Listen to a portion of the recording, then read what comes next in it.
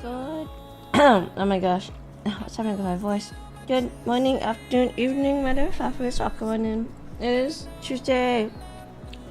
Oh, for God. It's Wednesday, my dudes. TB0, congratulations on reading first. You're the first one here. Holy crap, my voice is so much worse than I thought it was gonna be. That's crazy. Alright, Becky.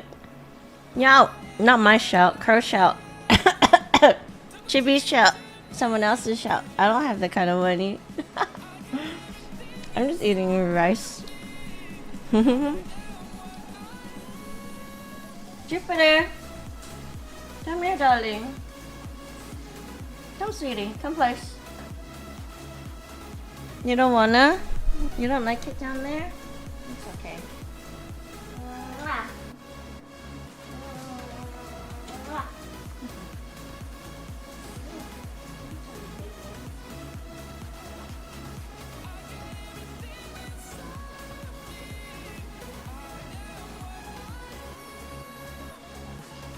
Jupiter's really on your soul. Oh my gosh.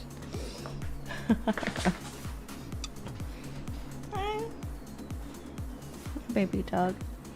Yeah, Jupiter's really cuddly this morning. He like jumped on the bed and started like standing over me and staring down because he's like, give me pets. Give me pets right now. Mommy, give me lovings. So that's why I'm a little late this morning. I'm sorry. Jupiter wanted attention. The attention he will get. Paka John?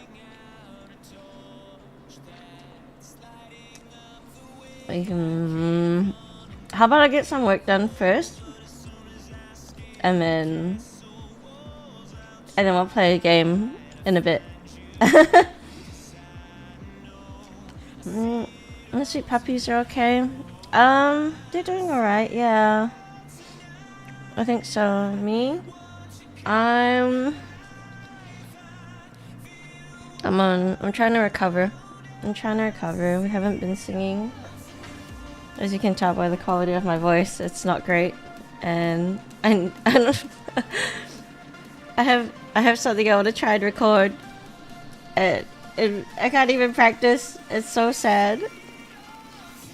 Yeah, commission time. It is commission time. I'm gonna keep working on this one today. Opinion Haver, hi, welcome on in. It's good to see you.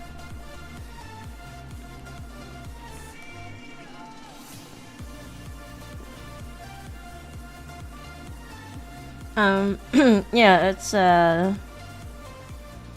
I wish my voice and body was better, but I gotta work with what I've got. I know, worries, Sage. Life is busy for us too at the moment. It's kind of crazy. And I hope you're doing okay.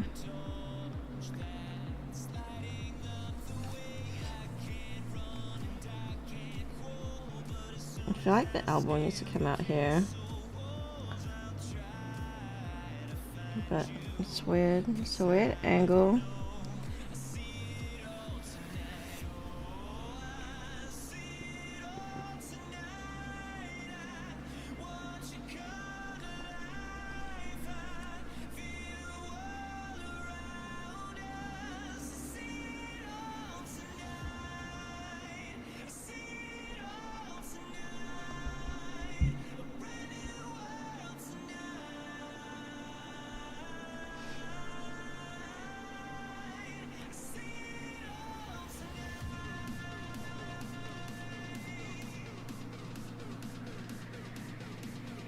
Oh man, I watched this. Okay. Yeah, fan out of a ship to draw. A ship.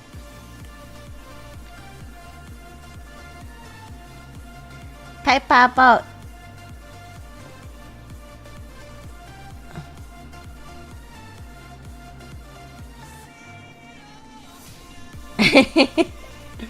One day I draw an SFW art, and first would be dumb joke like a naked person bouncing 1 foot wheel on a wheelchair, making it double.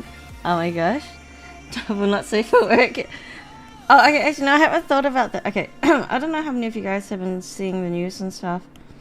I had 2 thoughts today. One is I'll get into it in a moment. And one was the earthquakes in Japan, right? The 7.1 magnitude earthquake, and the 2 workers that were ordered to go back into the building to go secure the money and put it in the safe for the company. I know, to whole thoughts, that's huge. This early in the morning, I don't even have coffee. And it just, I've seen it a couple times now, and my thought was like, in Japan, do they not have the right to refuse dangerous work? I think what sucked about it the most. Also, hi Grydon. Good morning, welcome on in. It's good to see you. How are you doing? But like, yeah, can you not refuse unsafe work? I think what sucked the most was like, after they went to the building, literally 5 minutes later, the building exploded. Instantly unaliving everyone inside. They might have to write to you, but you understand this culture is that you should. I think that's unlikely work. I think it's that mindset is slowly shifting finally in Japan. With the news that's coming out and stuff about things that are happening that are like, lives are what do you call it, like not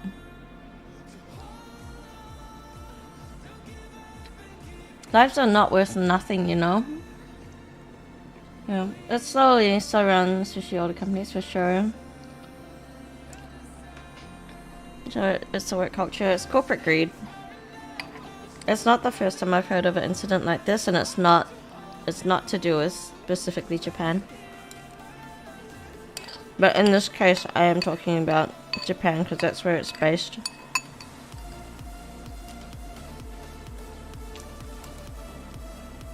I've definitely seen companies be like, okay, but did they get the money though?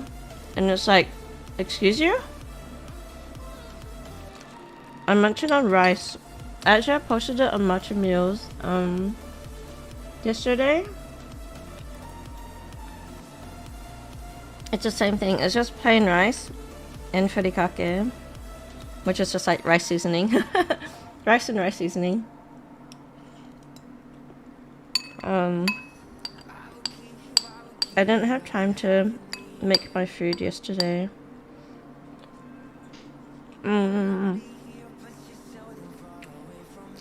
And the other thing I watched this morning, so I don't know, it's supposed to be drawing, but the other thing I saw this morning was a court case. Because for some reason those are on my feeds. And in this particular court case, the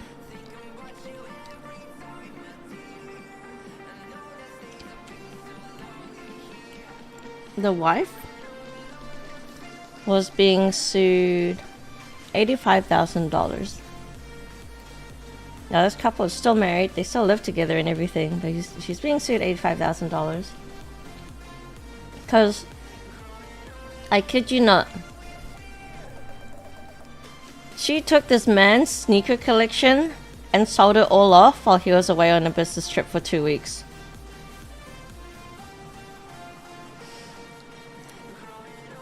If that doesn't get you irate enough, she then used the money to buy him an entirely new wardrobe of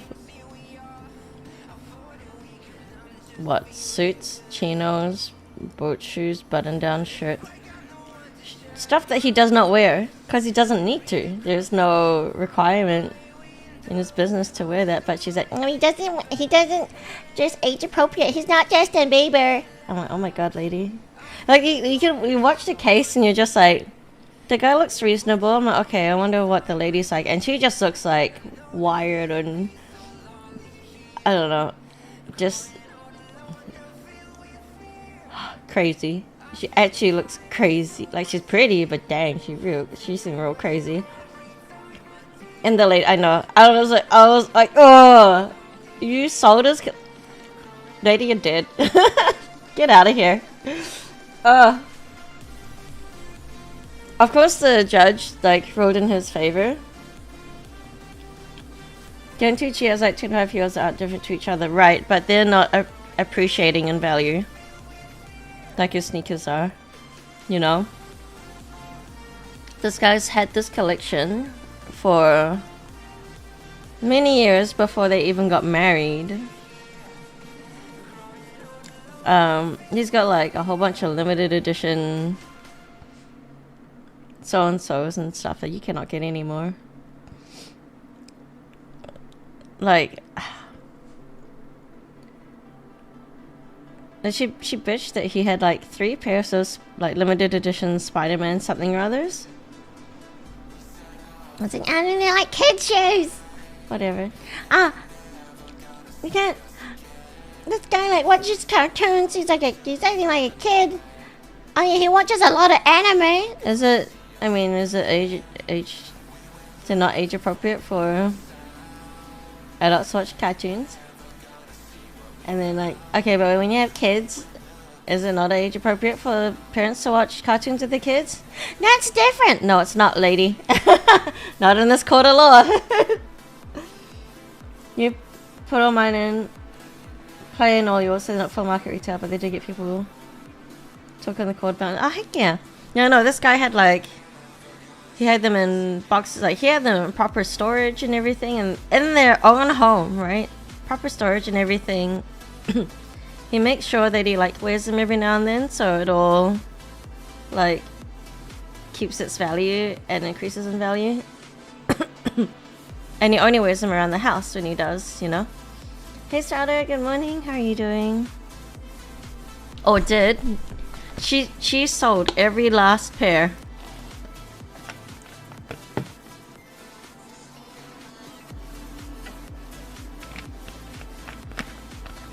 And her logic is, no, we're married, so half of that's mine because we didn't sign a prenup. What a way to wake up.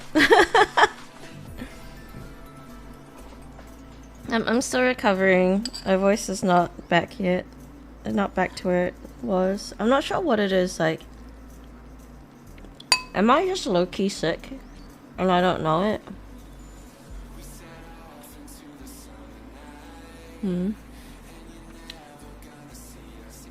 I really hope not, because we got the convention this weekend.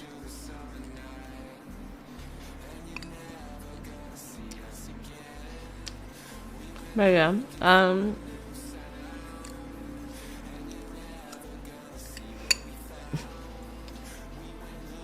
those are Into the Spider-Verse ones with me, but the Dawn shoes, the GON shoes, what are those?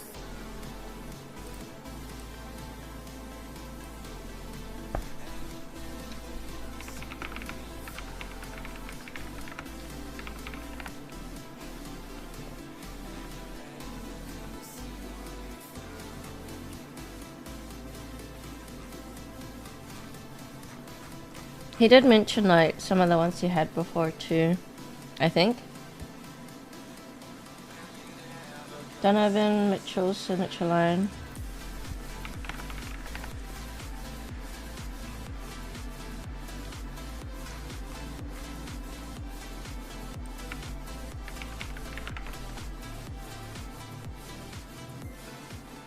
Oh. Oh, for some reason it looked like it had googly eyes for the no, it's not, but you know that thing where you like you can secure your laces and stuff. It's Dawn issue 6 spider multi. Oh, that's pretty. I like that. I wouldn't wear it though. Red basketball shoes. There's a few different kinds. That's cool. But yeah, and you know what's even worse is like the judge was like, oh, so if you took your Chanel bag and sold that, you know, your clothes, your shoes, your jewelry, blah blah blah, and Chanel bag and all your shoes. Yeah, I'm looking at the Gwen ones. They're really pretty. I like them. Like.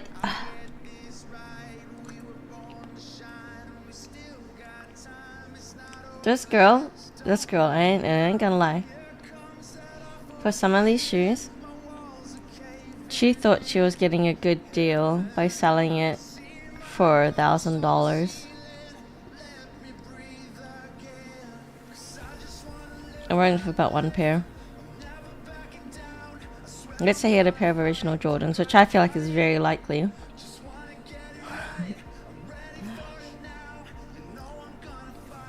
I feel so sad for the guy.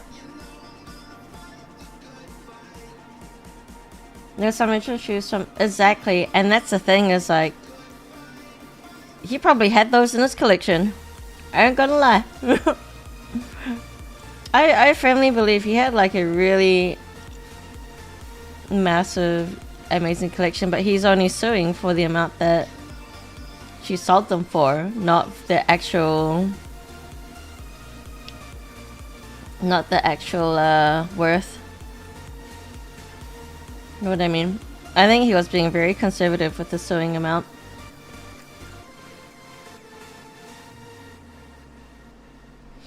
Like, let's say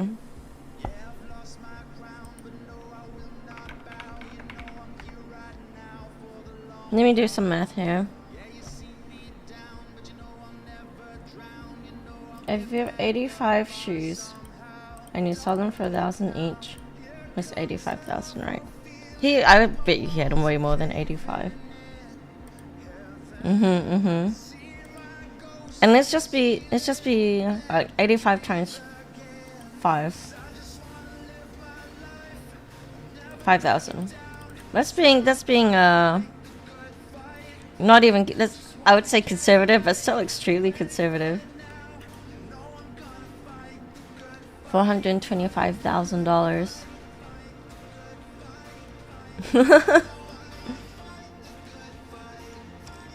$425,000. That literally is a mortgage right there. Not even retirement. That's a mortgage. And he's like, he's not abusive. He's paying stuff. Like, the only complaint that she really had is that he doesn't dress the way that she wants him to dress. But she still married him knowing that he dresses the way he does. He thought, oh, I thought he would change with me. But you're freaking insane.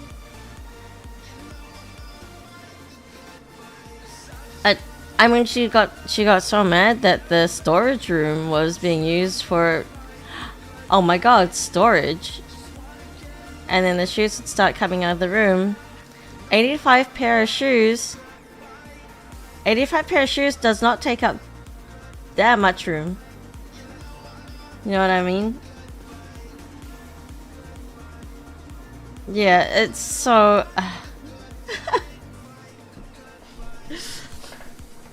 I commend judges because I would be so irate. I'd be like, smack gavel. I award the plaintiff the $85,000. But you have to like talk and you gotta like explain all that stuff. I don't have the patience for that.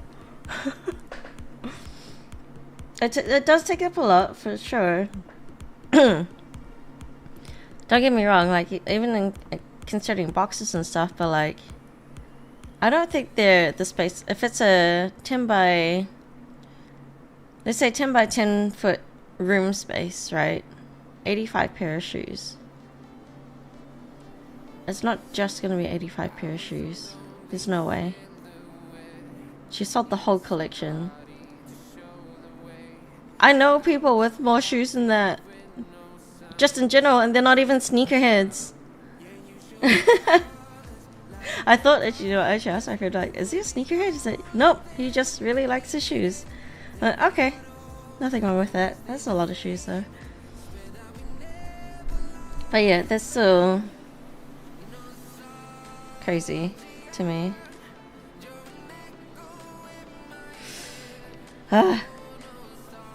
Tell you what, guys, if you're into anime, don't marry a girl that doesn't watch anime. Or don't marry a girl who doesn't collect. Don't marry a girl who's not... Or sorry, I say girl, woman. Don't marry a woman who's not interested in getting to know your hobbies and stuff. Even if she's not into them. That's true love right there. And if she's into them, even better.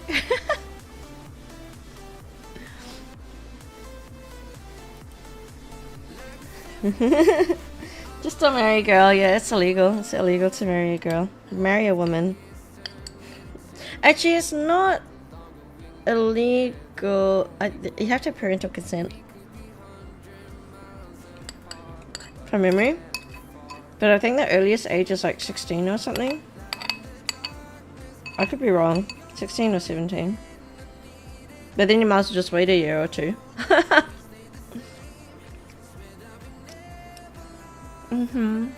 Don't rush into a partnership for the rest of your life.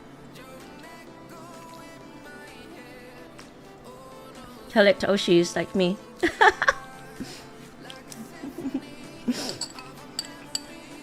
Collect Oshis and Mutter Fluffers.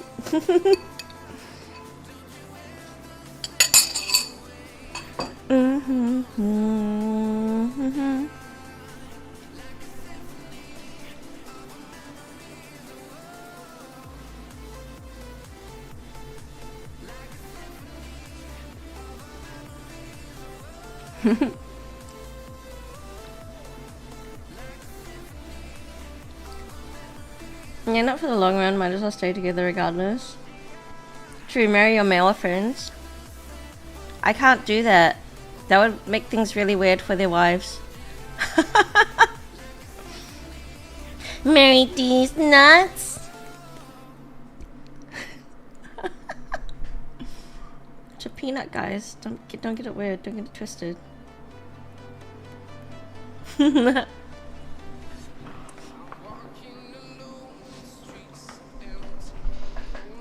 Imagine you're a girl who just has like majority of your friends are guy friends. You have to marry all your guy friends. Dang.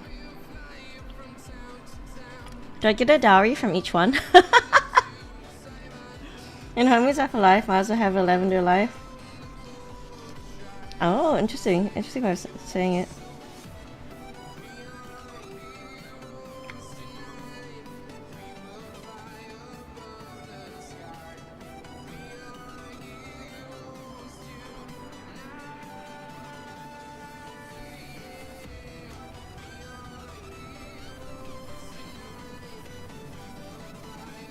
I feel like I'm gonna sneeze. New cradle. Oh my gosh, Koga, I didn't know you're into that.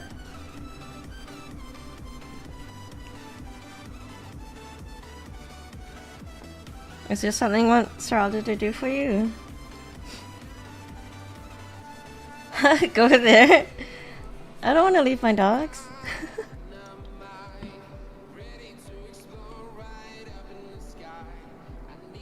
But my maple syrup. Mm-hmm. Mm-hmm. Mm-hmm. I hope all of them are legal. Almost all. All of them. Crow.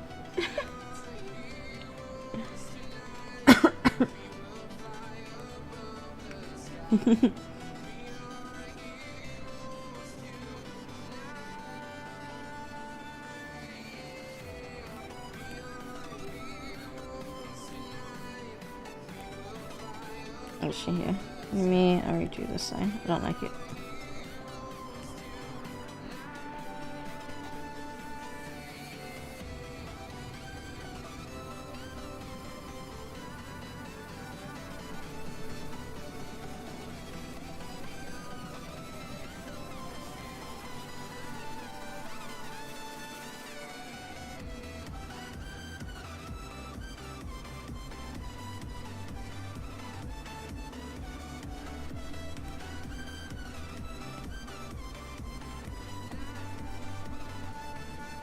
Yeah.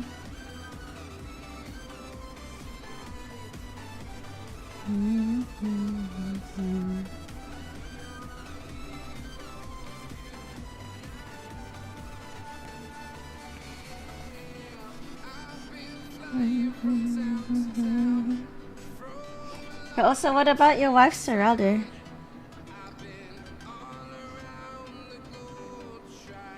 Now that's illegal by circumstance. There's always an exception that breaks the rule. You could help you be a basketball coach, by the way.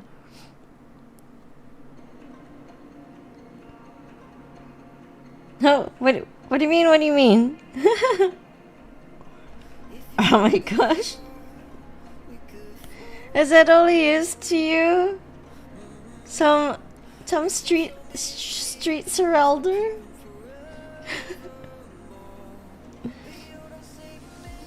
Seralda, you're getting paid for this?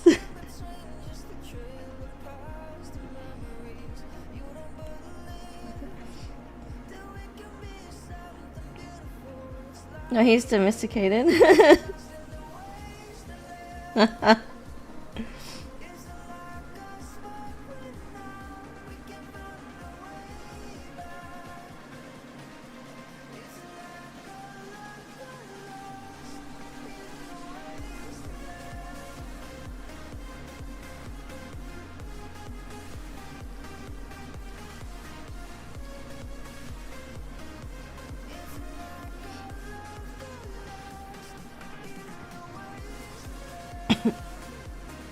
Okay, I think that's better.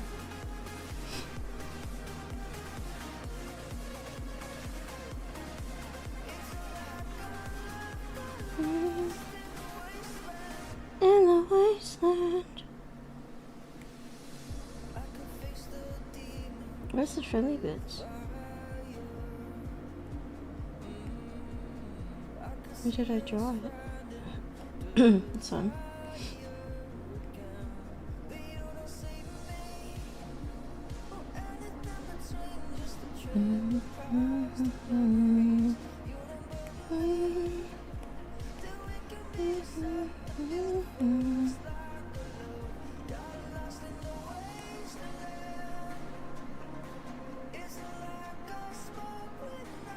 Here you go. Yeah, you don't get paid. Get the back surrounded. Get the money, get the money, get the money, get the bag. You have to show us with the money. Wait, other word. Oh gosh, I can't believe when I said it was really good, but I can't remember how it goes now.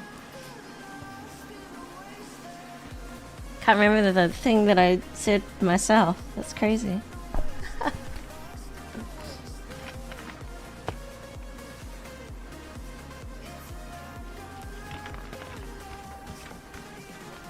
Also, I updated the, cause it's birthday month. I updated the throne. I don't know what else to add, to be honest. I figured I'll just leave it there, and then we'll figure out the rest later. But yeah, we'll be moving soon. Yeah, after birthday, it's not long after. It's like almost immediately. Trying not to stress about it. Let's do it. So it's in Argentina. Yeah. Oh, wait, so you back home now? But I feel like if I don't, okay, look, if I don't do a birthday stream, I think you guys would be sad.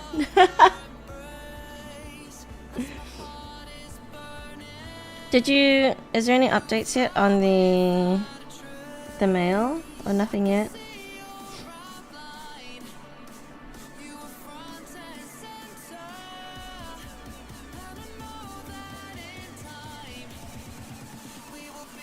Together.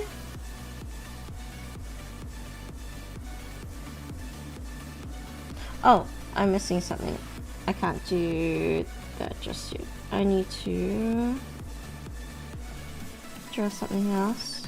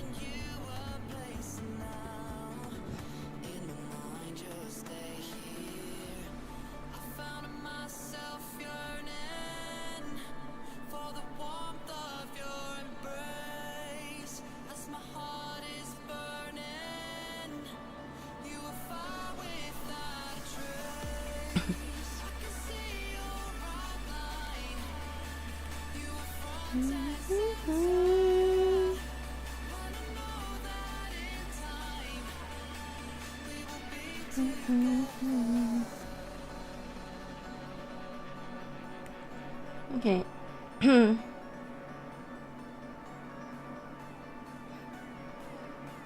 2-3 months. Okay, yeah. I remember seeing that. I just wasn't sure how long it's been now.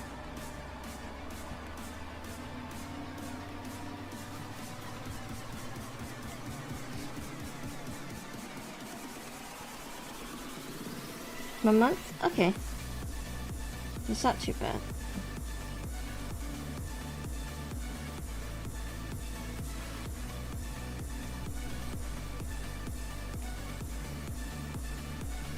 Can I just...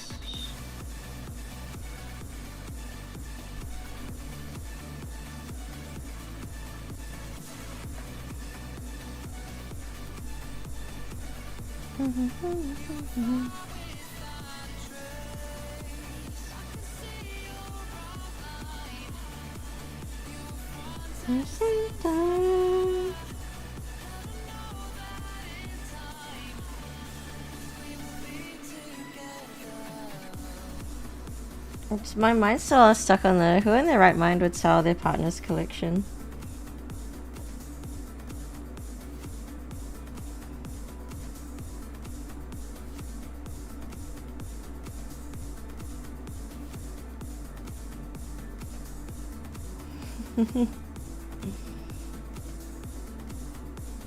No one in their right mind. I just...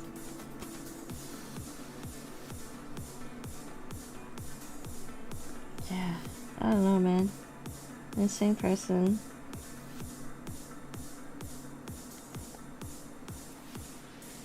Just the whole idea is insane to me.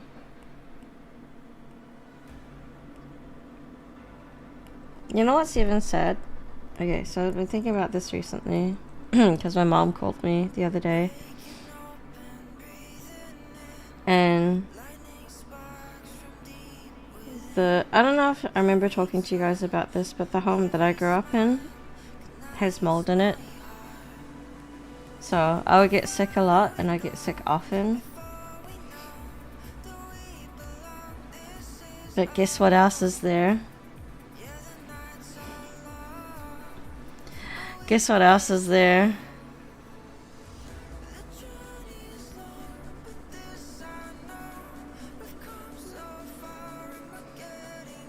My entire collection.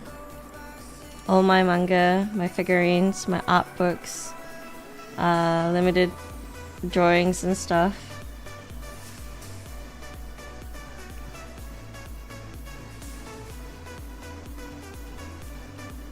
And some of these figures and things you cannot get anymore, and I'm like...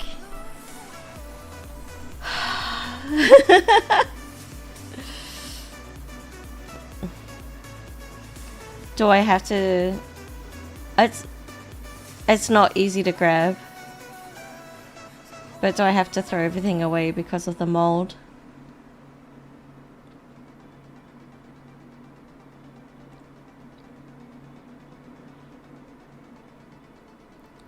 I don't... But that's a problem. The mold, though. What do I do about that? I don't know how bad it is, because I haven't been back. But I do know one time, like, I took some stuff that was there. It hadn't been there for long. And I put them in a different house, but the other house was so moist that the mold just, like, was on everything of mine. It was crazy. And then when I saw that, I was like, oh, that's why I've been getting sick all the time.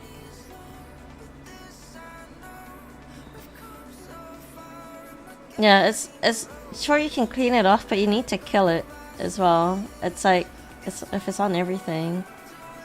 Some...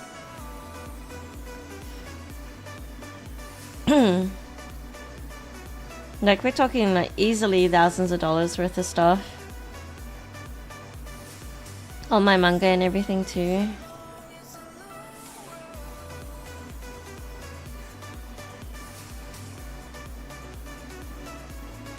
No, models can't go in the oven.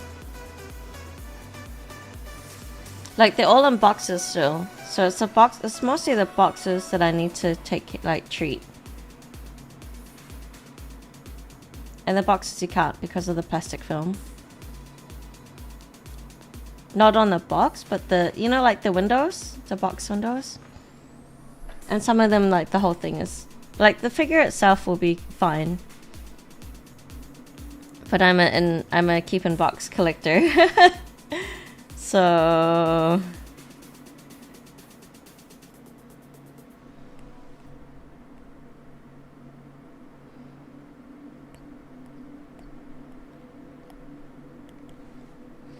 Yeah, it's tough. If I don't have to throw it away, then yeah, I do have to bring it over here at some point somehow. But it's like a time and money thing, because I'd have to go over there, like pay to go over there and not be working, have enough time to sort everything out, organize it with a shipping company to ship it over, and then still have money on top of that in case it crosses the border and customs is like, you gotta pay tax and all of these things. It's like, bro, I've owned these for many a year. I'm not trying to sell them here. Oh yeah, and and then the whole family thing on top of that. If any of you know, my family situation is not simple, I would say. Yeah. Like, that is the last thing I need to do to be able to cut all ties. if I'm doing that, which that's a whole other thing, right? It's just box full of mold. It's like it's like this.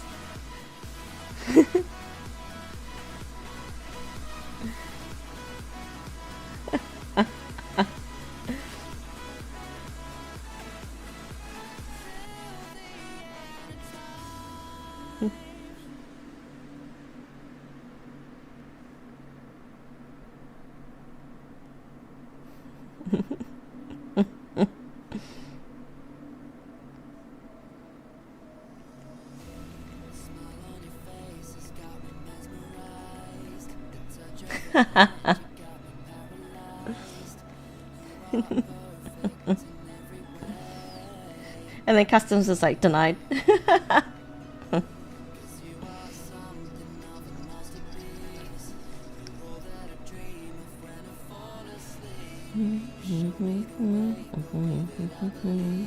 Alright, I need to do the belt details as well, and then I can start doing the legs and tail and wings.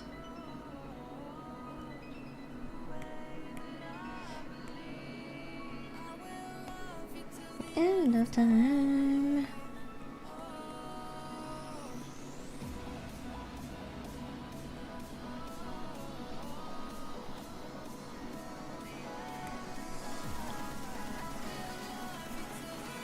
Woo! Excuse me.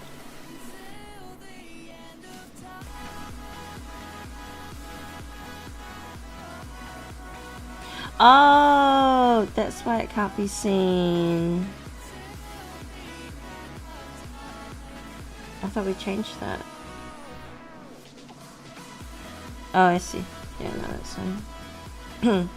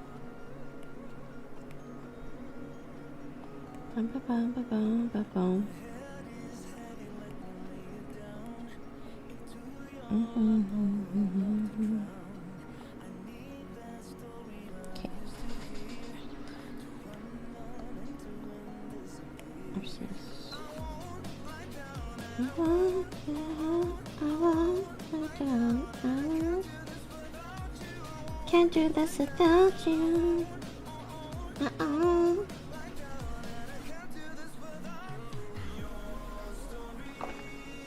I was trying to do the GIFs update. We were. It breaks on Linux. You have to wait a day to play. Oh no! Salsa, good morning. How are you doing? It's good to see you. Nori.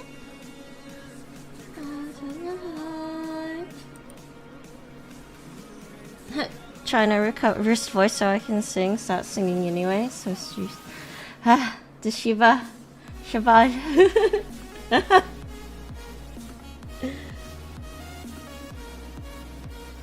Bow, bow, bow, bow, bow, bow, bow, bow, bow.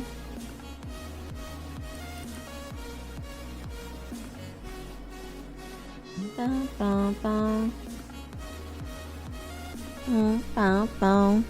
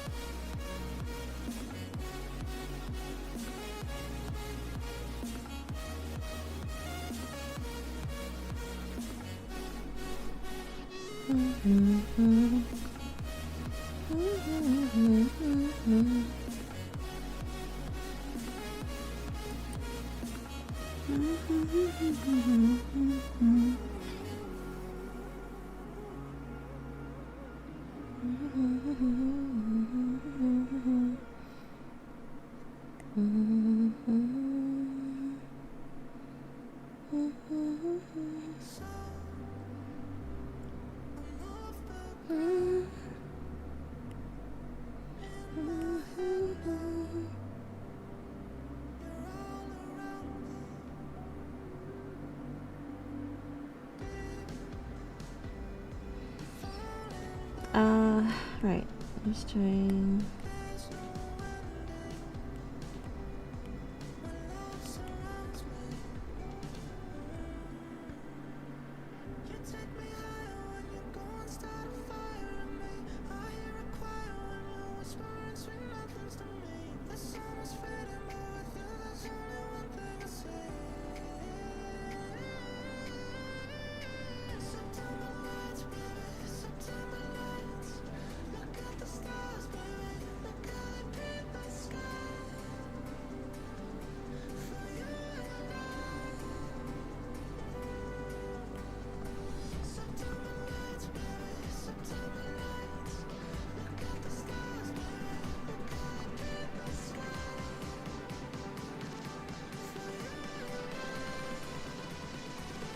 Bow, bow, bow, bow, bow. I wanna emo rice, but I ran out. The rice is upstairs.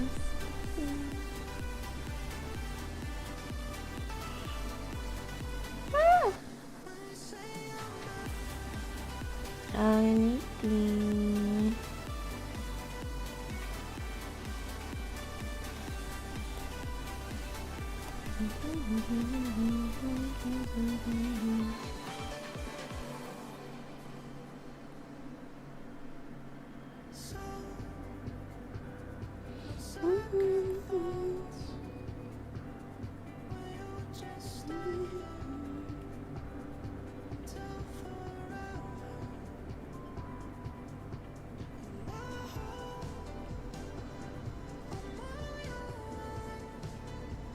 I should move this though.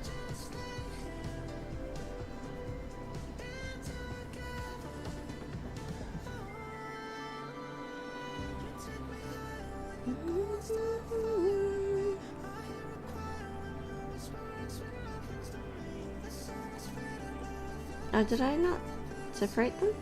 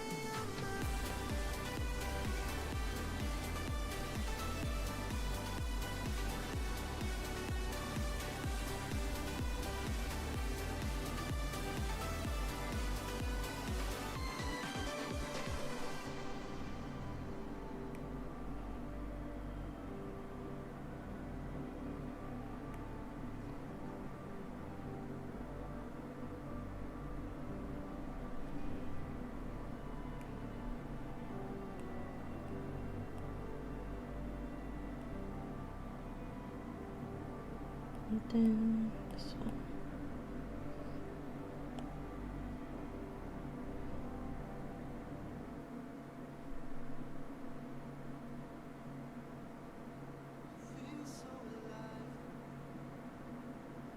Feel so alive. Alive.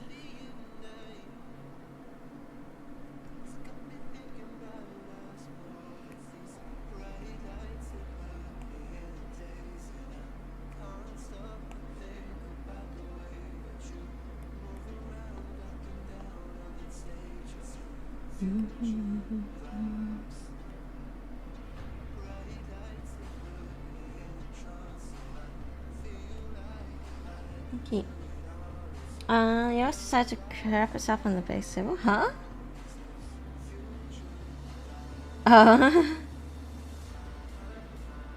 Um. Uh,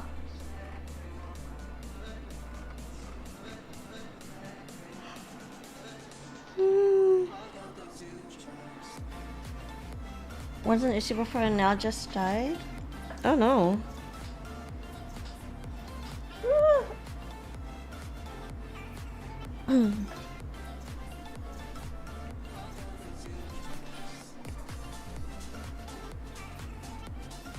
What's this?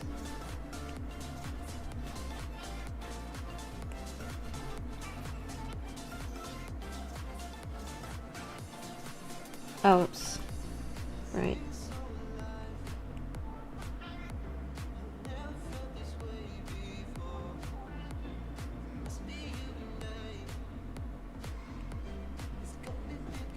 Just notes for myself.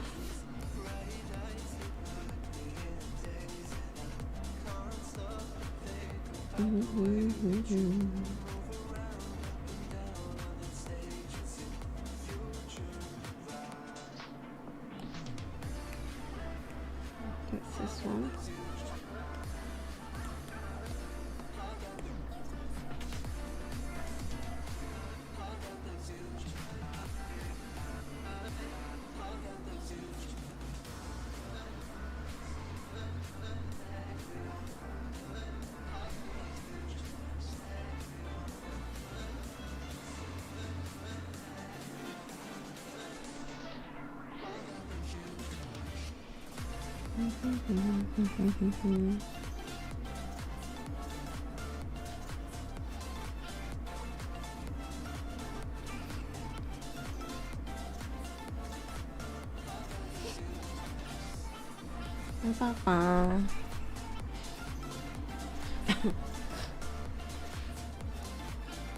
uh,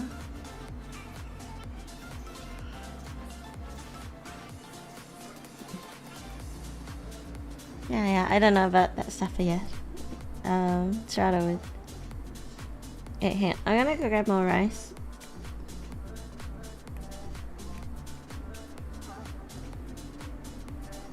Gimme. I'm just gonna write it here.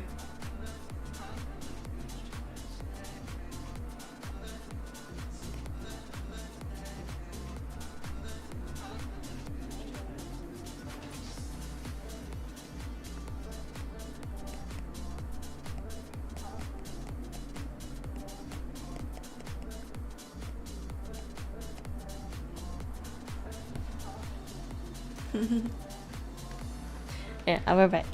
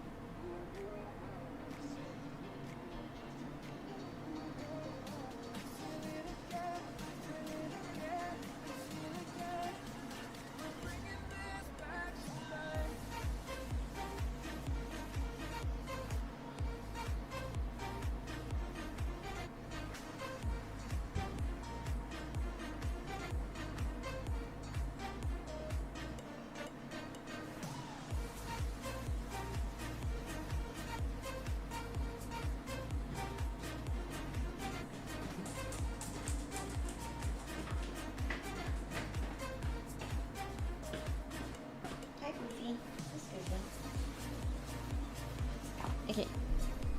Oh, Jello's back. 50 stream streak, let's go. Look at Jello.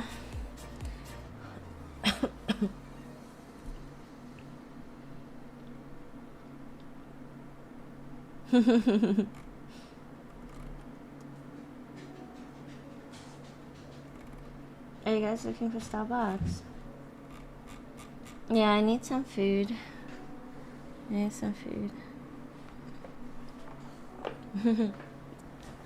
Thank you.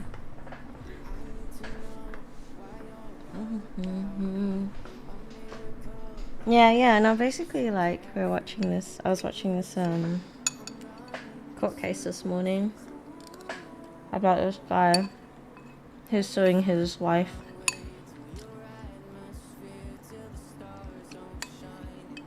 for $85,000 because she sold his entire sneaker collection that he had been collecting before they even got married.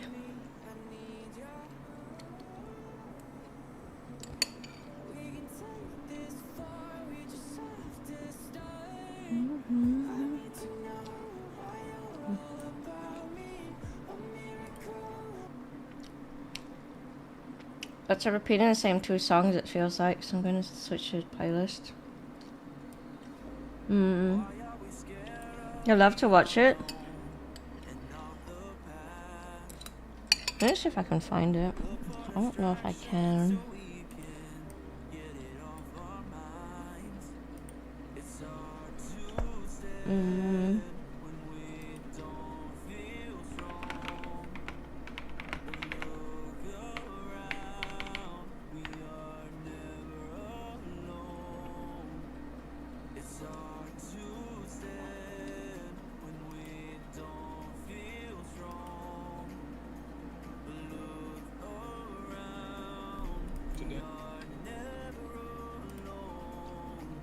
Okay, wait, I gotta find where the music is now. I think it's behind my reference.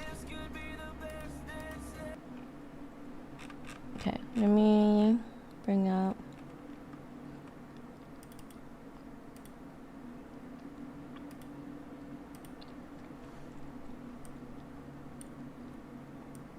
Just while I'm eating.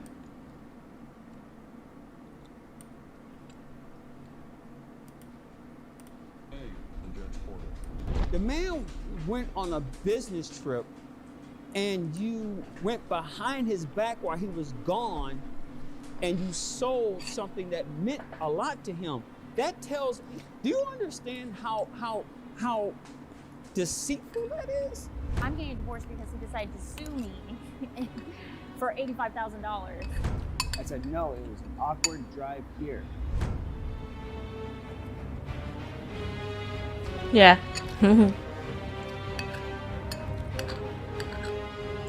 There's the video I watched didn't have all this intro to it. We're here for case number 3905, Joseph Randall versus Elizabeth Randall. Can you come to the podium?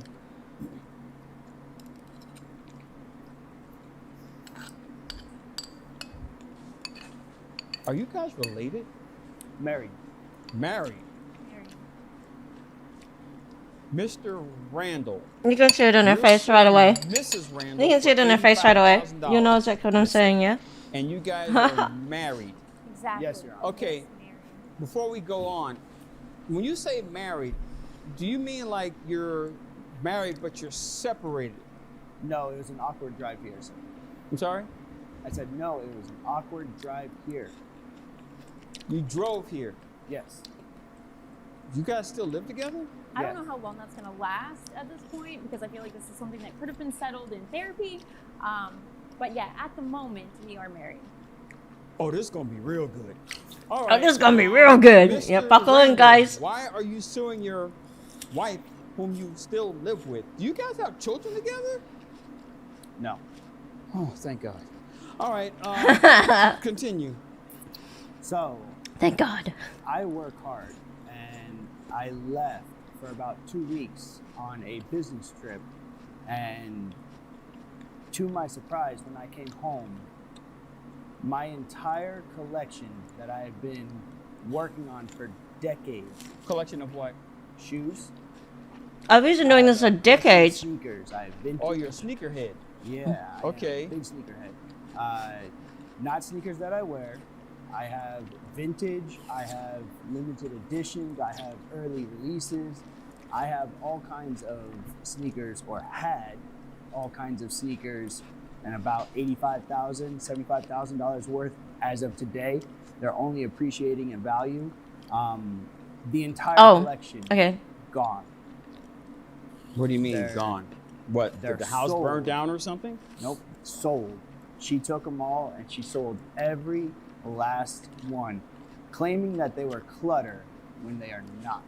Where They- did you keep this collection? An entire room of our house.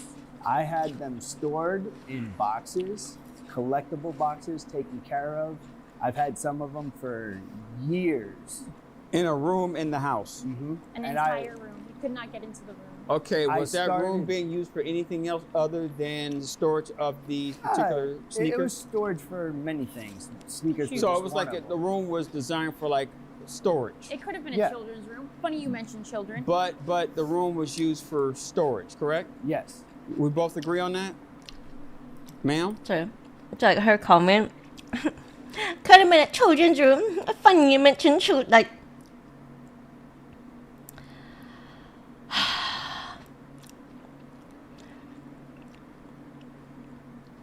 I don't like to be quick to judge, but I don't like her. You know what I mean? I've already seen this, but like the moment I saw her, I'm like, I don't like her.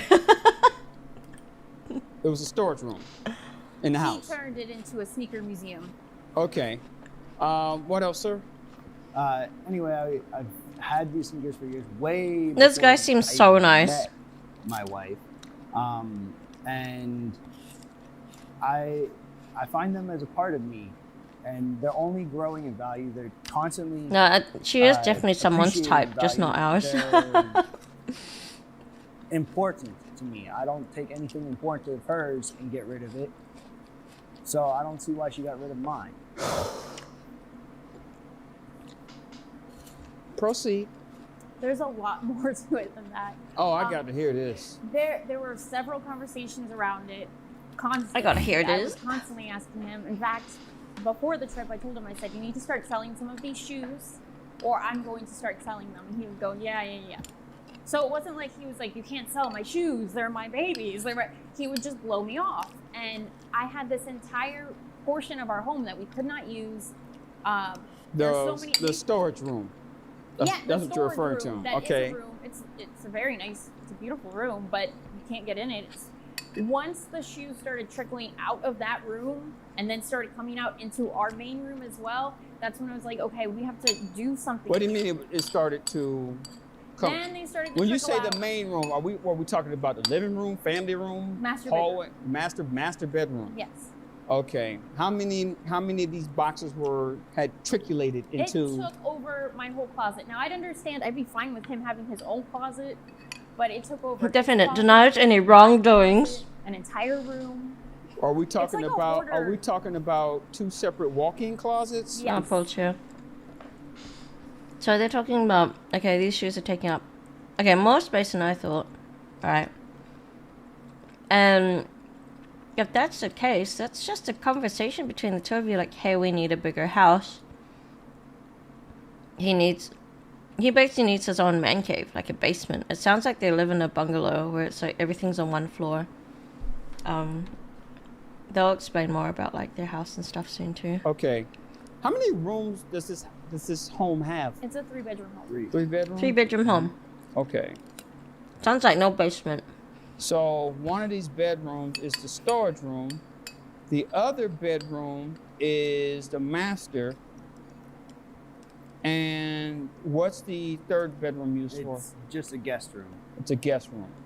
Which could be the baby room. Okay, Literally. please continue, ma'am. I wanted to use the 3rd bedroom as an office. I'm in my living room. Sometimes I have to work from home. And Then I'm use in the my third living bedroom room as an office. It doesn't have to by be my a couch. My freaking dog's running around. guest room. You're not gonna. And I really wanted to What's use this the as an reason? office.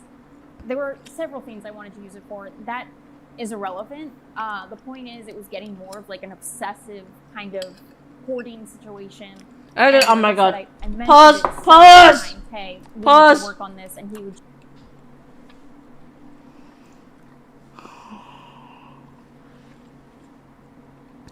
The man just not collecting empty plastic freaking bottles, lady. They're not spilling out of bags and you're not wading through them in the floor. You guys clearly need a bigger space for the lifestyles you want to live.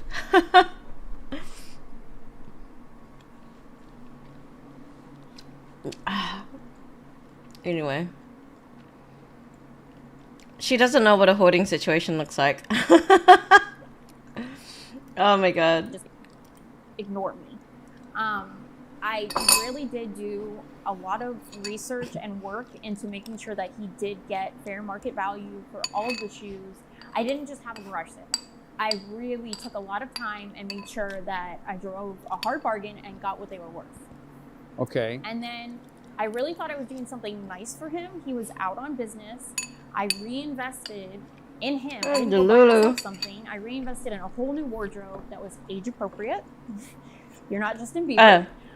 There's a comment. I got him There's a dress comment. What do you mean by you age appropriate? What?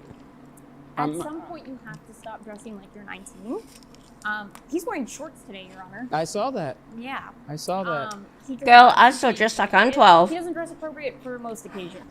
Most people don't come into court wearing shorts. It's kind of Because adult clothes, tabooish. But adult I did have a clothes, young lady standing at that exact they same don't- podium wearing a bikini. So they don't I'm make sorry, suits my size. Yeah, she was sorry too. But I fixed that problem. I know, it's such a But crime. when you say An $85,000 worth crime. you want him to start wearing Dress like a man. just like a man. Yeah, dress like a man. What He's does that wearing mean, men's just like a man? clothes. What do you mean? It's from the men's rack. Shoes. Such maybe not as Jurassic Park. give the court an example Okay, so he would of have man shoes. Man shoes. Man shoes. We could have like Gucci loafers. We could have Gucci Loafers. loafers. Yeah, I mean there are sneakers that Boat shoes, maybe. maybe boat shoes. She had to specify brand. A luxury brand. I'm just saying, you know. Something that look a little bit more appropriate. He had like Spider-Man. Maybe collective some shoes. Chukka boots, Yeah, Chelsea boots. yeah, something like that. And I Okay. did take a lot of time. I worked with personal shoppers. I had all his sizes. I made sure like everything would fit him perfectly. And I No, thought she kind of he does would look like a grow. shopaholic. So in addition to shoes, what else did you purchase with this? How much money did you make from this sale, give or take? I think it was around like 80,000. 80,000. And you That could went have and been my invested. retirement. Huh? That could have been my retirement. Oh, we're getting to that. Yeah. And you used that 80,000 to improve his wardrobe. I gave him a total makeover. A total makeover. Yes. Well, so I'm assuming this came with shirts and pants and You gave him a total makeover. Yes, yeah, I did. Yeah, it was the best thing ever. Oh my god. what type Belts of and ties. were there like these Oh, were the like bells and button-down whistles. shirts, maybe There were some button downs. some chino pants and some slacks. Look how proud she is about it. I don't think he even looked at them. A honestly. sport jacket, maybe one or Because it's two. not me. I got him. I think you have like 5. Sir, I'm curious. What do you do for a living? I run a corporation that basically it's for a younger generation. They create like he milks me for money. That's what he does. no. And he has this. That's little why I company was that- gone for 2 He's weeks stumbling. working. But he Because- was gone He's for 2 trying weeks to on explain it business. because it's not Yeah. easy to Investing in explain. his company. Okay, It's like, so okay. let me ask you this. Let me ask you. It's like, okay, put it this way. And people asking, what do you do for work? And I'm a compositor. And they're like, is it like computer graphics? You do editing? I'm like, ugh. And it's a real pain to explain the actual process. Like, I never use actual terms. I just explain it like making a cake. And it's like, oh, okay, that's cool. It's just because it's the only way that they can understand. If they're not if they're not computer literate, yeah. Anyway. Anyway. It's not a simple thing to explain all the time. You gotta give the man some space to breathe and think. Jesus Christ. This business that you work at, what's the dress code? The dress code is just casual. Just casual? Yeah. Now, when you're doing this business, do you receive compensation for your business transactions that you do? Yes. So you get paid for Yes. business, Yes. and your wardrobe is casual. Yes. This is your husband? Mm-hmm. How long you guys been married? 4 years. 4 years. How long were you guys dating prior to? About 1 year. 1 year. So you guys have been together for 5 years. Mm-hmm. 5 years ago, what was he dressing like? Okay, The same. hold up. They were dating for 1 year before they got married, right? I don't know what situation caused it. I'm like, I don't know whatever age they are. I'm assuming they're dating as adults, right? I feel like after a year of dating, like you're dating someone, after a year of dating, that's when you announce to people you're actually dating. That's not when you get married, bro. I don't know what kind of Delulu juice she slipped you, but man. The same, but that was 5 years ago. I'm not dressing the same. When you got married, after you got married, what was he dressing like? The same. So for the past 4 years of marriage, this is what you've been looking at as far as attire. Yes, it's been lovely. And you got married. Knowing that this is how this man dressed. No, honestly, if you actually applied pressure, I think honestly the man was just really in love and thought this is the one, she is the one, like she cares so much and loves me and stuff, and then bam, your shoe collection. Oh bish. I mean, You didn't have a problem. I don't even want to call her that. Let me rewind. I don't even want to call her that. Because dogs are loyal. She is not. And you got married. Knowing that this is how this man dressed. Yeah, You didn't have 1 a year can still be problem honeymoon phase before you easily. said I do. I thought he would grow up with me. You thought he would grow with you? Did you grow with him? I grew. Good morning. Are I you grew. sure I about? had Are you business. sure Good about Monday that? morning. Professional outing. Yeah, I have business but are you sure about that, ma'am? Because I don't Maybe think I grew apart from him. I don't think you grew with him. Because if you did, you wouldn't have sold his stuff.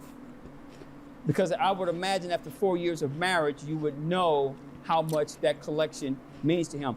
I don't collect shoes. I don't have any collections. When I was younger, I used to have a comic books collection. Okay, and I understand that during that time period, you end up with collections, things in your collection that are rare. And to the untrained eye, it may be just a comic book, but to somebody else, it's like, oh my gosh, you have a first edition, whatever. First edition Spider-Man goes for over $30,000, easy. 37 to be exact. How much do you think a pair, not to say if he had this in his collection, but how much do you think a pair of first edition Air Jordans would go for? They're just tennis shoes. How much do you think that would go for? Give me a number. Maybe like $1,000. I don't even collect shoes, and I know that's way wrong. How much would a first pair of Air Jordans go for? 65. Look how far. Okay, this guy in the back is leaning so close. He's like, "Oh, I'm in for a good show right here." Oh, he's missing his popcorn. You sold this man's collection, and you said that you did the research and you got a fair price. How do you know what a fair price is? You're not in the collection business for those shoes. If you're doing business with me, and I want what you have, and you're selling, I'm going to sell it to you for $2,000. I'm going to barter you down to say $1,000. Your goal is to get rid of this stuff no matter what. We may do a barter system, and you may be like, okay, I'll meet you halfway, $1,500, and I say, okay, good deal. Come to find out later, those shoes were worth $5,000. I knew how much they were worth. You didn't, because my goal I looked is on eBay and I looked on eBay. Nope. eBay? Mm-hmm. Did you verify that these were collectors, or maybe they were people that just wanted it at a cheaper price? Because see, your goal was different from his goal. Your goal is to get rid of this by any means necessary. Yeah, I'm going to make some money out of it, but that wasn't your goal. Your goal was, I want this stuff out of here, and whatever money I get back, I'm going to buy him something because I want him to look better. And I'm not understanding, if this is your husband, the man that you're married to, what's wrong with the way he looks today, because he looked that way 4 years ago. Let me ask you something. Did this man beat on you? No. Does he mistreat you in any form, shape, or fashion? No. Does he help provide at the house? Okay.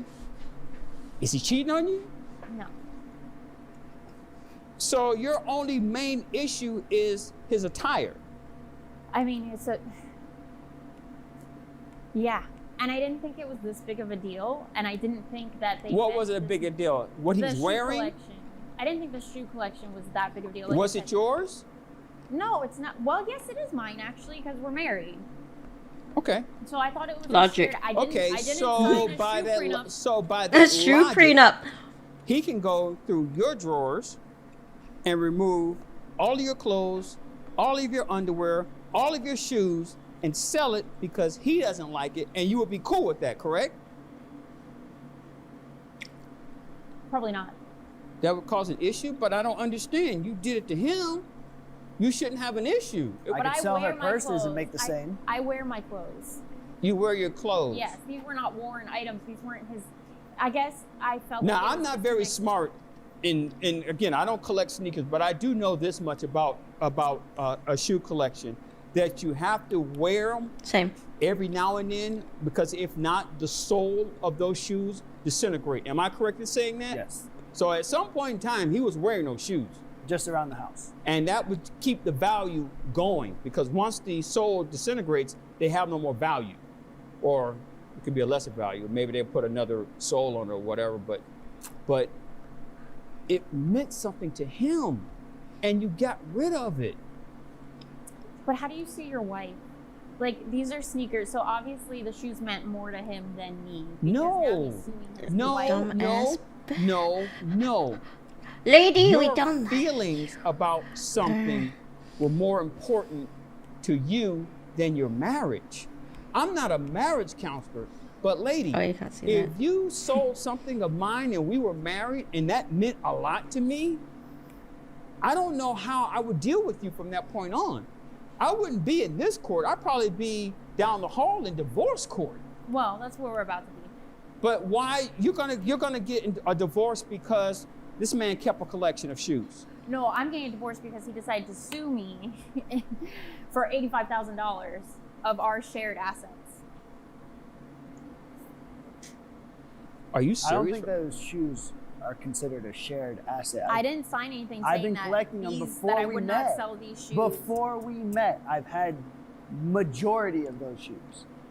Yeah. You didn't sell just the ones that I got or acquired while we were But married. You wouldn't I sold still all be- of but- them. Excuse me, Your Honor. Wouldn't I still be at least half of those shoes would still be considered mine? At least half their worth. That's why you If I gotta was talk divorced to a right now, lawyer. At least eligible to receive half of our home. That would be an argument that you would have to make in court. That's not the argument we're making right now. You guys didn't even.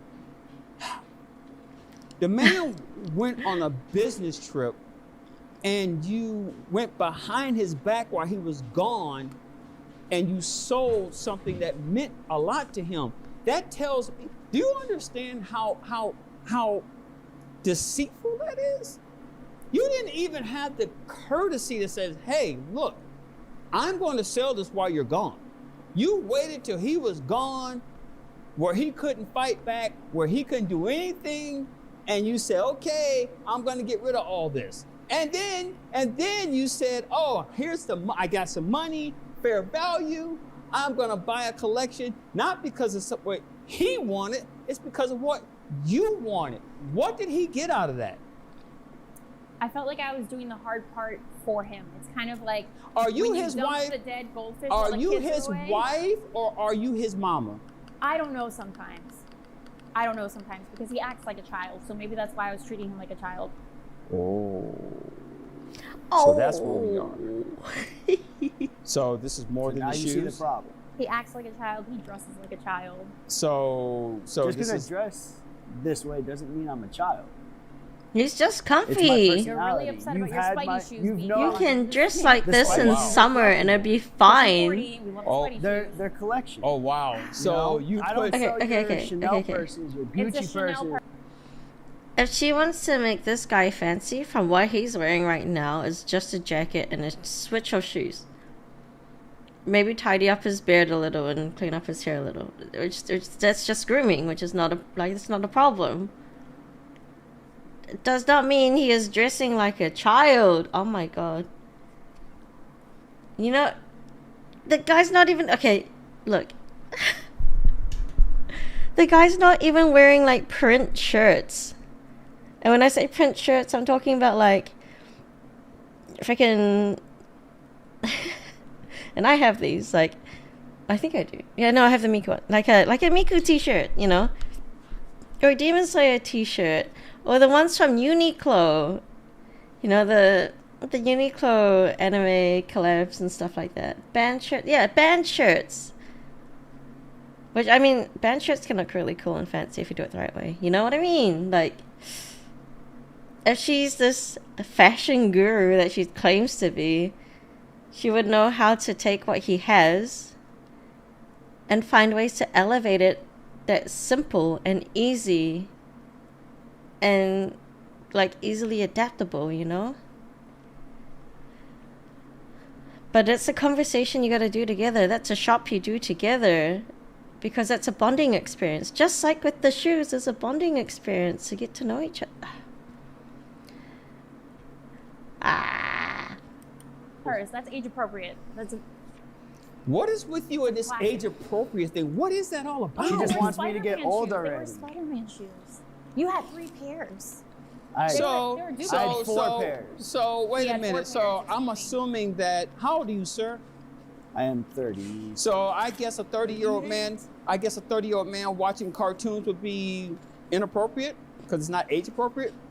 Give or take. What happens when you have kids? You watch cartoons with them. They're kids. That's different. No. I'm going somewhere with this. Oh, okay. Would that be age appropriate for a 30-year-old man to watch cartoons? Yes. There's this thing that people have, this thing called anime. Have you ever heard of that? Yes.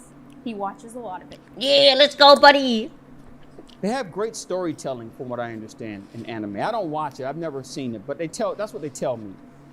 People watch it for the storytelling, not because of it's cartoonish or whatever. They have Some of the values. best. Need to hydrate. I saw this movie. I can't remember the name. It was a Japanese film, and it was completely animated. Great movie. Am I childish because I sat there and watched a movie that's animated? No, but you have an adult job. You are have a judge. a You job. come in here in a Spider-Man But robe. so does he. But he has a job that pays him. And it must pay him very well because it allows him to make the mortgage, pay insurance. You guys have a car? How many cars you guys have? 1 car. One car. Who pays for the car note? Okay, got me on that one. But what I'm saying is this. I pay the insurance. He has responsibilities, financial responsibilities that he's satisfying as a husband. And your biggest thing is, oh my gosh, Right. I don't like the way you dress. I must be a kid If too you don't because like I the way draw. he dresses, use the money that you make to buy it. Don't take his stuff that he's building, because let's say 20 years from now, he says, you know what? I think I'm ready to sell it. The 85,000 that you, or 80,000 that you got is now probably worth down the line, I don't know, $200,000-$300,000. It's an investment. You don't see the importance of it, but it's Doesn't not mean it's your not there. collection. It's his, and you knew that when you got married because he brought the collection with him. I'm pretty sure it grew as you guys were married, A but lot. and you're complaining about a room that you guys use for storage. Maybe we can use it for a baby later. Use the guest room that you for the baby. I'm sorry, man, but you're wrong. If that man took your stuff your collection of stuff, your jewelry, your shoes, your bags, and he did the same thing to you, you would be furious. Now, whether you would sue, that's another thing. But I'm gonna ask this, do you really want this woman to pay you $85,000 back? Or she can get me my Because shoes I'm back. gonna tell you right now, I am ready to rule in your favor. But once I hit this gavel, it's a done deal. Then this woman will have to pay you $85,000, and there's gonna be some problems in your marriage later on. Do you guys think that you can work this out without the courts right now? Nope. It's all up to you right now. She Let me already know. said we're getting a divorce. She doesn't like the way I dress, which Okay. obviously is too much. So All I'll right. take the I am 85 ruling off. $85,000 for the plaintiff. This case is adjourned.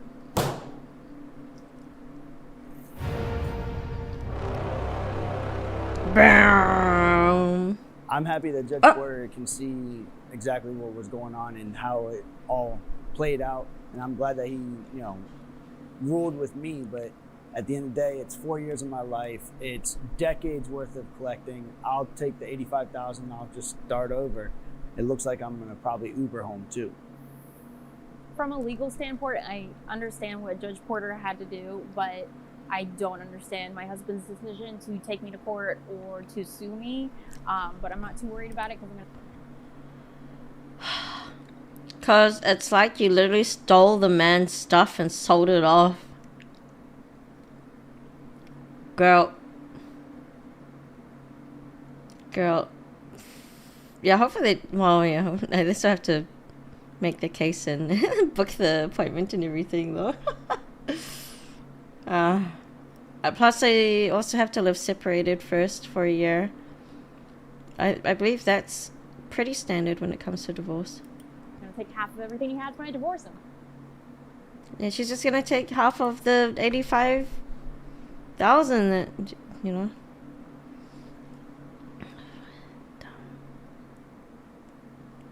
Tiger mom sues school due to son's grades? They looked like the girl in Glee. I haven't seen Glee, I don't think. Hang on. Alright, I'm gonna work on these while we also listen to these cases. How about that? From small town disputes to big time drama, Turn it down a little three bit. Southern judges bring order to the chaos. This is Southern justice. Good morning. Good morning. This is case number 0205, Evelyn Park versus Regina Coleman. Miss Park, please. Why are we suing for $100,000 in damages? Damages. Your Honor, I'm here because I have a right to speak up for what is fair and just and against what is unfair and unjust. I'm suing the defendant for emotional and educational negligence and breach of duty of care for $100,000. Explain.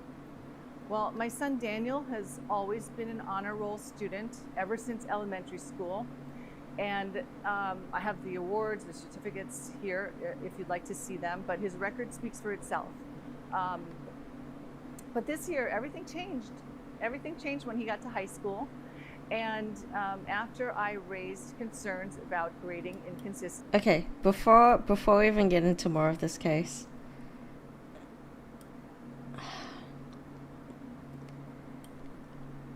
I don't know if this lady just doesn't know this at all. But if your kids have been honor students and everything else since before high school, the likelihood of them crashing out during high school is so freaking high.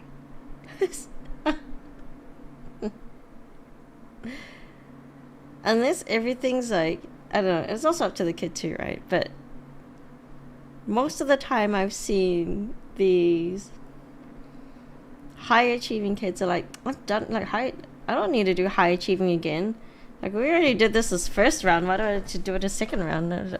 We're done, let's do something else, And then, like, it's actually the average kids from the earlier years that become the honor roll students in high school and beyond, because they've gone through that struggle and like, okay, I'm going to lock in now, I'm going to get better. And so they do. But if you've always been high achieving and like just getting it every single time, it gets really boring. The lack of feedback, you know, I was blocked by emails. They wouldn't communicate with me anymore. And under Principal Coleman's leadership, basically it felt that the administration felt like I was attacking them, and 'Cause you they were. retaliated against me and my son with his grades. Nope. So, Ms. Park, tell me, how did it change from what to what? What I was haven't going locking on in and yet, you you know felt me. that there was a change? Well, we had some meetings, and at that time, I Only went locked in for and I certain saw that subjects, I his think, grades were because I was slipping. really interested in them. But that's like a I mean, natural He lock-in. was doing fine, and I noticed some grading inconsistencies where they were grading his paper differently than the other students. And I mentioned this in a meeting. I called a meeting, and So after are you that, it went suggesting even further. that his grades were here at one point and then it changed or declined or Yes, and I don't know if in the beginning of the year, maybe I was too much of a helicopter parent as they might have thought, but I wasn't. I was just trying to support my son and help him do the best possible job he could at being a successful student and being a success in life. what any good parent would do? Yes, so what happened was after I went in and talked to them and told them this grading system is inconsistent, you're treating him unfairly, they came back and they basically shut me down. They Principal Coleman, can you explain or tell me in more details what she may be concerned about? What changed? What happened after the conferences? What happened after the meetings with the teachers? Yeah. Yes, Your Honor, I can. So I do agree Every with Asian kid. Daniel being an outstanding student. He is very, very bright. He has a promising future. I also agree that she's indeed a helicopter parent. There is a way that a parent should converse with, educators. Ms. Park came, very upset. She demanded explanations and answers. She wanted to know why this student received a certain grade versus Daniel's grade. And we cannot discuss with other parents another child's grades. We tried to convey that to her, as well as share with her that once we noticed that Daniel's grades started to slip, we had a conversation with him. He shared with us that he felt overwhelmed. He's coming from middle school into high school, and Daniel's schedule. Okay, and pardon me because I may not be up to date with the lingo, but helicopter parent, want to explain what that is to me? That's someone who's very overbearing, who's basically hovering over their so child. She was very visible in the school. I'm an advocate. Okay. Basically, I'm an advocate for my son because he was a little bit afraid to speak up. And so if, you have to speak up, I have to speak up for all the parents. Some parents won't speak up and they do not get treated as well as the ones who do. I went in for the meeting and I told them my concerns, and basically they told me, talk to the hand. They did not want any part of it. That is not true, Now, Your Principal Honor. Yes. Colebrook. That's not true, Your Talk Honor. to the hand, she said. Okay. That has never come out of my mouth or either of my teachers. We do have witnesses from the guidance counselor who was also there, because again, we were more concerned about Daniel's expression to us that he was overwhelmed.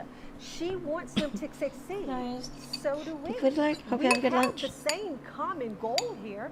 It's just that we're listening to what he's not saying and she isn't listening to anything. Okay, so Mom, basically, we have your documents here. You sent emails, you sent texts, you sent assignments, you sent the court. Yeah, and I they think- ignored me. They ignored No, me. we're here at the court. I see them. They have been presented to me. I've viewed the documents. I've viewed the files. I've viewed, and it seems to me that on behalf of his school, that I see nothing here that would suggest retaliation. I don't see anything that would suggest that they were mistreating him about other students' grades. That's not what the school system does. They don't usually share. Well, the other students and their parents told me what the grades were. They call them the three amigos. But unless you see the grades and you have no evidence, and we can't compare why the teacher graded this student this way versus this way. He seemed to have made an A, or I think you said an A. We're here A for minus. A minus. A minus, not an A. It's totally Okay. different. When you're applying for scholarships and in the future, if he gets all A minuses, it's a totally different ballgame than A. Let's say this: if he earns the A minuses, and there's valid documentation that he earned it, then he gets an A minus. Unfortunately, in the educational system, we can't say, "Oh my God, he got all A's." And Sorry. So, hang on. The kid, while overwhelmed and stressed out, is still getting A minuses.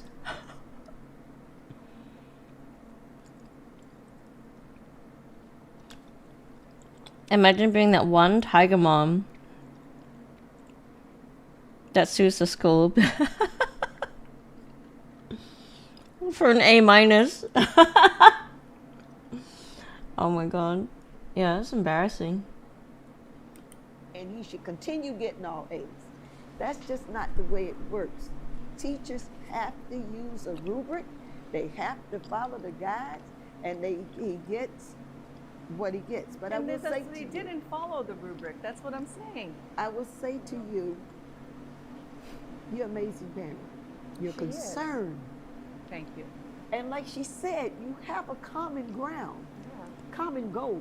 We do. We do. She I wants thought him we to be did. successful. You want him to be successful. It's just a he's not going to, unfortunately, none of us are just going to be successful all the time. It's just not human-like. Well, also, I mean, I didn't mention he has ADHD. So Okay. also he should be, Okay, girl. Being neurodivergent and ADHD in a school system, ADHD kids, by the way, generally achieve much higher than the standard.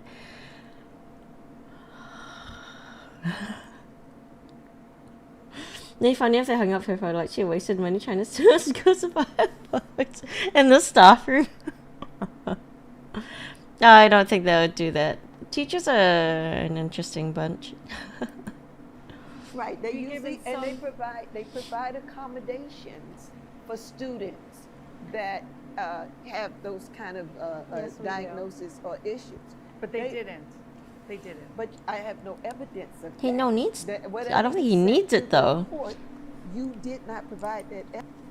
It's like, how can you go and being like, my kid is so high achieving and everything, but they didn't give him a crutch to high achieve. Did he need it before?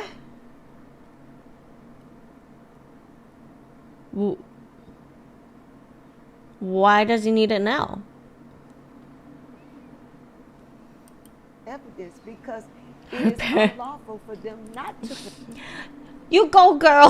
I don't know. provide those accommodations. I don't know what They her parents have would think. to. If he has what they call an IP, or if he has one of those, they have to follow that. I think it's And if probably you more give common in evidence and I back have to home. go by what I see. And right now, I think you have done an amazing job. You have done an amazing job. And there is no evidence whatsoever. And looking again, you got to know when to step back, Miss Parker. He's going to grow up. He's going to grow up. You got to step back. Your son is going to make mistakes. He's going to make mistakes. But if he doesn't make the mistakes, how will he grow? You can't grow if you don't make mistakes. So I am going to have to dismiss your $100,000 lawsuit. And he did make a mistake, and he got a 90 instead of 100. okay, and a 90, you know, when I was in school, sometimes I wanted that 90. Okay, so you know that I long for a 90. That's an A. So he's not going to get 100% all the time. And I say to you, Miss Colbert, continue doing what you're doing. Thank you. Is You it a care 5 points about is the 10 points students. Skinner? You went You far care off. about your son.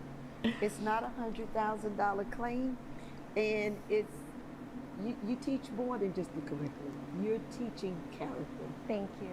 Okay, I'm gonna have to dismiss your claim, and much success to your son Daniel, who sounds like an amazing.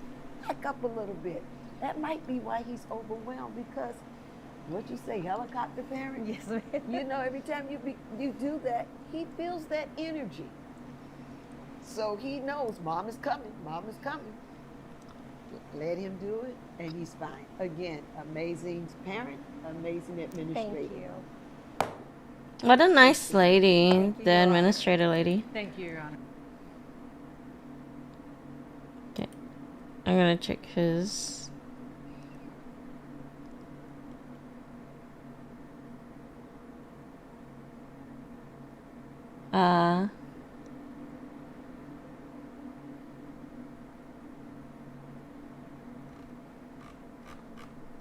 I want to watch this gym one.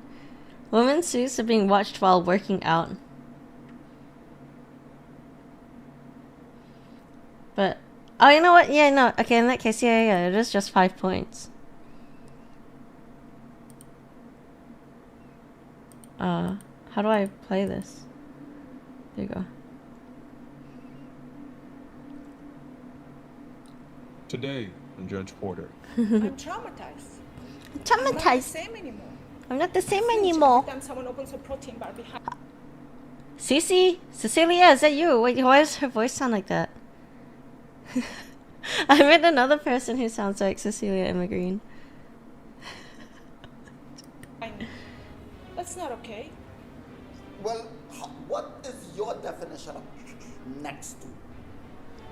Okay, if I take this gravel and I hold it next to your head, is it next to your head? Or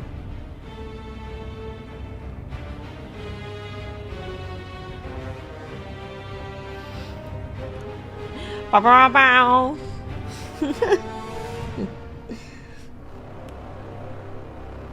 all rise.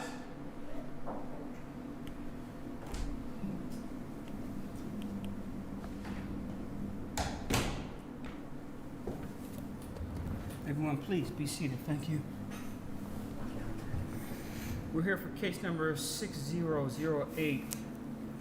Raquel Berzinia and Charles Grant. Can you guys come to the podium, please? Ma'am, is your first name Raquel or Rachel? It's Rachel. Rachel? Okay. I see that you're suing the defendant for making you feel uncomfortable at a gym, and you're seeking $25,000 for emotional distress. Am I reading this correctly? Yes, sir. All right, ma'am, That's tell right. us what's going on with this. Okay, Your Honor. I'm not just here as a plaintiff. I'm here as a victim. A victim of being too hot.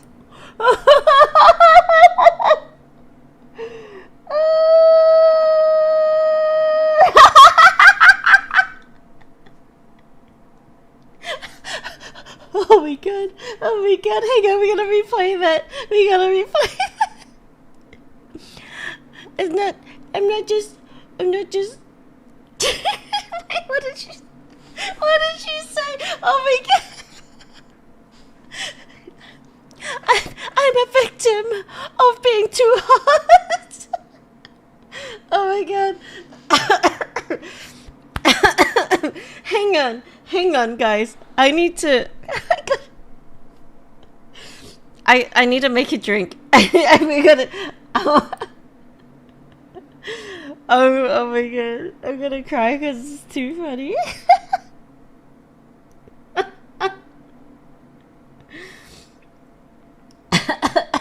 Alright guys, go get your drinks and everything else. I'm gonna go make myself a tea. We'll come back. I'm gonna start it again. Oh, I'm a victim of being too hot. Girl, oh my god.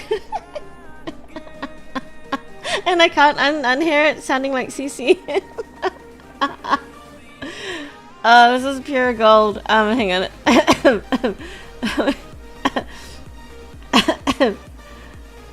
Trying to recover but dying from laughter. Where's my... Oh my god, where's my BRB? Here it is. Yeah, bareback, hydrate yourself. I gotta make some tea. That's too funny. Oh my gosh, this lady.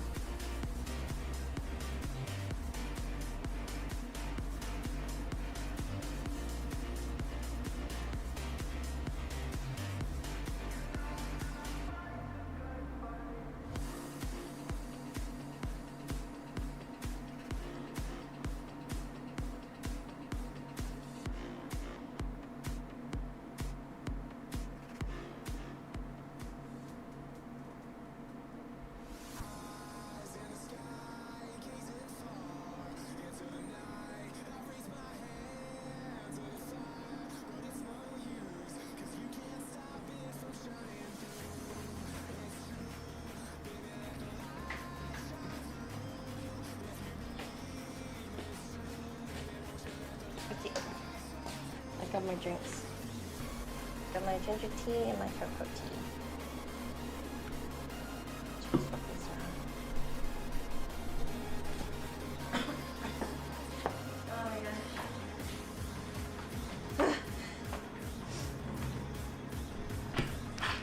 Right, thank you for your patience. Her ego will go.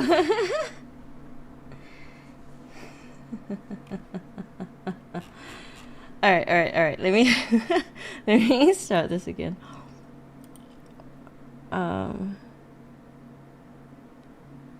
Right here. Let's go from here. Everyone, please be seated. Thank you. Please be seated. We're here for case number 6008. Raquel Berzinia and Charles Grant. Can you guys come to the podium, please? Thank you. Ma'am, is your first name Raquel or Rachel? It's Rachel. Rachel? Okay. I see that you're suing the defendant for making you feel uncomfortable at a gym, and you're seeking $25,000 for emotional distress. Am I reading this correctly? Yes, Your Honor. All right, ma'am. That's Tell right. us what's going on with this. Okay, Your Honor. I'm not just here as a plaintiff. I'm here as a victim. A victim of being too hot in a public space. You see the guy's Sorry, face? what now? I walked into the gym like any normal day. Matching set, flawless ponytail, lashes on, you know, just minding my own business. But the moment I stepped onto the treadmill, I felt it. The stare. Like Joe, just without the bookstore. Your Honor, 25,000 won't really damage. Okay, but it might help cover my therapy, my personal security detail, and a new set of leggings. Sorry. What? Did you just say that you have a personal security detail because of this incident? Of course, I'm traumatized. Of course, I'm I'm not the same anymore. traumatized. I flinch every time someone opens a protein bar behind me. That's not okay. They don't work out in a public space. Oh my god. Man, tell me what's going on. Your Honor, I don't even know why I am here today. That makes two of us. This case has no legal merit that's based on Guys, the plaintiff is delusional. I really want CC and Gigi to do a skit on this so badly. I was thinking about it while I was making my tea. Do you think, okay, if I make a post, do you think you guys can help me reach it to them? Gigi is obviously Charles Grant in this case. Are you suing me for looking? Who'd be the judge? That's what I'm speaking. Objection. Are you suing me for looking? Then if On officer, yeah. is allowed to stand, half the men in Mango Park have to walk around blindfolded. Okay, let me see if I got some clarification on this.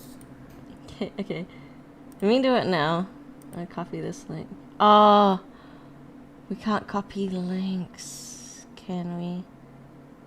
Can we? Twitter can be a little weird about it. Is the only problem.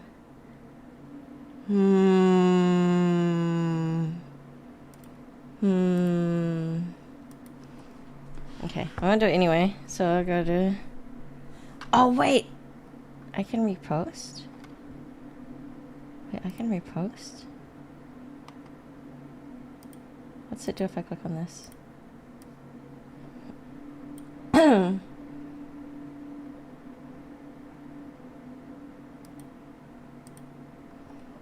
Okay, so... Alright, how do I tag them? Let's go...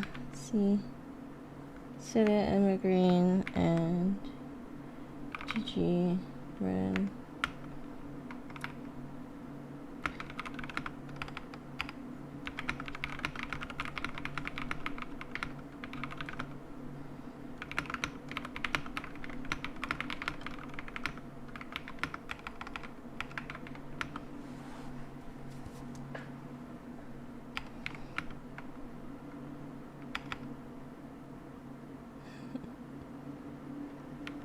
I can do Auto Fister Network. Is that one?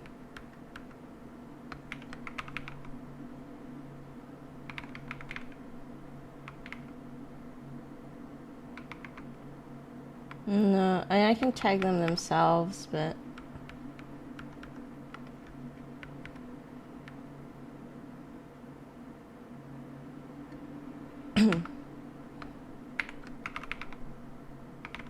oh, the tag is Auto Fister Network.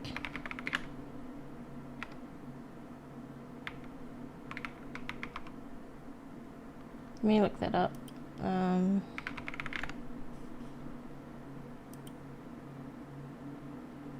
I'll search it up.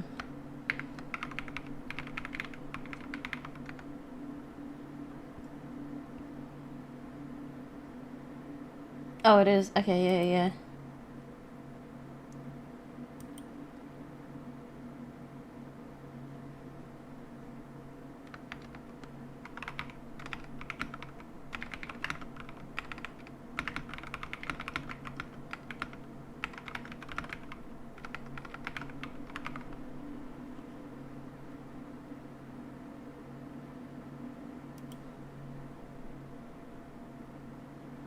Okay. Share, copy link. If you guys can help me boost this in some kind of way. There it is. Okay. Lord have mercy. Lord have mercy. We're talking about a gym, correct? That you're a member of. Yes. And that you're a member of. I've been a member for a long time, and it's a public space. Now, just so I have clarification as well, you're not an employee of this gym, correct? No, I'm a customer. And you're not an employee of this gym, correct? Thank you, That's guys. correct, sir. Okay. My head hurt. My head hurt. I want to make sure I heard you correctly.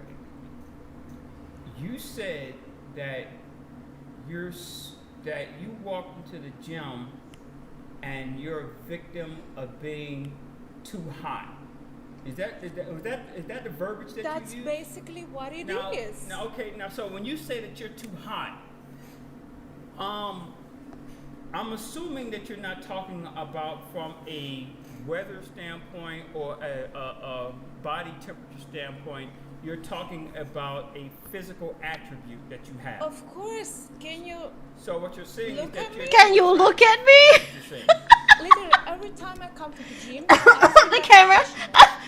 I always have matching set. Your Honor, Hold on, this- wait. oh my I God, want to this hear. lady- I oh want my to hear God. about this Your matching Honor, set. Go ahead. and when I take selfies, he's literally on the background, almost in every my selfie. So you're saying he's photobombing your selfie? Yes, he's all the time there, watching me. He's what's the word I'm looking for? Oogling at you, and he's just in Yes, a. and he's- literally like. I mean, I would make a funny face too every time you're taking a selfie in the gym. Yes, If I'm in shot, I saw you do squats like I was the last donut on a shelf. Your Honor, hold on. Listen, this lady is delusional. Say it Delusional. one more time, maybe someone We are will not. believe you. Hold on, man. Let him speak. Let him If it speak. is that we are looking at her, it's because she's doing the exercise incorrectly. Incorrectly? Yes, this Are is what you she the does trainer? all the time. For instance, let me show you an example. You know squats. Squats, as very she just familiar said. with squats. You gotta do it and keep your knees parallel to the Your ground. Honor, he's Okay, not hold my on, trainer. Hold on, ma'am. Hold on. This is how she's doing the squat. From side to side and bouncing like this. So That what? is that for people to look at you? I was filming a video. When you do that type of thing, you are doing things for people to stare. And when we stare, but now you not want to to be sue scared by me? you. Okay, hold on. Lady, Now- chill. now, I want to hear I'm this not from sure, you. But is that how you? Is that one of the ways that you, or is that the way that you do the squats? Your Honor, it's none of his business how I perform No, I'm just asking. I'm just curious if he's exaggerating. or Well, not. he's probably exaggerating, but sometimes I'm filming videos, so I have to exaggerate as well. Oh, so you do the side to side movement on the squats?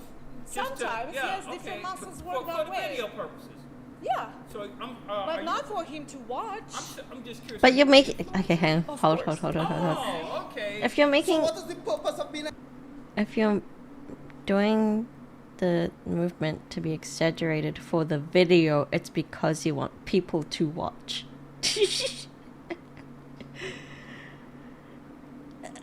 Anyway. Influencer, if it's not for people to watch. Okay. Yeah, That is the purpose of being an influencer. Hey, hold on. Shut up in my court! No. This lady in the back, she's trying not to die from laughter like I too. was in a horror film. I swear. You did? Like I was Horror the main film? character of a horror Exactly. film. Horror. That ugly. Just without the lights, and no glam squad, and this man breathing through his mouth behind me. Okay, well, here's where I'm a little He could be confused. pulling away. Who I knows? got the part where you Exercise. said that you're hot. I got the part where you say that you have a matching set. I got all that. But it's weird to me because the only person who's in this courtroom for looking at you is this gentleman here. No other people, no other men or women look at you when you go to this gym? Just him? And I will explain, Your Honor. Please do. So, it's normal that I get looked at. I mean, I am pretty hot, as I already mentioned. But this man, stares at me like I'm the last piece of meat.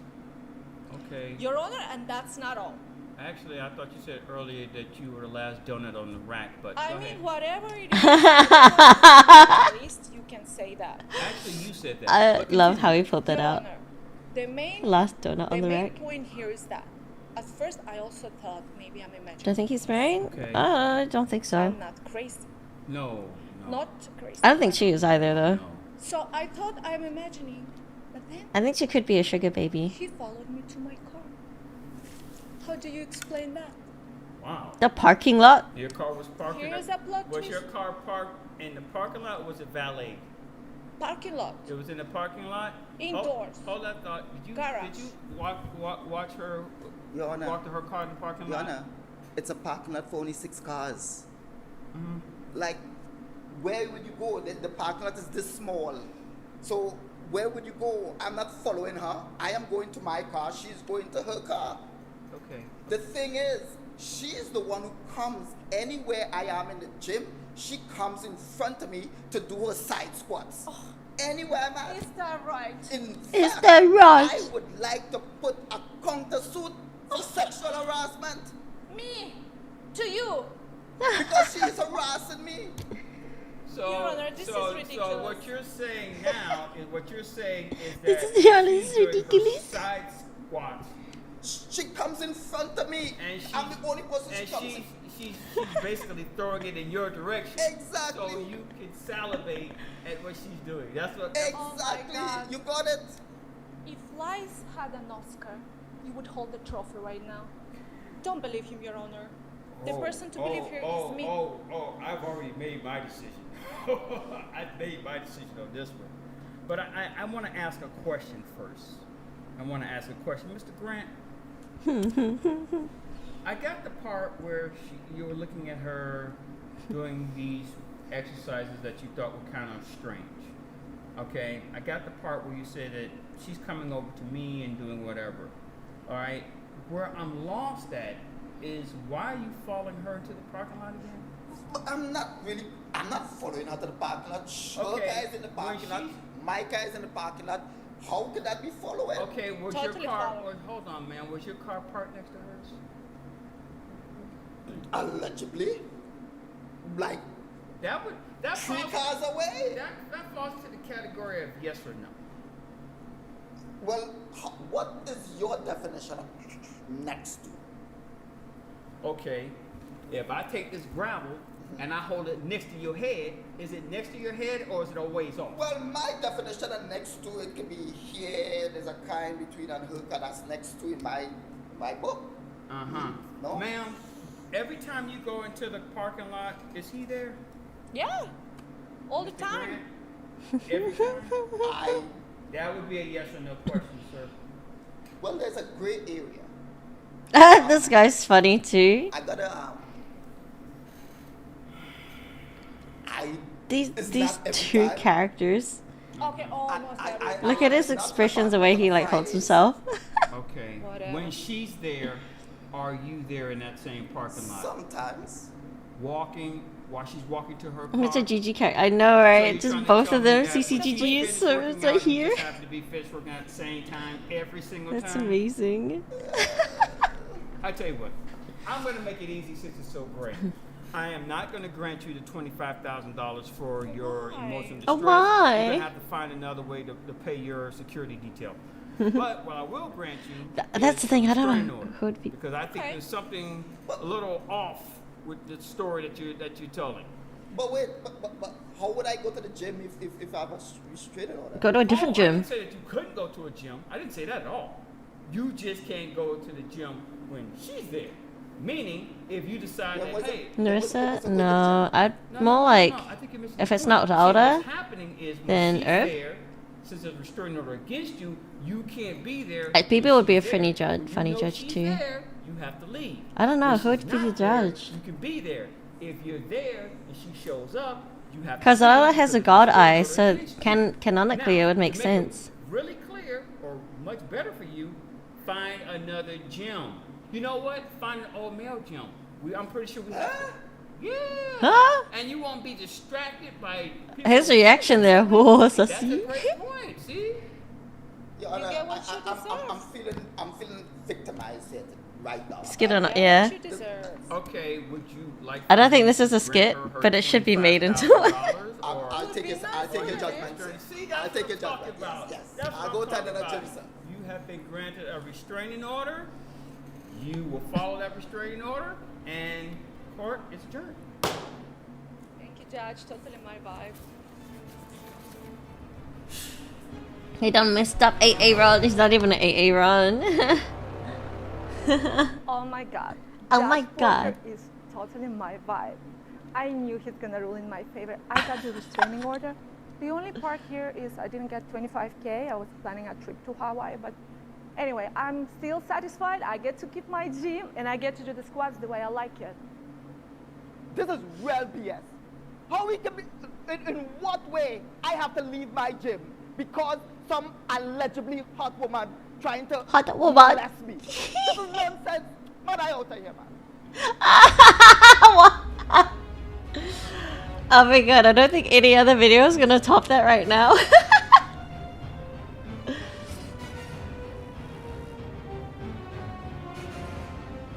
I don't think any other video is gonna top that. That's just so good. This is comedy gold.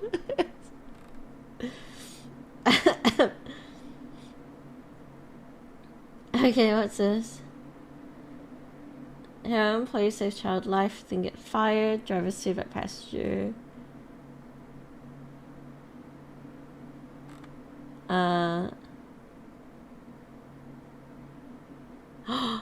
There's a new Rotten Mango thing. Oh, by the way, Rotten Mango. Okay, so Stephanie Sue, has a series on Netflix now. I'm like, oh my god! I was like, ah!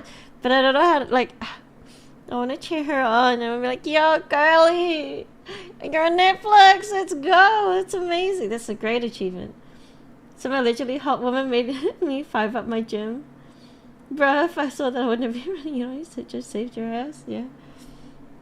Pretty much. Oh my gosh. Okay, I kind of want to watch the Rotten Mango one. Woman sues ex for alimony, but they never married. Mother North from Hell, Unprepared. Oh. Okay, yeah, I know. I'm gonna do the Rotten Mango story, because I don't think we're gonna find any other judge cases as good as the one we just saw. I kind of want to watch it again.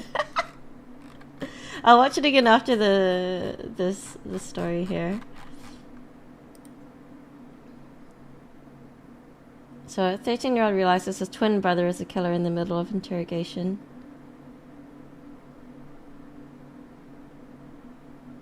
It's the twins again.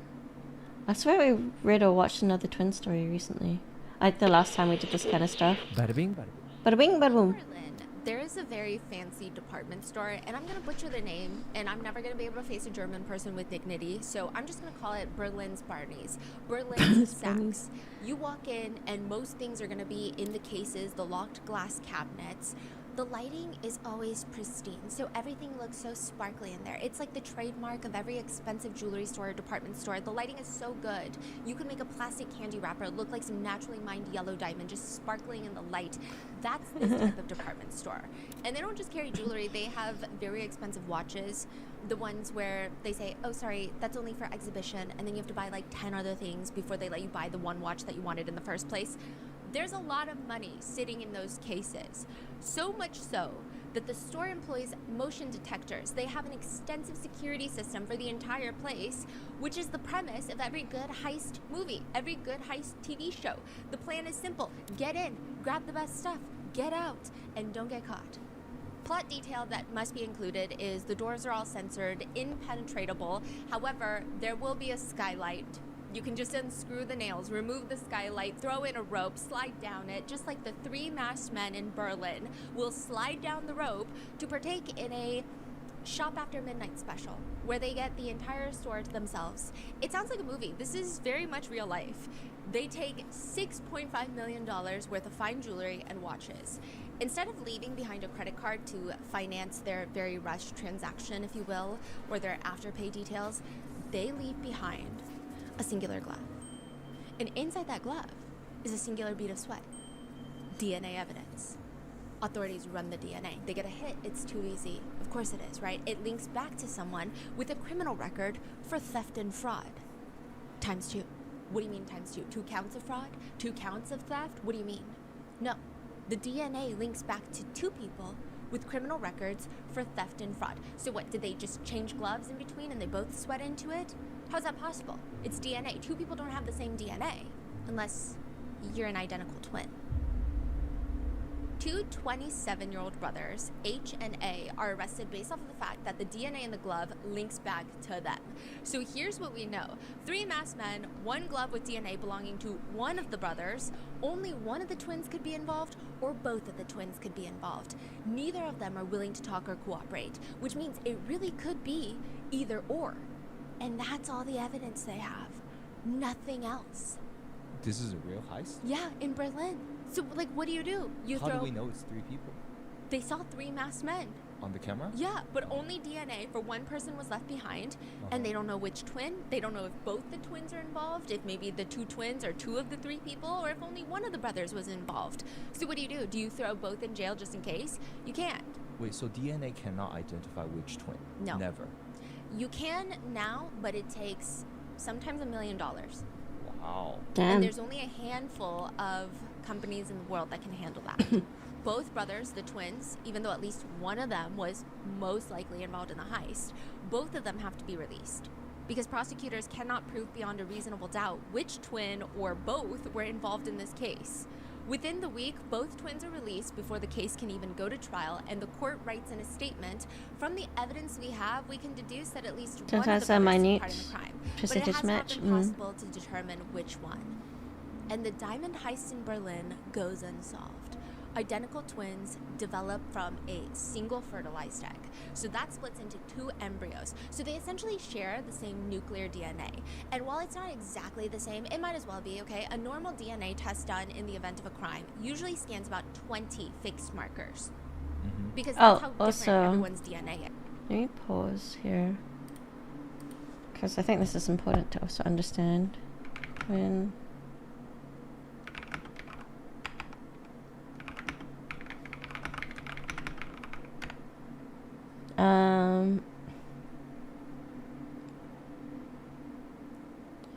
the first time, the key milestones in DNA testing. The first noted one here, it's an AI overview, but the first one noted one is 1984. So Alec Jeffries discovered the variable repeating sequences in human DNA that makes each person's genetic profile unique. So that's just finding that. That's not even testing. In 1986, DNA profiling was first used in a criminal investigation in the UK to solve a murder case and catch the killer. So it wasn't really readily available. Even then, it was just like bleeding edge pun not intended, during 1986. That's like 40 years ago. Yeah, 40 years ago is when DNA testing became available. Isn't that crazy? Yes, and that still takes multiple days. 20 spots in the DNA and compare. If you're trying to find the difference between identical twins, because they do have differences, you would The have to 80s are sequence wild. the entire 3 billion base genome at ultra high depth. One sequencing expert describes it like this. Imagine the Yeah, I human do need to use the genome washroom, but I'm consists gonna of leave 3 this billion playing. letter code. If the I should body be is okay. growing or an embryo is developing, Oh, hi, then Yuffie. all 3 billion Hi, letters sweetie. have to be copied. But during the copying process in the body, there are typos happening. Identical twins have the same DNA, except sometimes maybe about 8 typos, or a few cells will split and evolve differently here and there. But again, it's on average about 8 differences across the whole 3 billion genome. So on paper, 3 billion should be identical, Yeah. except the 8 typos. Yes. There's only a handful of labs that are capable of running this level of a test, and even if it's done, it costs taxpayers hundreds of thousands of dollars, maybe up to the 7-figure mark. And a lot of the time, it can't even be really used in court because of how novel it is. It's very easy for defense attorneys to get it thrown out, or for them to confuse the jury with it. Is it going to get easier in the future? Probably. Is it going to get cheaper in the future? Probably. But right now, is it a problem? I think so. Especially when, in the United States, you have a case in Ohio of a woman who lives alone, getting essayed and murdered in her own room, in her own bed. And the DNA left at the scene, it traces back to a set of identical twins. 2 13-year-old boys are the main suspects of a rape and murder. But which twin is the guilty one? And how are investigators going to figure out which one is the killer? This is the case of the Cart twins.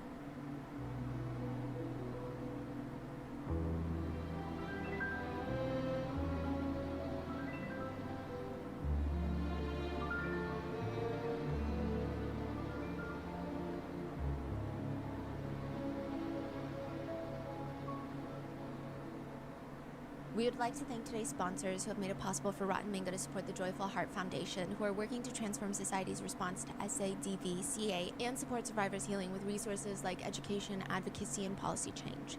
This episode's partnerships have also made it possible to support Rotten Mango's team of dedicated researchers. We'd also like to thank you guys for your continued support. As always, full show notes are available at RottenMangoPodcast.com. There is a brief mention of suspected essay, and some quotes or statements may have been condensed for brevity. Let's get into it. Becca and Kyle are no longer together, which is probably for the best, okay? By all accounts, it appears the two are much healthier when they're focused on co-parenting their twin sons.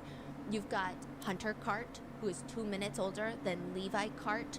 They're identical twins, but they look kind of more like fraternal twins than anything, which is just an observation. It's not like all identical twins have to dress the same or look the same, but it's just an observation. Hunter and Levi clearly have their own styles, their own personalities, their own interests. They're two completely different people. Hunter has longer hair, almost down to his shoulders, and he seems, at least from the initial body cam footage, he seems to have a much more softer demeanor, just based off of that. He seems like the type of student who would sit next to you if you're alone during lunch period. Meanwhile, Levi, who often goes by Lewis these days, has more of the skater kid look.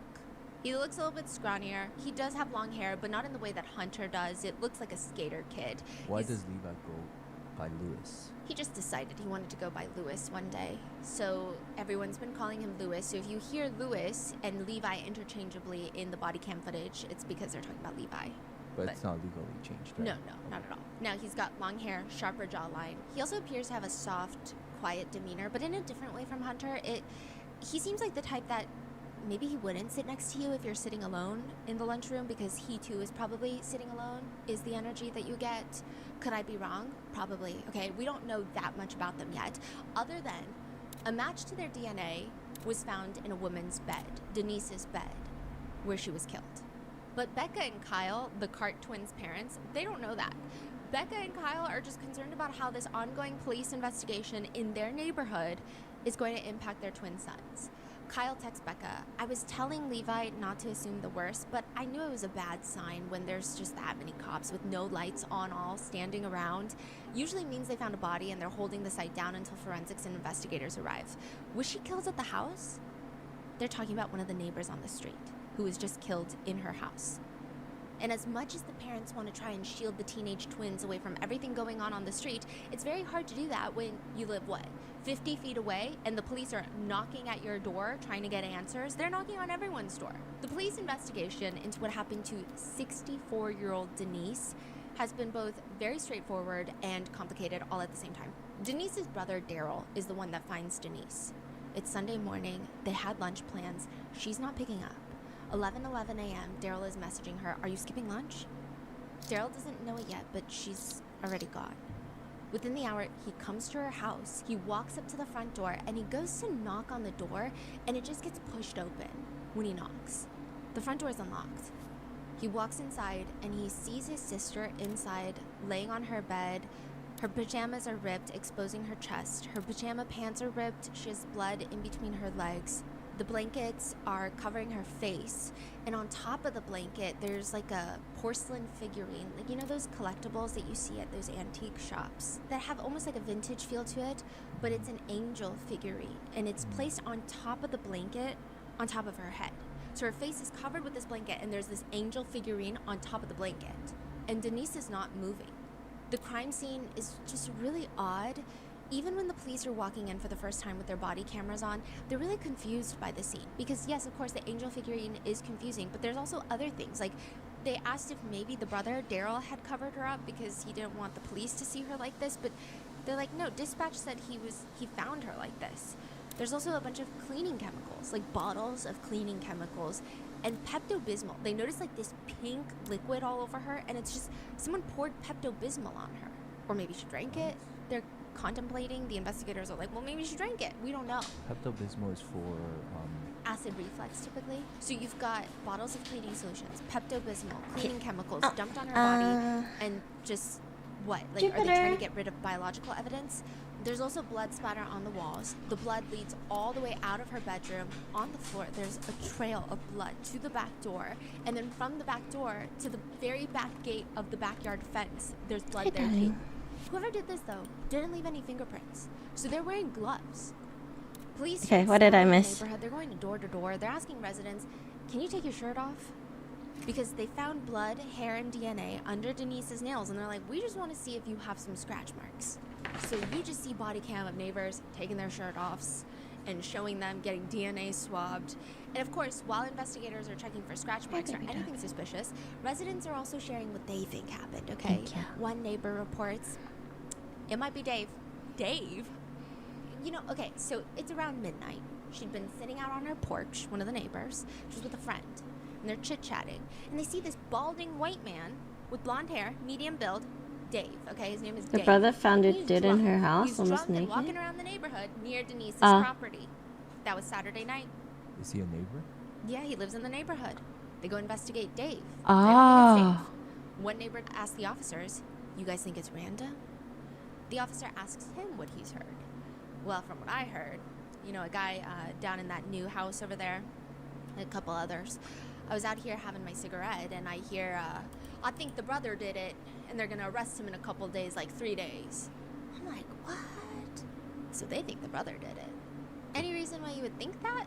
The brother of the victim? Yeah, Daryl. I don't know. That's just the speculation right now. So he's just saying he's smoking a cigarette. He overheard neighbors saying the brother did it. The police do get sidetracked into a mini investigation into Daryl, the brother. He's the one that called 911. He's the one that found his sister's body. He's relatively calm on the 911 call, but not in a particularly suspicious way. She's got her head covered with a pillow, her legs exposed, and she's been stripped naked, and might be some blood. To me, it just sounds like he's trying to relay information as quickly as possible. But something that's very interesting to officers is that when the police originally walked in, they don't rule out the possibility of self-exit. The Pepto-Bismol, the cleaning supplies, they find some prescription medication in her house. I mean, it could be possible that she self-exited trying to ingest these chemicals. The blood could have been hers because she could have been throwing up blood from the chemicals. They don't know yet. The investigators, they have no clue. There's a bit of blood splatter, but again, maybe it's hers. Furthermore, one of the first things Daryl tells the officers is that he believes his sister was SA'd. How can he be so sure? They didn't think that when they first walked in. Also, Daryl never performed any sort of life-saving measure to try and save his sister. He says he walked in and, quote, well, she was laying on the bed with her legs spread and it looked like there was blood and, on her head and stuff on top looked like someone tried to smother her and she looked like they ripped her thing open and I yelled at her and I didn't see no movement from her whatsoever. I just turned around and I walked out and I'm like, I can't. He doesn't try CPR, he doesn't try to save her. Not that I think it would have made a difference, but for those reasons, the police do investigate Daryl, and it doesn't help that when they reach Daryl's home, it's a bit of a hoarder situation. And he explains to the officers, almost in an embarrassed way, that his mom had recently passed and his sister had passed, so his home had gotten a little worse from the stress. They check his body for scratches, and they check his DNA, and he is very quickly ruled out as a suspect. But it doesn't stop the neighbors from whispering on their porches and pointing their fingers. One neighbor particularly does not care who did it. They just want the police to make sure they get vengeance. And they, quote, say, find that fool and he needs to die. Find that fool. Yes. And he needs to die. Yeah, Police are like, this is a intense neighborhood. They go to the next door, and this time they're right across the street from Denise's residence. So they've actually knocked on this door prior, but nobody was home. So they're coming back around after they've done their little, and a woman with bright pink hair opens the door. Becca. She's the mother of twin boys, Hunter and Levi Cart. She talks with the investigators outside, and she mentions the day that they found Denise. It was actually like a really busy day, so it's been like a week since that. And she's just saying, oh my God, like that day was really intense for us. She explains that when all the ambulances had come onto the street Sunday morning, they weren't even home. Actually, Sunday morning at like 6 a.m., we had to run to the ER because my son, the cat, I guess, was sleeping on his face and they startled each other in the dark and it scratched him. And so we were worried that it could be bad or infected. It wasn't a big deal, but it was just like traumatizing. And I was like, everybody get in the car. Cat scratches. Okay, that's very interesting. So the police immediately alarm bells going off, right?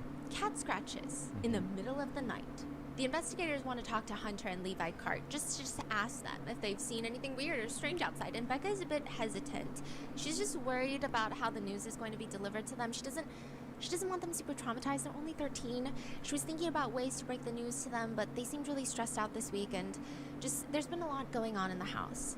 She mentions multiple times to investigators she would rather not use the M word, murder, if we could. We both have kids and we both know. Okay, so We're not, like the M word is scary. We're not going to give them any details like that, especially if you don't want us Do to. they have to talk to you? Is that like a... No, we've just I figured don't this would be a... cooperative, I just... No, not at all. She's worried about how it's going to impact them. They're just in the 7th grade. They've been homeschooled, but also we're about to move out of state. So there's just a lot going on. The investigators quickly find out that the twins, they are 13 and they are very young, but they both do like watching true crime documentaries, but that doesn't make them somehow better candidates to finding out that a particularly cruel and random crime just took place across the street. So they decide that they're going to be a little sensitive with it. The twins, maybe it's shock or just their outwardly reactions, they take it pretty well. I mean, I guess as well as you would hope 2 13-year-olds take it. Levi Cart is just listening to the news of what happened to Denise, their neighbor. He nods his head up and down. He's got his arms crossed. He's more in shock and how it relates to him. He's like, this random day, we had to wake up trying to do photos, and then it's this. What does that mean, do photos? Yeah, what does that mean, right? So the Cart family explains. Okay, so we're actually like a week or two of moving out of state to Long Beach, California. And so we actually had an appointment that day, Sunday, for the real estate agent to come and take photos of the house so that we could put it up on the market. So we've been really busy like all weekend trying to make the house super clean and just get ready for the move. And that's the day that Denise is found. So it was chaotic. Meanwhile, Hunter has a more true crime investigative approach. Hunter responds, I don't know how many case details you can put out, but like, what do you guys suspect? Or what do you guys know about what happened? He's asking questions. The investigators aren't about to debrief a 13-year-old kid about their investigation. They just respond, well, I can tell you this. It shouldn't have happened, and we need to figure out why it happened so that hopefully we can keep it from happening again. Because we hate to miss on some evidence, and if you've watched enough TV, we don't want to be those cops that forgot to do this or look into that. Hunter's like, I've watched plenty TV. Because we hate to miss some evidence. And if you've watched any TV, we don't want to be those cops that forgot to do this or look into that. We have watched plenty. You know what I mean? They love So. watching the true crimes. Becca mentions, you know, like You like watching the true crimes? And Levi shakes his head no, but Hunter interjects. Me and my brother, especially my brother, know a lot. I would say definitely my brother knows a lot about just the police in general. Me and my brother, especially my brother, know a lot. Definitely my brother knows a lot about just the police in general. He wants to go into the Levi just looks over at Hunter, kind of looking at him like, what do you say? What do you say? And their mother informs the investigators, Levi wants to go into the Marines when he gets older. Oh, nice, nice. Well, recruitment is always here. So the police are just going along with it. But they are very suspicious. Yes, because of the cat scratches. I do not believe there's in any world where Becca has any sort of inkling or belief that one of her twins has anything to do with what happened to Denise across the street. So my next question is completely unrelated and hypothetical for parents out there. If you have more than one kid and you get a call from jail, does your brain immediately jump to one kid over the other? Where it's like, oh, it's probably my second kid because they're a little bit more wild. Or it's probably my first kid because they've had run-ins with the law before. Like, do you immediately think of one child before you hear the voice on the phone? When the investigators talked to the Cart twins, it's been about a week since Denise's murder, and the investigators, they started asking them about the past weekend, the weekend that Denise is killed. What were you doing? Do you remember anything? Investigators asked the twins separately, so they're still in the I Cart just house. They haven't gone realized to the I police should station or change anything. They're just standing my in the living room, tags. and Hunter is like, well, that weekend was a blur because so Hunter was really sick. Hunter's explaining, like, I was throwing up for a few days straight. I couldn't even leave the bathroom. And Levi had to go to the ER because the cat scratched his face pretty badly. Interesting. And he says, yeah, that whole weekend was a blur.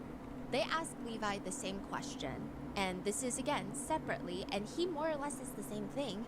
And he What says did your that content weekend classifications? was a blur. That whole day was just kind of a blur for everybody. I don't know, a lot of it's a blur. It's an interesting word choice. Like, not one that I would often use to describe my weekends, but, like, maybe that's just me. The investigators are a little puzzled by it, I think. They get the twins together. Now they're both sitting Yeah, on the yeah, I living should room couch change. while the I changed it investigators just are now. telling them about what happened across I was the like, street. And maybe hold up. to reassure the investigators Pretty sure that this he is handled a. this with tense information. Hunter mentions that the two of them are much more mature than the other kids their age, especially Levi. Me and Lewis have both agreed that him especially is a lot more mature than most kids our age. Which I would think normally seems like a compliment, but Levi looks a little confused where this is all coming from, why Hunter keeps yapping. Hunter even brings up Levi's injuries. He has other scars on his back from another surgery that he did, and now he has the new one on his nose from the cat to add to it. And Hunter asks Levi in front of the officers, how does it feel to have 3 scars? And Levi is just staring at his twin brother, deadpan in the face for a long time, not really answering. Eventually, the investigators want to leave, but not before collecting both of the twins' DNA, cheek swabs for DNA testing. And it comes back a match for both. But that doesn't mean that they're both guilty, but because they're identical twins, they share the same STR markers, like I said, which means the police now need to find out if one or both of the twins are guilty. So when it came back a match, did we see how they reacted to that, or we don't have that information? We're going to see. Yeah.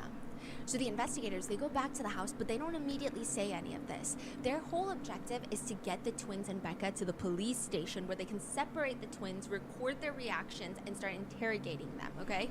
So they've got like a very tricky balancing game that they have to do of trying to get them there without officially detaining them because they can't. So it's this weird back and forth of like, let's go. It's just, you have to, okay. So the DNA could point to both the twins. You can't just arrest both preemptively because it's one or the other. All of this is very tricky, and it's even trickier because they're both minors. So they come up with this profoundly dumb plan, the investigators. We're just gonna go to the house and see if they'll come back to the police station. I don't even think they had a plan. They go back to the Cart house, and the family, Becca, Hunter, and Levi, are walking back in with a bag of canes, raising canes, and their drinks. They're just about to sit and eat when the police ask them, why don't you guys come to the police station? Like, do you mind coming with me to talk about what happened across the street? And Becca's like, sure. But then as she's getting ready to go, Becca's like, wait, why do we have to go to the police station? Like, Yeah. last time you guys just came to the house and you were talking to us, like, why do we have to go to the police station? And she even asked, do we need to be getting lawyers or something? I'm feeling nervous about this. You're welcome to call an attorney. Do we need to be getting lawyers or something? I'm feeling nervous about this. I don't. You're welcome to call an attorney? One of the twins, Levi, seemingly agrees with his mom, and he's asking, also, do we have to go? Like, is this a right now thing, or is it like a, we would like you? You don't have to do anything, I suppose. Like, do we have to go? Is this like a right now thing? Or We would like it. Yes. It would make, you don't have to do anything, I suppose. The whole energy is so tense in the house. You don't have to go, but also, like, I'm just gonna stand here as a police officer and not leave. So now it feels like you kind of have to go, doesn't it? Becca points out, okay, I don't know, I feel uncomfortable. And even in my dumbest days, I would not think this is a smart plan for the cops, but they say, how about we get out of here and we kind of explain what's going on? I don't know. I feel uncomfortable. How about we get there? We can explain kind of what's going on. Give you some more info. You can always, Okay.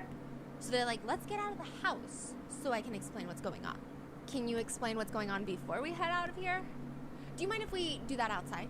The investigators get the entire family onto the front lawn, and they're all awkwardly standing there, still holding their Raising Cane's food and their drinks. Like, Hunter is holding 2 red, like, soda cups, and they're just outside, and it's weird, and it's confusing. And the officer tells them, well, let's go to the police station so we don't have to, like, stand in the rain and talk about it. So you went from inside the house and say, let's go outside and talk about it. Now it's raining outside, it's drizzling. And then he's like, well, why stand out in the rain when we can go to the police station? So they're playing by the ear. Yeah, No plan. No plan. Let me just move them 1 inch at a time. Yes, exactly. I mean, I'm not saying the police aren't doing their jobs, but was this really the best that they could come up with? It's just a little odd. He says that he has some pictures he wants to show them and talk to them about certain things. Becca's like, are we under suspicion or something? We just want to talk to you. I think you guys could help us clear a lot of things up around here. Eventually, Becca agrees. She gets placed in one car, the twins in the back of another squad car, and of course, the cameras are rolling. Perhaps the authorities were hoping for some kind of Isabel Valdez, Lois Lippert situation where they just start yapping in the cop car about how they committed a crime, but they do not get that. But the energy with the twins is weird. They're in the back of the police car, still holding their food, and Hunter says, I mean, it's probably more questions, so, I mean, there's nothing we can't talk about. Levi's like, yeah, I don't know what's going on. Neither do I. Levi mentions, this is all very, very unexpected. I mean, but there's nothing that we can't talk about. Yeah, I don't know what's going on. Neither do I. Well, very, very unexpected. His voice doesn't sound surprised, though, or like he was not expecting it. It just sounds like just weird. Hunter has a slightly more normal response, and he mentions, my anxiety levels are through the roof. Yeah, I don't know why there's so many police vehicles either. Yeah, that's definitely what scared me. Seeing all those cops immediately pull up, like, one person's there, didn't see that other cop pulled up, right? Yeah, I was just like, what's the reason for that? I don't know, maybe it's an intimidation tactic. I guess. But why would they need to intimidate us? Right. I don't know why there's so many, police vehicles either. Yeah, that's definitely what scared me. Seeing all the cops immediately pull up. Like, one person's there, didn't see that other cop pull up, and then I was just like, why are they, what's the reason I'm for sure that? I don't know, maybe it's an intimidation tactic. I guess, but what, I don't know why are they they would trying to intimidate us. intimidate us? Right. Levi saying that? Yeah, it's just a weird interaction. can Because I hear feel it like in the either you're voice. not talking about the case, or maybe you're like, God, I was hungry and I just wanted to eat. Like, what's wrong with the cops? Or you're just quiet, or you're talking about something else. When they get to the police station, the twins are separated from Becca. They come in through a completely separate entrance, which seems to be a bold and deliberate choice by the investigators, which I think is kind of questionable. Becca can sense what they're doing, and she does not like it one bit. So she was hesitant at the house. She was a little bit agreeable on the front lawn, but still hesitant. Once she gets to the police station, they bring her into a separate room, and she's like, oh, no, okay? They're trying to distract her. They keep trying to get her to eat her Raising Cane's, and she's like, I don't want food. I want to get us our lawyer. Because she's like, I did not think that I was going to come to this police station and not see my kids. I'm supposed to be with my kids. They're 13 years old. Why are you talking to my kids without me? I don't want food. I want to get us our lawyer and have my children stop being questioned without a lawyer present immediately. What are they telling her exactly? She's like, oh, we just want to talk to you guys. We just want to talk to everyone. And she's like, where are my kids? Yeah, she's like, well, you can't talk to them without me there because I'm their mother and they're minors. Yeah. She's like, I want to get us our lawyer and have my children stop being questioned without the lawyer being present immediately, so let's make that happen. I think she is rightfully protecting her underage sons. Like, none of this is out of the norm. Like, this is actually what a good mom should do. Now, the police, however, they try to stall. And their stalling methods are beyond me. One of the officers compliments Becca's slippers, saying they look so comfy. Where'd you buy them? And Becca's like, yeah, they are comfy. And she's like, really? I know you're being friendly, but I need to know that my children are not being questioned and that they have a lawyer. You didn't let us know that we were being detained. Those look so comfy. They are comfy. Amazon? Not, yeah. Are they Amazon? Yeah. I find the best things on Amazon. People are so against Really, I know you're being friendly. I need to know my children are not being questioned. no. And that they have a lawyer, because this is... You're not being detained. You're free to go. You didn't let us know that you were detaining my children. They're free to leave.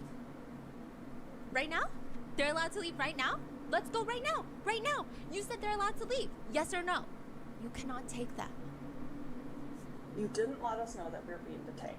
You're not being detained. You're free to go. No, you didn't let us know that you were detaining my children. They're free to leave. You did not. Right now?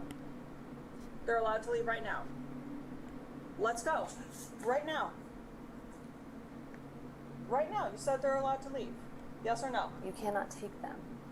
Okay, I don't know what the police are saying at this point. They also take Becca's phone so she can't even contact her lawyer, which all of this, really, the investigators are working hard to create a migraine-inducing headache for prosecutors later. Like, the DA's office is not going to like any of this. And technically, I do believe in Ohio there's no absolute rule requiring a parental lawyer to be present before police question a minor, but the way that they're handling this, I would imagine, could invite some legal murkiness, to say the least. They have Becca in that one room of the police station. Hunter and Levi are separated in different rooms, and they are now going to start questioning the boys separately, simultaneously, to get their stories. Levi is obviously going to be the main focus, mainly because of his curiously timed cat scratches on his face.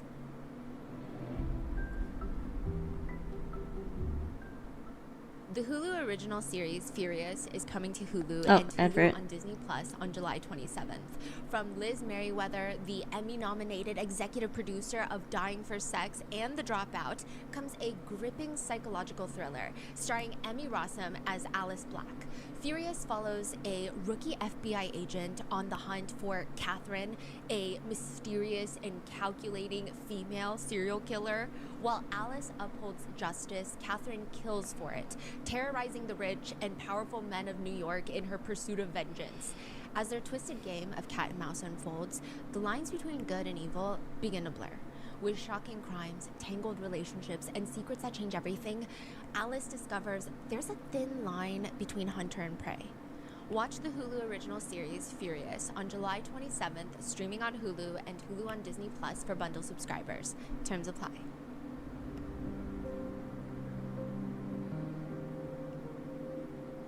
If you're listening to this podcast, you're probably used to things getting a little complicated, but Southern New Hampshire University does things differently. They keep it simple. Over 200 online programs, so you can skip the Oh, wow, commute. more. No set class times, so you don't I have to wonder how many rearrange your sponsors life. she's got. And actual humans supporting you, so you're never doing it alone. It's college without the chaos. Seriously? See everything Southern New Hampshire University has to offer at snhu.edu/rottenmango.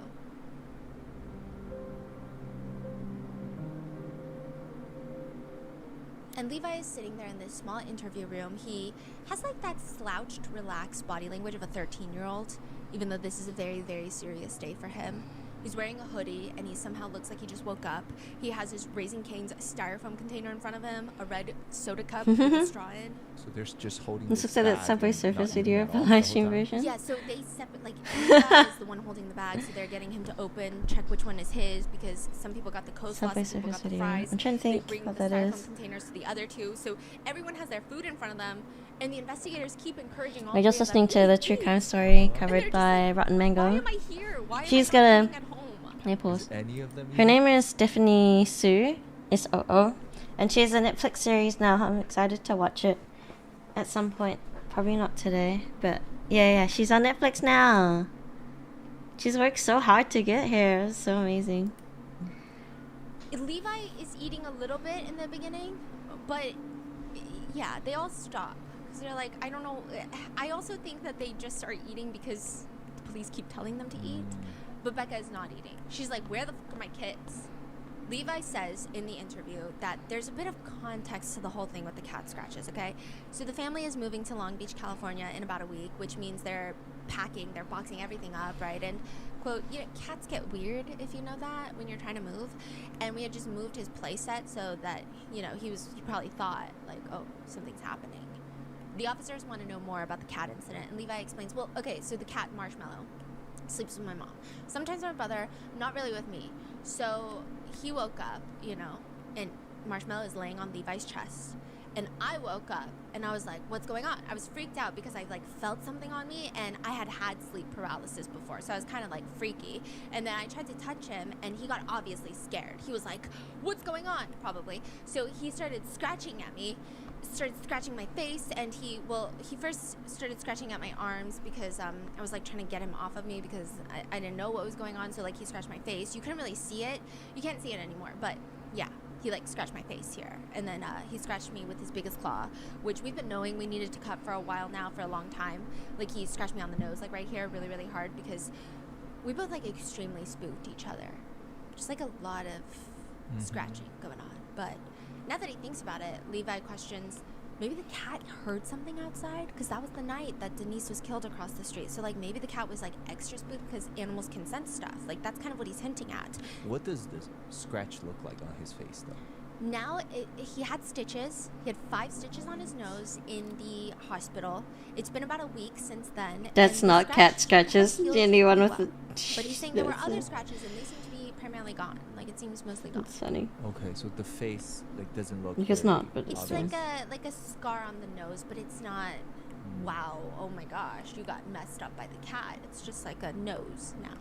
Maybe even he woke up, or he was up and he got freaked out because of he heard a sound. That none of us did, and then he went and got on me. I mean, he sleeps with my mom sometimes, or my brother, not really with me. Right. Yeah, he just, like, he woke me up, felt like he was, like, right here. Well, you just, so I was like, you know, I woke up and I was like, what's going on? I was freaked out because I felt something on me. And I have had sleep paralysis before, so it was kind of freaky. And then I like tried to touch him, and he got obviously scared. He was like, what's going on? Probably. So he started scratching at me. He started scratching my face, and first he started scratching like my arms, because I was like trying to like get him off of me because I didn't know what was going on. So he like scratched my face. You couldn't really see it. You can't see it anymore, but yeah, he like scratched my face.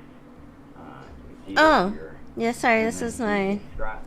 Let me move the thingy. Claw, which we've been knowing we needed to cut them. This is a VGEN commission right now. He like scratched me on my nose, like right here, really. She's still a while. Like, I could probably get it finished today, I hope. And so maybe But Marshmallow heard otherwise, what was going on across the street, got freaked these out. are the stickers that I made for Oshi Uplink. That's a pretty deep cut for a cat named Marshmallow.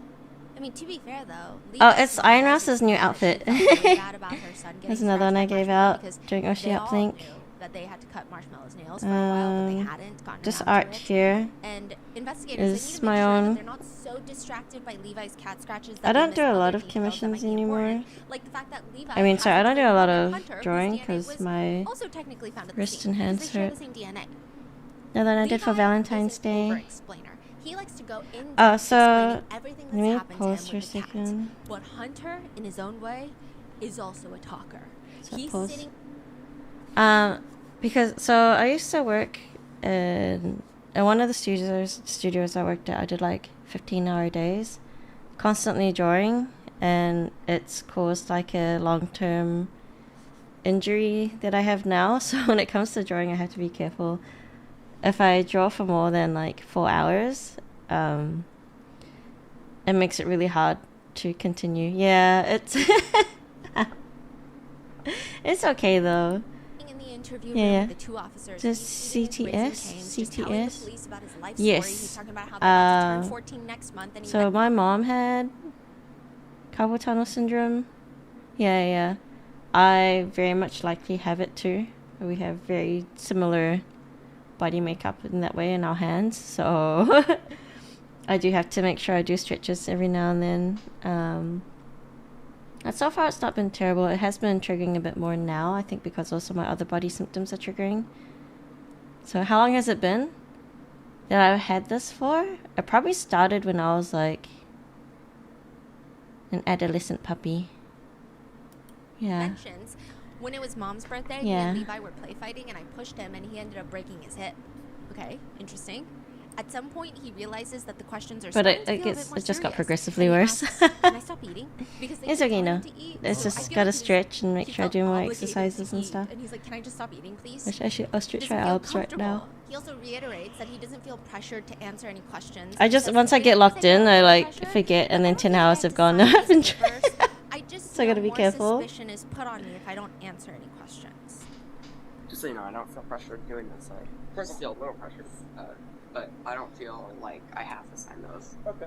I just know it's more suspicion is put on me if I don't answer any questions. So He immediately starts the interview saying, "Can I say something?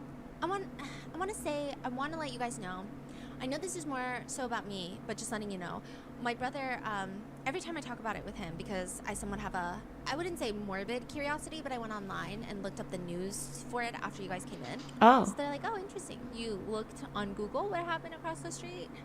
You know, which in his defense, wouldn't everybody look on Google, right? Mm. But it's important exactly what he looked up. It's one thing to Google murder on blank street. It's another thing to Google how do police find DNA at the scene, composite sketch of killer on blank street, right? So the investigators ask him, can you show me what you looked up? Ah. Do you have your phone on you? No, I don't have my phone on me. And even if I did, literally the day, a few hours after they came in, or actually I don't remember if it was the day before or what, but my charger broke in my phone and it stopped working. And then we were able to get the piece of the charger that was broken in out, and now it's charging fine, but the battery's basically fried. So unless I have it plugged in 24/7, it's going to turn off. And if I try to enter my passcode or turn on the lock screen or anything like that, it's going to turn off. How'd that happen? I'm not sure. For a while, my phone has had a crack in it because I used to have some anger issues. for a while now, my phone has had a crack in it because I used to have some anger issues. Honestly, it Actually, can show you the kind of one sucks because it really seems we like did. obviously Where is it? I looked into it. I thought about it. My mom thought Wait, about it. where My is mom it? thought about it. That day he got scratches on his face. Because of that day, he had to go to the hospital, and then he decided to go to Dad's house. Huh? He wasn't in the Oh. neighborhood. It all seems like a very wide. It's like because I turned everything off on this one. Cat was face. His face was scratched by a cat. So he's almost like working through his thoughts out loud, which is like the last thing you want to do in front of the police. But he's like, no, my phone broke.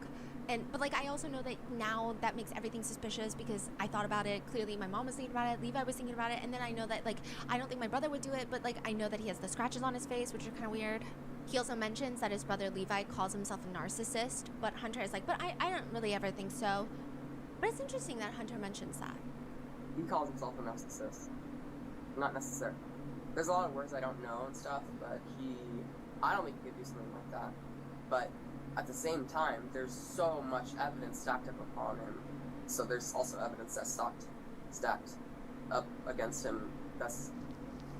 I use this like color, right? So when they talk about Hunter's phone, I turned he on says too many the phone is things. cracked. If you open the case, it's like cracked because the glass is cracked. Because like I said, I threw it when I had some anger This issues one? before. Yeah, there you go. I used to get mad about games, like losing. Yeah, games, yeah, and this then is I would just the go other stop one I because made. I was just getting like really stressed out. It's a book. Oh He my says gosh. that I because love he broke his it. finger. Okay, interesting. The police are like, well, She's so cute. what were you doing Sunday morning? Was he also recovering from some scratches? Did the cat attack everybody? They asked him about the morning. Oh my god, no, they held hands. They held I hands. was in the ER for getting stitches for the cat The scratches. and kissing Hunter is too says- much. So I went to bed, and then I woke up at like 8:30, 8:50, I don't know. And my mom and Levi were gone, and I kind of freaked out for a second. And I checked my phone because this was before my phone broke, and she was like, Levi got the cat scratched, so I had to go. So we had to go to the hospital, and then I think I just sat for a while before they got home, and then my mom got home, and then that morning, wait, yeah, no. So we went to bed. I woke up and got those text messages, and then I think I waited a while because I don't remember if it was just mom or it was mom and Lewis who came back home. so he's just like, I don't really remember. Investigators ask Hunter, has Marshmallow ever scratched anyone before? Like, is that why it's so crazy? No, he's never done anything like that. Does he usually sleep with Levi? No, not usually. That's why I thought maybe he heard something outside and wanted to protect Levi. So Levi sleeps in the living room. So they thought, maybe the cat heard something, freaked out, went to the living room, and then attacked Levi. But Hunter gets sick around this time, so after Levi gets back from the ER from getting those stitches, Levi actually asked to go to his dad's house. And Mom and Hunter think that's actually a good plan because Hunter's throwing up nonstop. He's like so sick, he's having explosive diarrhea, he's vomiting at the same time, and that lasts multiple days, and whatever Hunter has is probably contagious. And with the commotion across the street, it's just a lot going on. Hunter remembers when he was in the bathroom, he does recall seeing some blood on the sink. There's like blood in the bathroom from where he had fallen or anything like that? Oh yeah, there was like blood on the sink and stuff. Okay. But like mom tried to clean it up, but there was still a little bit of blood after. So we just saw blood after because I started puking, and then we spent a long time in the bathroom. And then she was like, "Oh my God, Lewis got blood everywhere. I forgot to clean up some of this." I was like, "Okay." So and then I think it's gone now. Okay. Was it like a lot of blood or a little bit of blood? A little bit of blood. It's interesting because the over-explaining can come off suspicious for both parties, but I do feel like it's understandable when you realize they're both true crime documentary watchers. And this is actually something that I've thought about in a lot more recent cases because I had this like run-in with a police officer recently. Like nothing was happening, there was no like case or anything, but I just remember I was like looking for where the body cam was on his body while I was talking to him about something completely unrelated because it's just interesting. Now that I watch so much body cam footage, now I feel like I'm looking for body cam cameras because it's something that I think about, and maybe the same thing is happening to Hunter and Levi because Hunter even states to the police like, also me stuttering has nothing to do with like you guys being here, just so you know. He's trying to explain that he just stutters. So now he's like going into this over-explaining territory of like, no, but like I'm trying to be open with you, but then even saying I'm trying to be open with you seems like I'm not trying to be open. Like he's over-explaining everything. Self-analyzing. Yes. Already. He even admits to the police that he watches a lot of body cam videos. Also, he goes back to explain, like the whole thing of like Levi calling himself a narcissist. So he mentions it and he's like, well, I don't think so. And he explains, he's like, Levi is just the one who always says that he's always saying that he's this thing when he hasn't been diagnosed with anything like it. Like saying he's probably slightly manipulative, like stuff like that, just because his trauma has made him feel this type of way. Honestly, it's really upsetting for me. Like he knows all the, I don't want to call it disorders because I don't think that's what it is, like, but sociopath.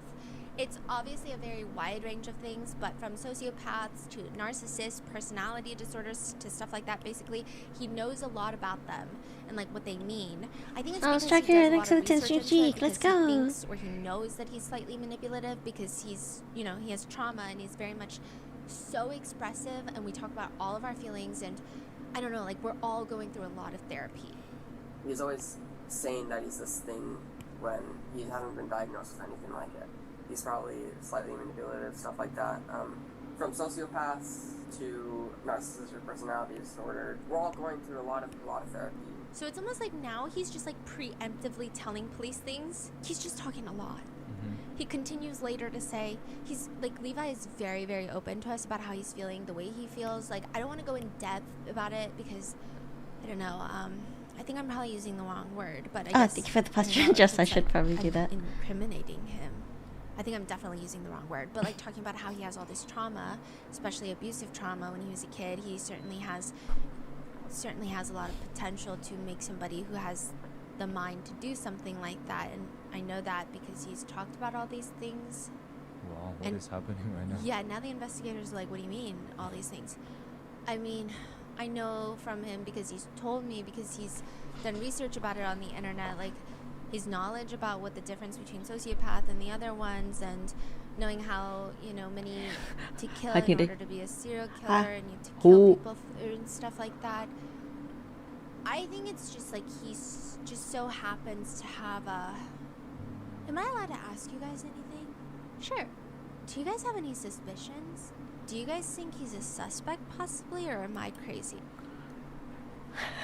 Sorry, I gotta pause because I want to grab my cookies. Okay.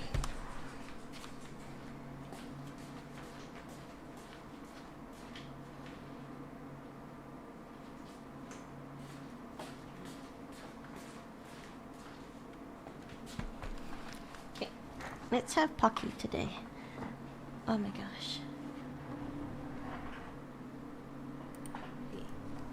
Like, is he not a suspect at all?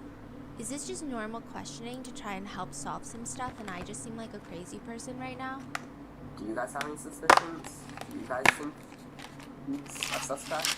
Or am I crazy? Is he not a suspect at all? Is this just normal questioning to try to help solve some stuff, and I just seem like a crazy person right now?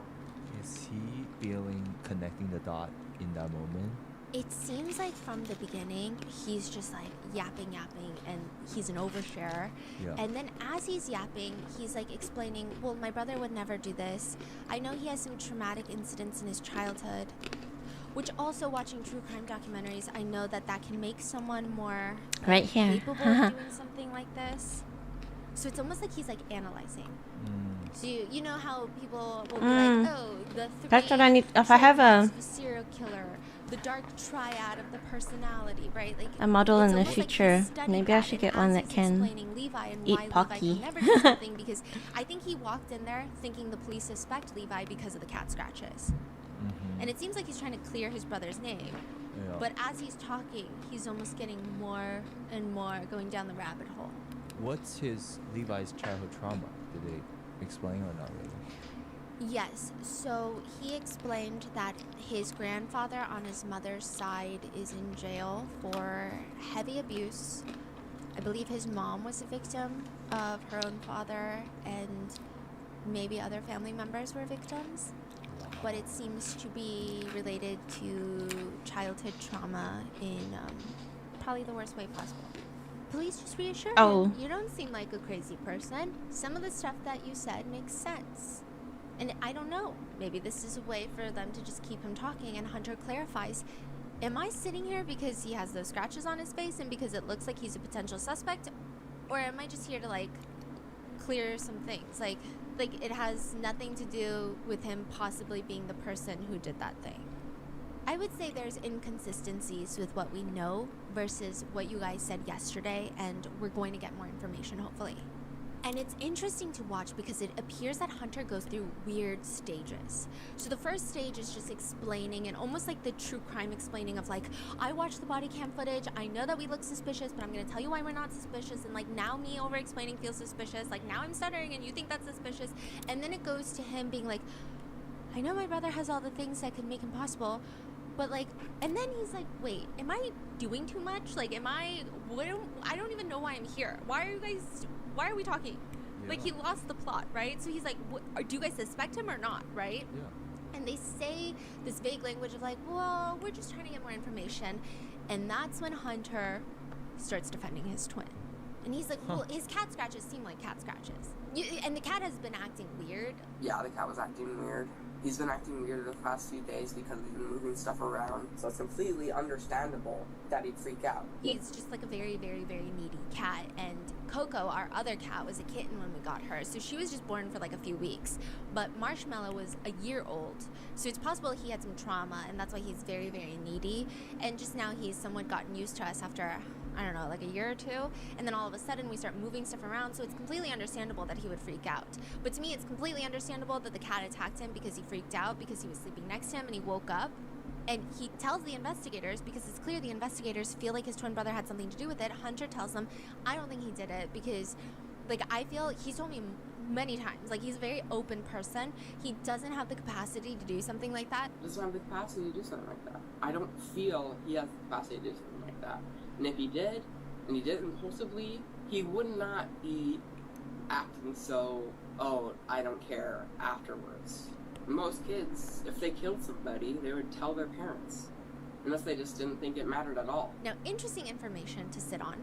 Investigators who are also in Levi's room have a very different approach from Hunter's. It could just be that Hunter appears to be a bit more talkative and open to give out information without being asked, whereas Levi seems to give out a lot of information, but only when he's pressed on it. Once the officer is done reading Levi his Miranda rights, he needs to clarify and make sure 13-year-old Levi gets it. With these in mind, do you want to have a conversation with me? With these in mind, do you want to have a conversation with me? No. Well, I guess it states that I can quit having a conversation with you. I'm not sure what this is, like, necessarily about. Do you know what we're investigating? I mean, I know something happened on the street. Across the street in front of me. Right. A woman was murdered, right? So we're trying to find out what happened. Okay? So that's what we're investigating. The investigators ask him to walk them through Saturday night. And, like, the wording is weird. Levi says they all went to sleep. Quote, so we all went to sleep, and then honestly it seemed pretty normal. None of us really, like, woke up for a couple hours. Neither of them did. How does... Exactly. Yeah, why would you speak for your... Yeah. And then I think at like 2:30 maybe, 2:30 in the morning or 2, I'm not sure, in that time area, my cat had randomly woke me up with all the lights off, like sitting on my neck. He says that Marshmallow's sitting on his neck, and he decides that he's going to freak out on Levi. Levi says that he gets scratched by the family cat Marshmallow. He starts cleaning himself up. He goes to the bathroom.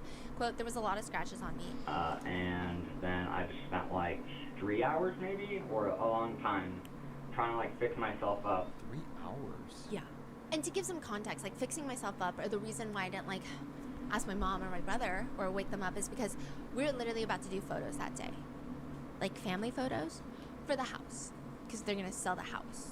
He explains, I don't want to be this kid that's constantly waking people up or being like an annoyance when they're trying to sleep. So I just try to clean myself up the best I could. I try to like clean up my face. He also scratched my neck.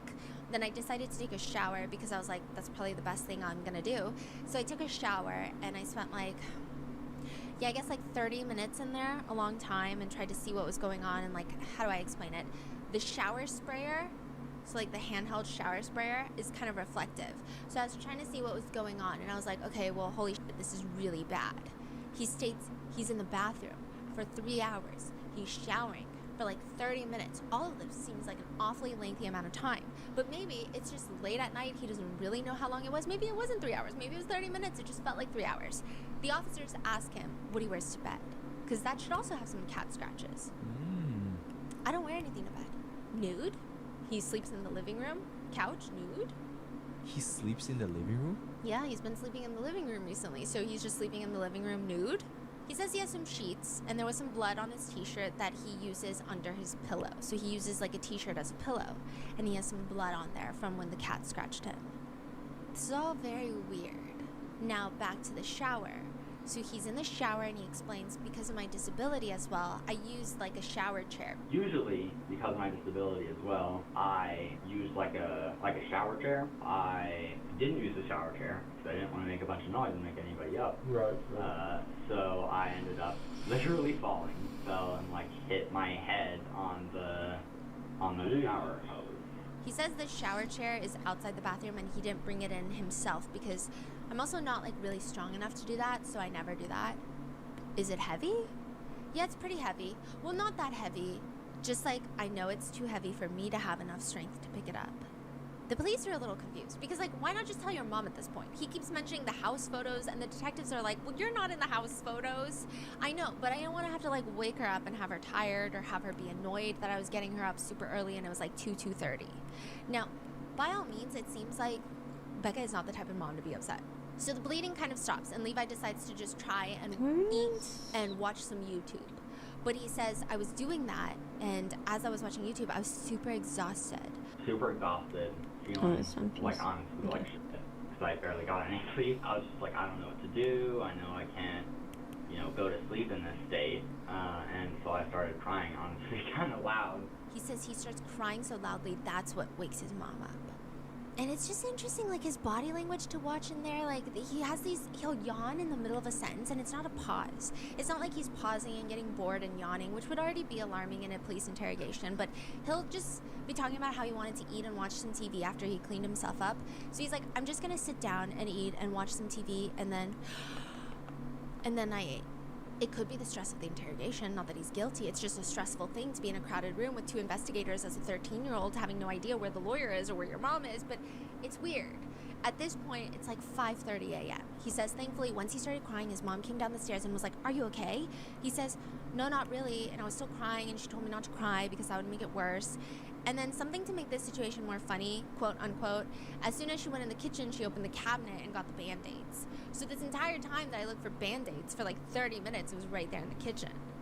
But when he gets back to the house after going to the ER, he says that he was super emotionally triggered.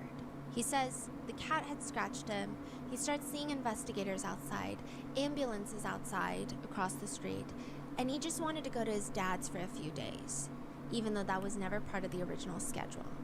Well, you didn't know what was wrong with Denise. Yeah, I just thought that it's just crazy it was crazy in my mind, and I started assuming, like what had happened. What did you think happened? I don't know, I just thought, you thought it was a coincidence? I didn't think it was a coincidence. I was just jumping to conclusions. Mom was like, she probably just had an accident or she fell over. And I was like, hopefully. I was like, yeah. And even this right now is honestly starting to make me feel kind of emotionally triggered. When you get triggered, does it ever make you angry? No, just makes me sad. Or like hyper emotional. So it made me feel like really gross that something else had happened and I was already in an emotionally triggered state. So I kind of felt like really sick to my stomach, and I felt really gross having to think about what if something happened to somebody right next to me or the house right in front of me, and it made me feel really sad, and I started crying even worse. Hunter didn't even know what to do, so I decided to go upstairs so I could try and stop thinking about it, but I didn't like having to think about something else was happening, so I didn't have to feel worse. It's just weird. So he asks his dad to pick him up so that he doesn't have to think about something else happening to somebody while something had happened to him.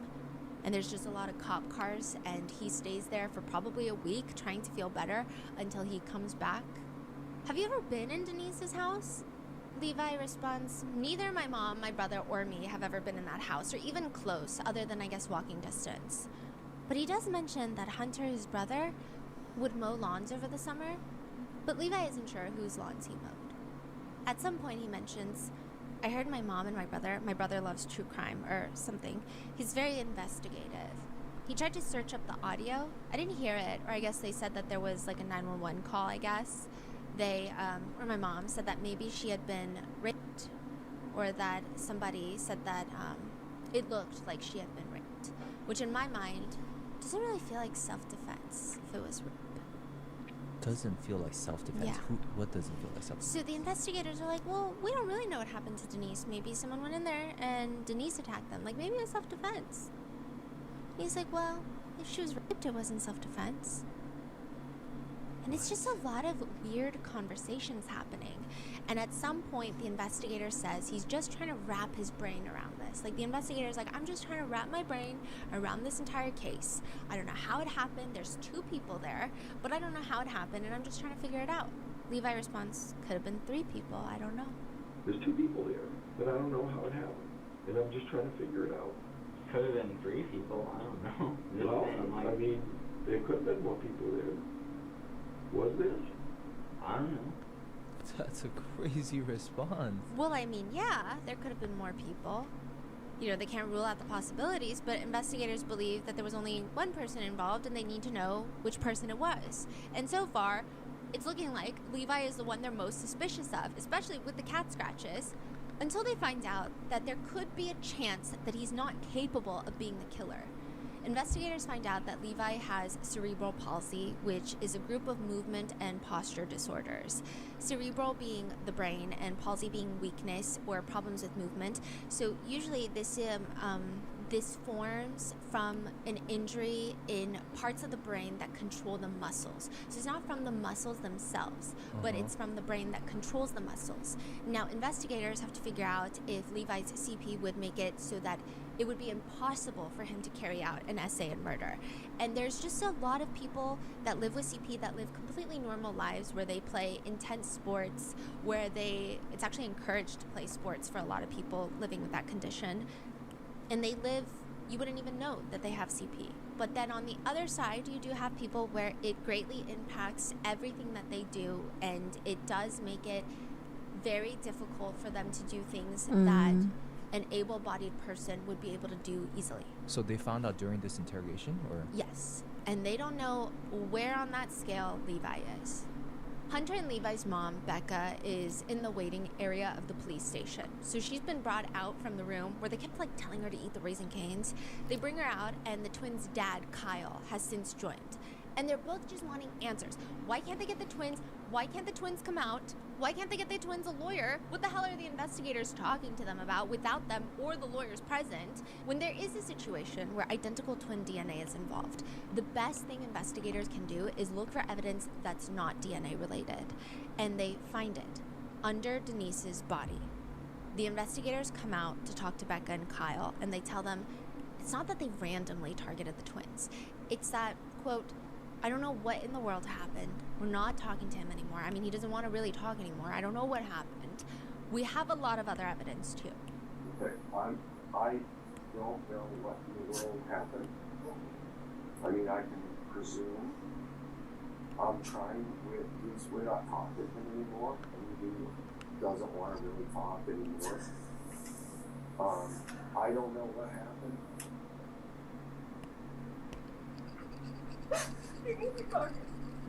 Well, we have a lot of other evidence too.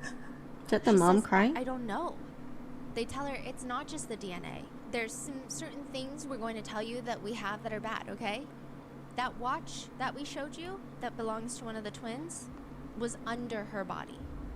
All right, that watch that we showed you was under her body.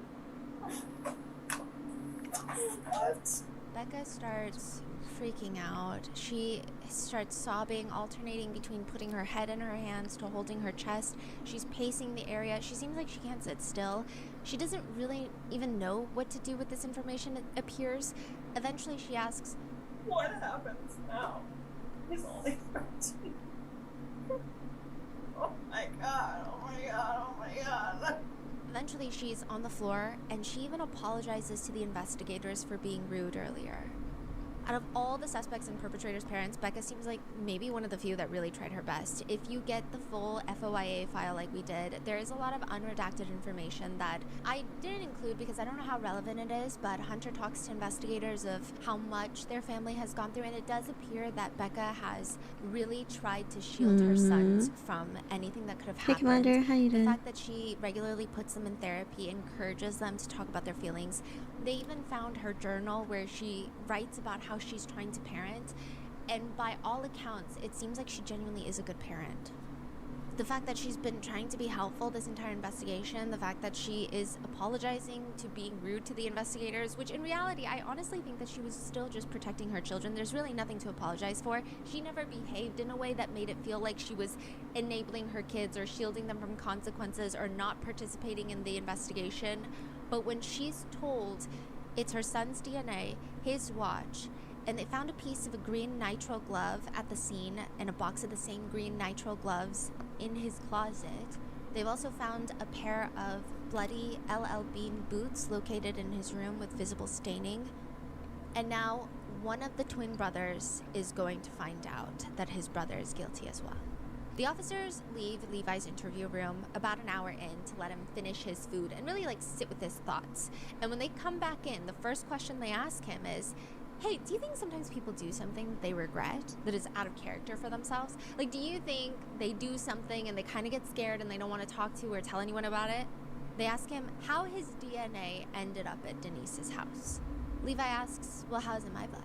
That's what we're trying to figure out. So we're trying to figure out, I want you to help me explain this, okay, why your blood would be in Denise's house. I don't know, how's in my blood? That's what we're trying to find out. They tell him that they took his DNA swabs and they compared it to the DNA in the house and Denise's house, and it's not only Denise's blood, but his blood is mixed in with it. He doesn't seem wowed. He just asks, well, how does that work? Well, everybody's DNA is unique. Everybody has different DNA. Everybody. It's like fingerprints. Nobody has the same fingerprints in the whole world. Even brothers? Even brothers. Everybody has different DNA. Everybody. It's unique to one person. Everybody's unique. And it's like fingerprints. Nobody has the same fingerprints in the whole world. Even brothers. Even brothers. Now, the match to the DNA was to both of them, but it's interesting that that's his response. Yeah. And I think that's just what the investigators are trying to get at. When DNA is brought up again, he says, I guess everybody's is unique. I just mean, like, my brother is literally, well, my twin. I don't know how that would happen to begin with, how my blood would be at her house.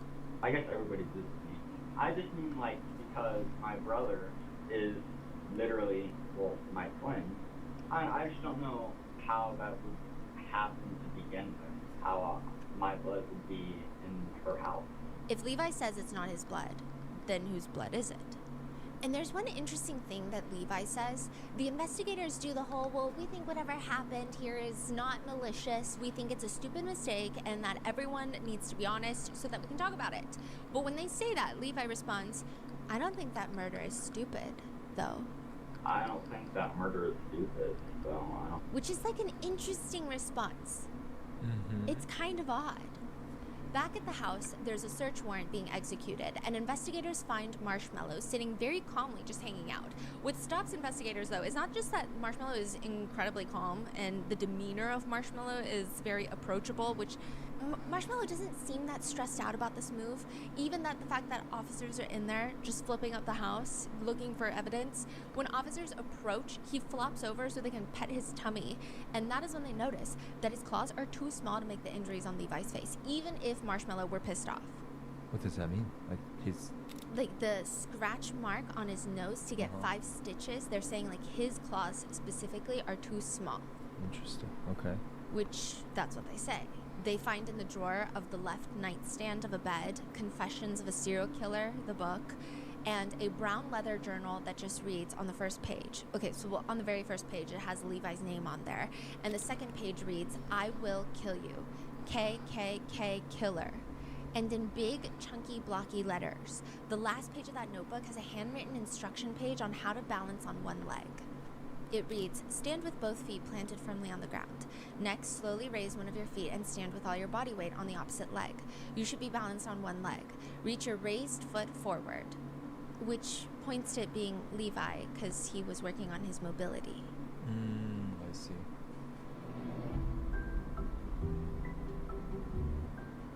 Having the right tools makes all the difference when you're starting your own business. Don't know where to start? Start with Shopify. Shopify's design and launch tools allow anyone to open a storefront that reflects their business while also remaining user-friendly. You can build a stunning website fast with Shopify's templates and AI tools, no coding required. And if questions come up along the way, Shopify has this built-in AI assistant, Sidekick, ready to help you build, troubleshoot, and keep moving. Shopify works for all shapes and sizes of businesses, online or face-to-face. At markets and pop-ups, you're joining millions of entrepreneurs who have already taken this leap, from recognizable brands to people who were exactly where you are now, just months ago, including us. Our first launch with Shopify was for Grandpa Mingo's art studio. It was basically our first small business experience, and Shopify made business beginner friendly. It was the best. It was so easy, so much so that we actually have something very special in the works, again, that we're really excited to share. We're going to be announcing it soon. I know we've been talking about it for a while, but all you need, really, with Shopify is the idea. Shopify handles the rest. If you're serious about hearing your first ka-ching, start your free trial at shopify.com/rotten today. You heard that right. Start your free trial today at shopify.com/rotten. That's shopify.com/rotten. I feel like my ka-chings sound like me screaming. Going, ah! But it's not just the journal, it's what's on Levi's phone versus what's on Hunter's phone. On his devices, he's talking to someone on TikTok and Levi messages them. I have very low empathy, which has been confirmed. Also, my plan, I'm on track. Found my MO. He takes screenshots of serial killers' MOs, their psychological analysis, equipment used for transport, body disposal, naming, possible planning, execution methods, body dump sites, clothing, appearances. There are several photos of Levi of himself that he's taken, like selfies, where he's choking himself and taking a photo. Which, okay, I looked into it, and it seems like sometimes people with very morbid interest who want to see what someone would look like dead will sometimes Google pictures, but then maybe it's not good enough, so then they'll like... In other messages to unknown TikTok users, he's messaging about how he has a severe lack of empathy, he likes hurting animals in his childhood, and I guess this person tells him that he could never hurt a fly. Like, I don't think you could ever hurt a fly. Levi responds, I've killed animals before on my own with a knife. You're right, I probably couldn't hurt a fly though, because they're too fast for me. He states that he doesn't kill while he hunts. He says, I don't go hunting. And he's talking about killing. He says cats, dogs, some squirrels. Then he sends a message that reads, trying to understand my own problems. Are you sadistic at all? I'm fairly curious. Not too long after, he Googles causes of being sadistic. Then he takes screenshots of information of how serial killers subdue their victims before killing them, as well as how to strangle someone and how long that process takes, which Denise was found smothered to death. And the night of the murder, authorities are able to track Becca, Hunter, and Levi's phones. 12:53 a.m., Hunter plugs in his phone into the charger and locks his phone screen. 2:12 a.m., Levi locks his phone. 2:19 a.m., Hunter locks his phone. Then from 2:30 to 2:52 a.m., Levi's on his phone using his camera, but we don't get any other information from that. Wait, what's happening? So at 2 o'clock-ish, both brothers lock their phones? Yeah, like as in like, it just shows that they turned off their phone. Like, you know, they can track when you unlock your phone, lock your phone. So they were both awake around that time? Okay. I guess Levi turned on the we're camera 30 for minutes how long? away from... 2:52 a.m. I can link it to you later if you want to finish the story. Again and start searching up Fairfax, Ohio Police Department. Fairfax, Ohio Police Department photos. Then later, when Levi goes to his dad's house, he starts Googling again. Fairfax, Ohio photos. Fairfax, Ohio Police Department photos. Fairfax, Ohio Police Department. Does Ohio have restrictions on using familial DNA searches? What was Ted Bundy's diagnosis? What was Ted Bundy's kill kit? Fairfax, Ohio woman found dead. Fairfax, Ohio woman found dead. What was Ted Bundy kill kit? Why do you think he's searching about kill kit? I don't know. After the fact. Maybe, there's more curiosity. Yeah. Then he sends a message to someone on TikTok a few days after the murder. I'm probably going to get caught. And then deletes that message. Then there's more searches on Google. Saliva drug tests, saliva swabs, juvenile detention center, Cincinnati, Hamilton County Youth Center, ways cops mess with you in the interview, ways cops mess with you in the interview room.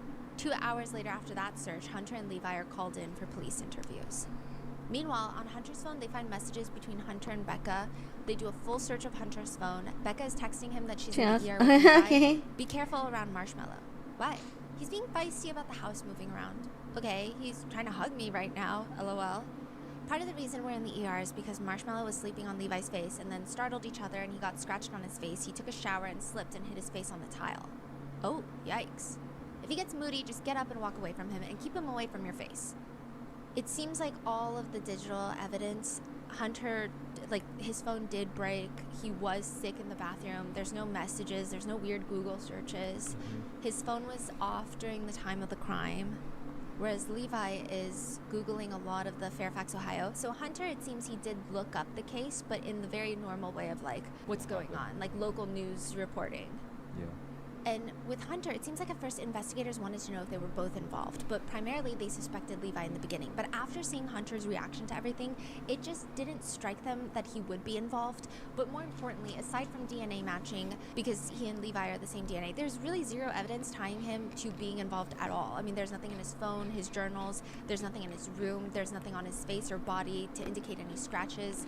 And he also doesn't believe that his brother is involved. Hunter tells the investigators, I'm sure from your head and the other investigators, you guys were probably thinking about, like, of course, he has scratches on his face. He left the house. He had to go to the hospital.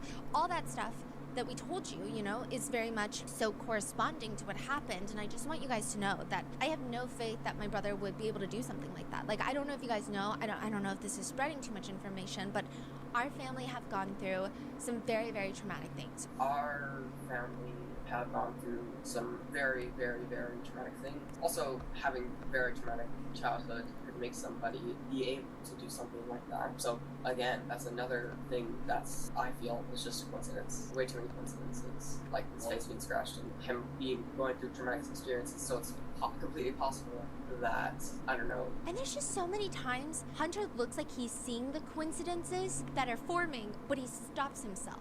And he continues, I don't know, like in a different universe he did that, right? But personally, I believe, I thought about it, I imagined it because I'm a very imaginative person. I imagined, like, what if Levi made up this story of scratching his face and then like what actually happened? What actually happened was like, oh, he snuck out at night and did that whole thing. But that was just like, I didn't actually believe that that's something you could do. Like after I imagined that, I was like, no.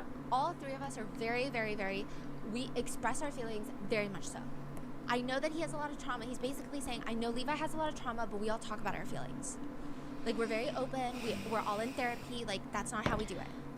He even says the day after Levi got back from the hospital, remember he went to go stay with his dad, Hunter says that the reason was because he was triggered. And I know that sounds suspicious, but and it seems like Hunter has another moment.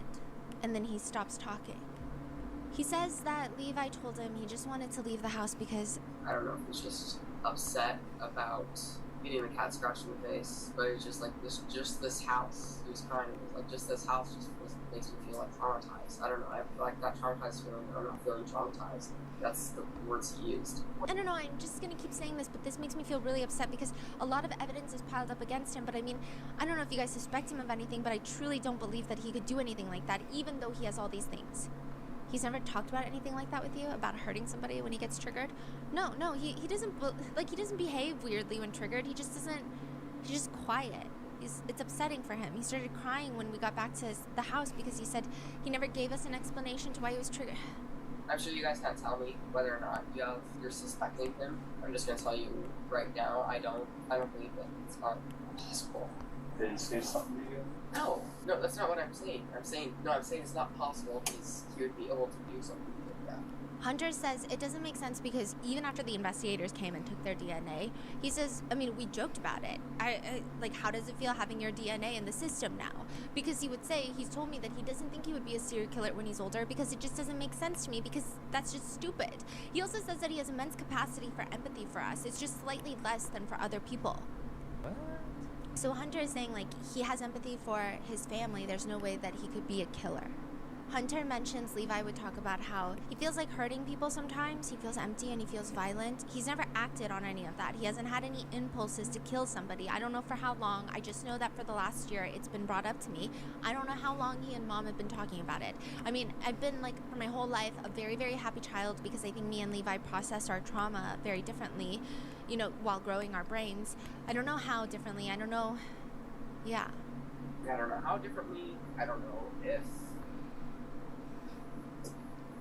Hunter says that he feels like, what if he's being crazy? Which means nothing is happening, but Levi will know that Hunter suspected him almost, which means that Levi would never talk to him again because if that were Hunter, he would never talk to his twin brother because the betrayal of suspecting your brother of being a killer would be too much. But also if he did do it, then they need to know, and Hunter says, he said multiple times he's not stupid enough to do that. So it's not like he's been acting erratically these past few days after he got scratched by the cat. He's been acting pretty much normal. He just only acts slightly weird whenever I bring up the thing, which makes sense. The thing that happened across the street? Yeah. He's disabled. He's very transparent to us and his therapist about the way he feels. Also, the doctors would have realized it and said something like, they don't look like cat scratches if they weren't cat scratches. Like, I don't remember what it's called, but they said like a plastic surgeon came down and stitched his nose to make it look better. Wouldn't the nurses or doctors have had suspicions? Because surely you'd be able to realize that something was a human's nail or a cat scratch. He later leans back and he's almost like looking off to the side as if he's replaying the last few days in his head. There's just no way. There's just no way.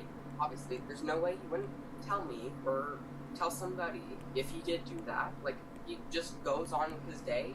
Like, I know murderers can do that, but, like, him? I don't know. I don't know why the investigators decide that they want to be the ones to break it down for Hunter. Like, maybe they want to see his reaction. Maybe they want to see if he's going to tell them something else. The twins would never. The twins would never. I don't know. Jello. They show him a very Kill that quote. of Levi's Get rid of that thought. And it's on his tablet. It's clearly a crime scene photo, but it's so zoomed in that you wouldn't know. Mm-hmm. What do you think about that? What do I think about? What do I think about that? He's just looking at the picture of the watch. He's like, what do you want me to think about it? It's just my brother's watch. Here, let me widen it out. They zoom out. What do you think that's the picture of? He starts like, I guess, hyperventilating. You don't hear it on the body cam. I'm But talking he about also Phil tells him Markov, of to course, right? Take a deep breath. Yeah. And he No, says, don't, we let's don't have not. any of those blankets. Let's not do that. That's not your house. Try to take some deep breaths. We don't have any of those blankets. But it's not your house. How does the watch in the struggle was? It was broken. No, I remember him saying that he lost his watch. And when did he say that? After he got home from the ER. I don't remember him talking about it. And then when he left, he came back and he said he doesn't know where he put his watch. But Hunter is still defending his brother. The way he sounded, I don't know. Like, I don't feel a person would say that.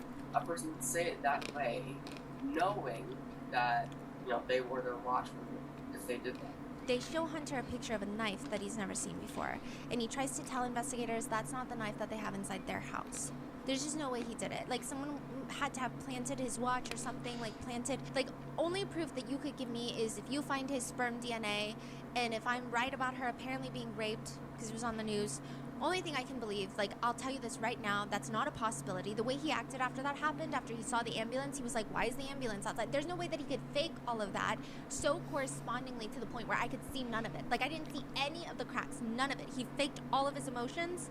Hunter later tries to say maybe that's not even his watch. He says, there's no way that my brother, there's no way someone in my family, even though, all I'm going to say is I don't believe it. I'm going to say that I think there needs to be more evidence. I think there needs to be more evidence to convict him. I think there needs to be more evidence. I know you probably haven't shown me all the evidence, but that can't be enough evidence. I know there's all these coincidences just stacked up against it, but there's no way. I mean, my brain really goes off topic. I just thought, well, what if he lost his watch at Dad's?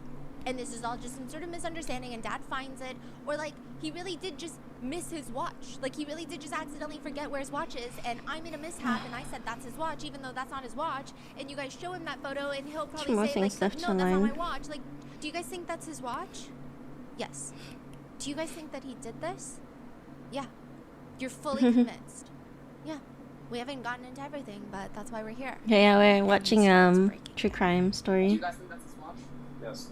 Do you guys think that he did this? Yes. Yeah. You're fully convinced? Yes. Yes. We haven't gotten into everything, but that's why. And he screams, no, it's not possible. And he starts frantically asking, are you saying he purposefully hurt? And then he goes back to, there's no way he would do that. Even if he did kill her, there's no way he's the one who raped her. He's not that type of person. On top of that, I don't believe for a second, I think what's happening is there was a really, really, really meticulous and planned, smart person who planted that watch there, and I've been planning this for a while. And it just so happens that Lewis has a lot of traumatic experiences, and he grabbed our knife, and he took our watch, and they did that. He also tries to reason with the investigators because he read on the news that whoever did this, they referred to him as a man. And he's like, and Levi's not a man. Fox 19 said that he was a man. He says the chances that this is his twin brother's doing is slim to none. I have no belief that Levi doesn't have the capacity to rape and kill somebody purposefully, willingly, harmfully, having the person fight back. And also, how would Mom not find out about it? And if she did find about it, why the fuck would she hide it? She's not the type of person to hide it.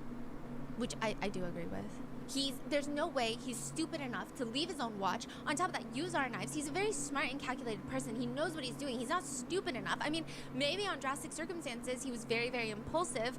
He really felt like killing someone. He had no other weapons. He could have just gone into her house and stole one of her knives. Is he faking his empathy? Oh yeah, thank you for I appreciate Does he not you. actually care about any of us?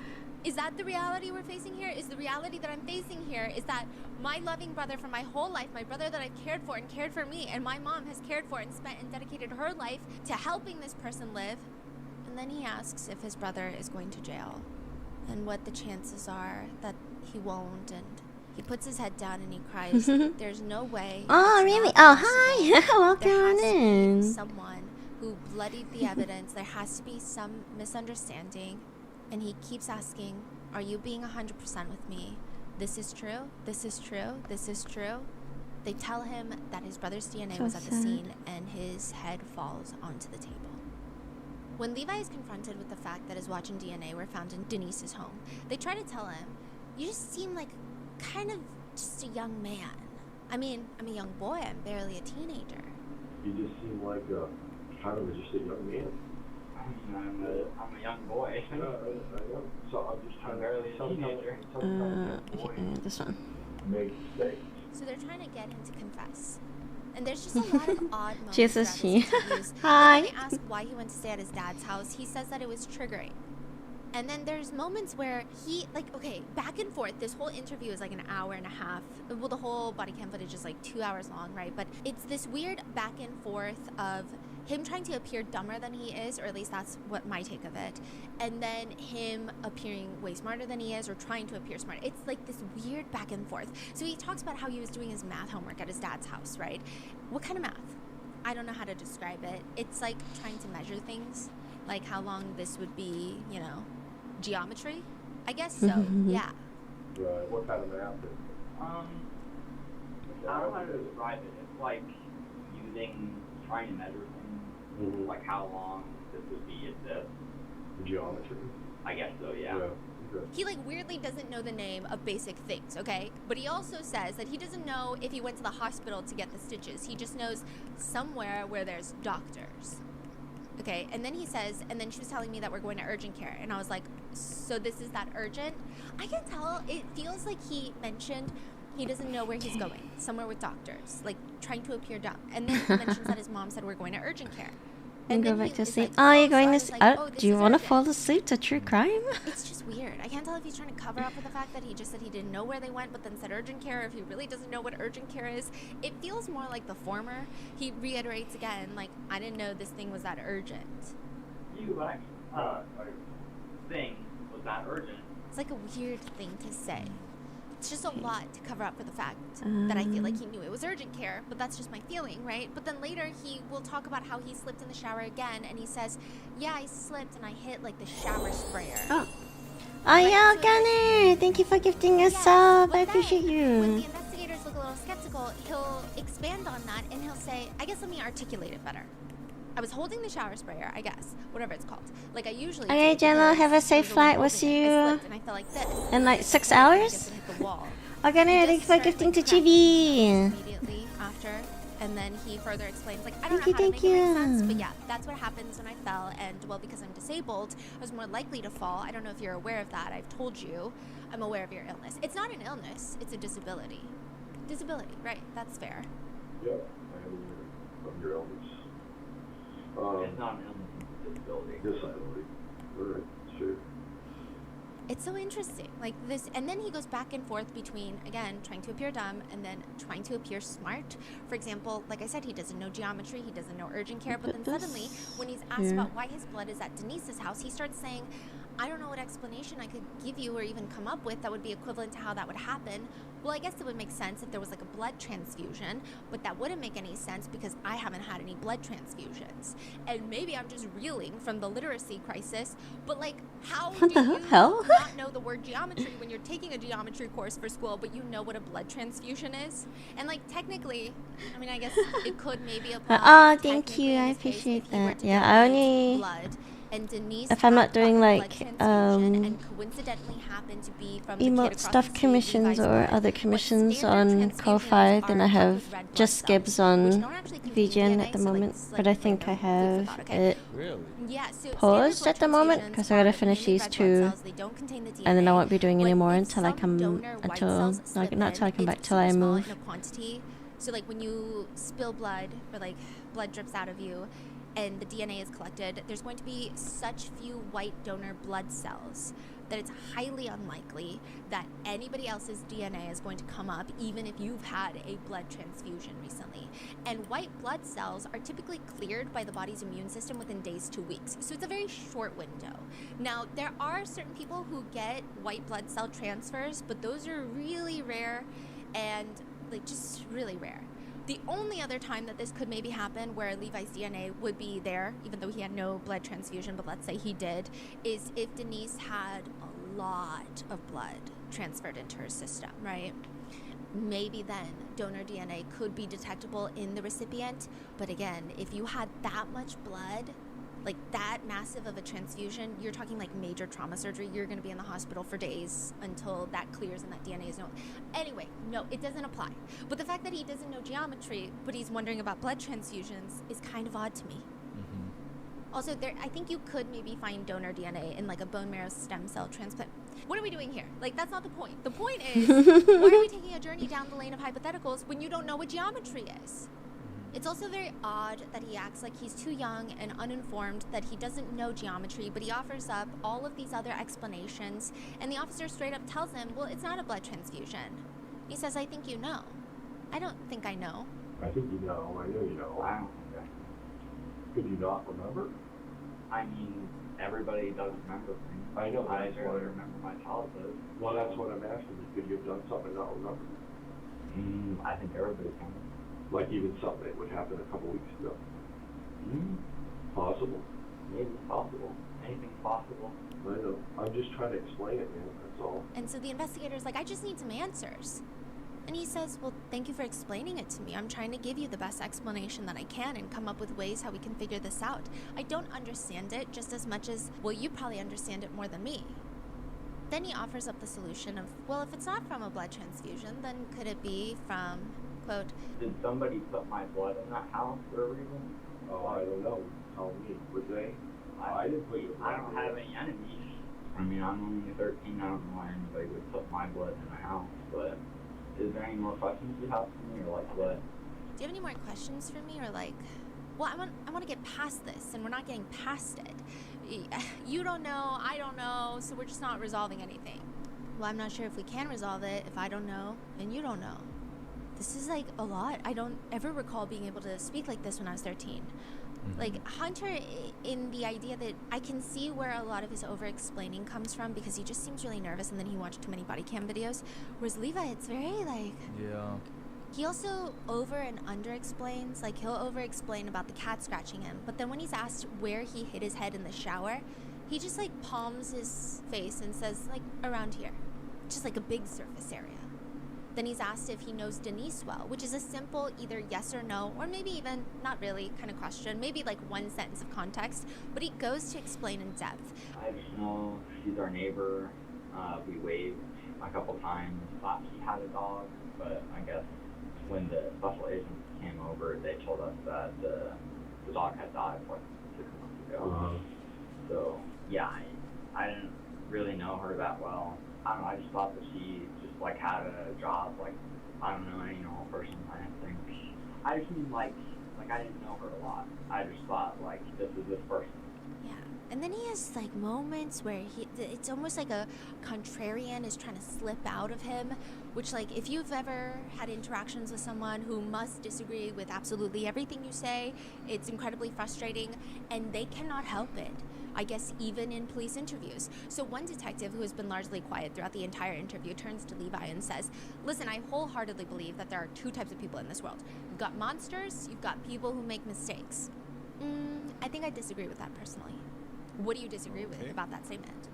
I just think that there's a lot of different types of people in the world. There's not monsters and people who commit mistakes. The officer says, well, I'm just simplifying it for the context of this murder. There's only two types of people that would commit a murder. You know, monsters and people who make mistakes. And Levi responds, well, if it's murder, then it would be a monster, right? If it's a murder, then it would be a monster, right? Not necessarily. You know? No. That's pretty weird.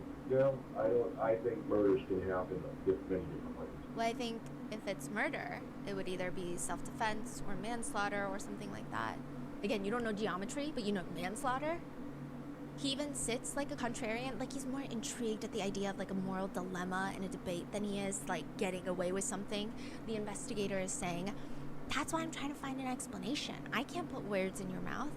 Levi responds, I can't put words in my mouth either. I mean, I can.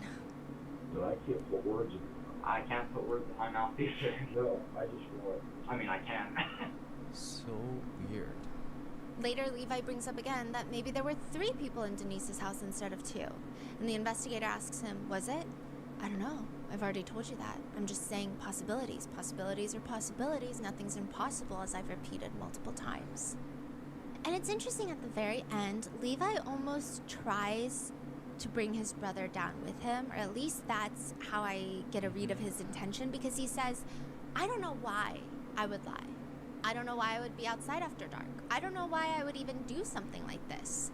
He says, I just know I don't see a scenario where me alone or me myself would ever do that. I don't see a scenario where me alone or me myself would ever do that. Which is like really weird. He's saying, I would never do this, but also if I did, I would never do it alone.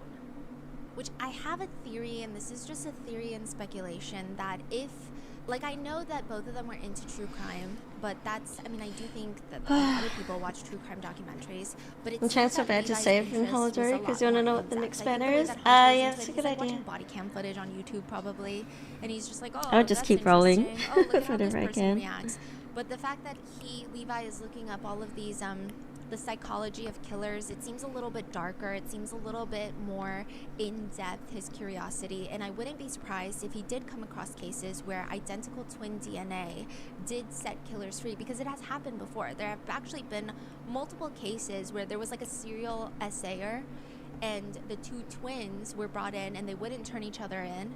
The investigators had hoped that at least one of them would say, oh, well, you know what, I don't want my brother to go down for it. It was me, but they didn't. They even put them in the same room together to see if they would talk about it, but they just made small talk.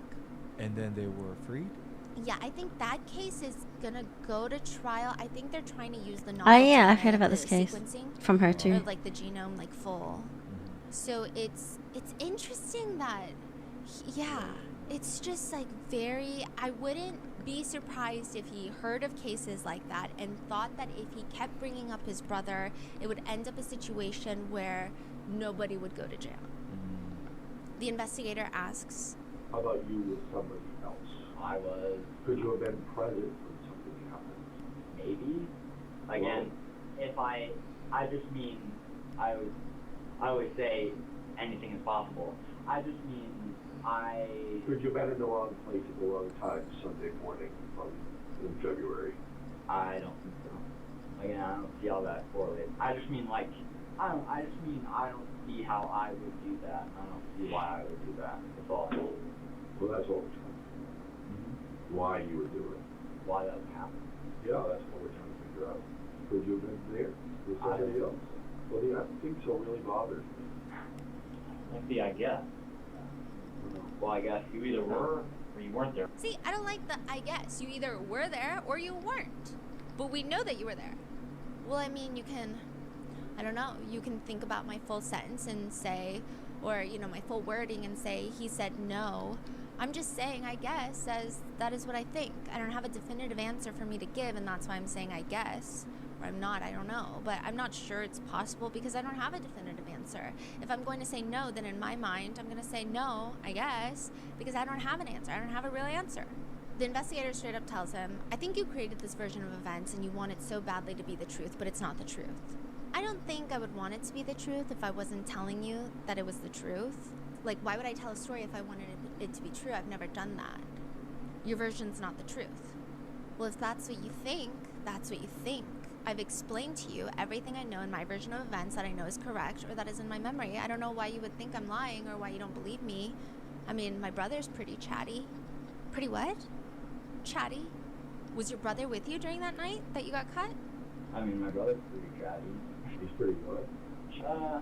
Chatty? Was your brother with you up at all during that night? No. Eventually, they don't get a confession, but November 10th of 2025, Levi Cart pleads guilty to aggravated murder, aggravated burglary, and strangulation. He receives the maximum sentence allowed under juvenile law. He will remain in the juvenile detention facility until he turns 21. He is expected to be released in 2033. Wow. Yeah. One neighbor told the police during the investigation that whoever did this to Denise needs to receive capital punishment because, quote, you know if he gets out, he's going to do it again. You can't cure that. Other netizens have kind of sounded off online saying, like, that's actually a really dangerous age to release somebody. And I do think... Yep. I mean, watching his interrogation video, it seems like if he's that equipped at responding to the police the way he did at 13, I can't imagine how much more fine-tuned that's going to get in a cutthroat environment such as a juvenile detention center. I imagine your capacity to learn how to adjust and survive in situations like that will make you only that much more cunning and evasive. I mean, it was such a strange case to see. I think it's interesting that the investigators handled the case the way that they did. I almost suspect that maybe they pled guilty because, I don't know, I just feel like the investigators really shot their own foot with this investigation. I think had it gone to trial, I think the defense would have had a good time finding a lot of legal murkiness with the way that the investigators approached all of this. And I think maybe that is what resulted in this plea deal. But that's just my speculation. What are your thoughts? Let me know in the comments, and I will see you in the next one. Be safe. Be safe.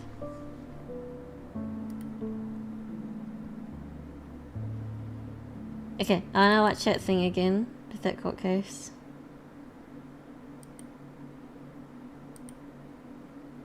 That's his wife. The sneaker collection. Where's the other one? Okay, and then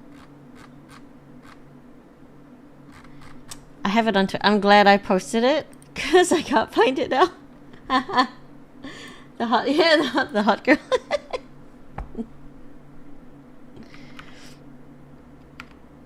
I have a feeling they might have covered it in Autofister, but I don't remember.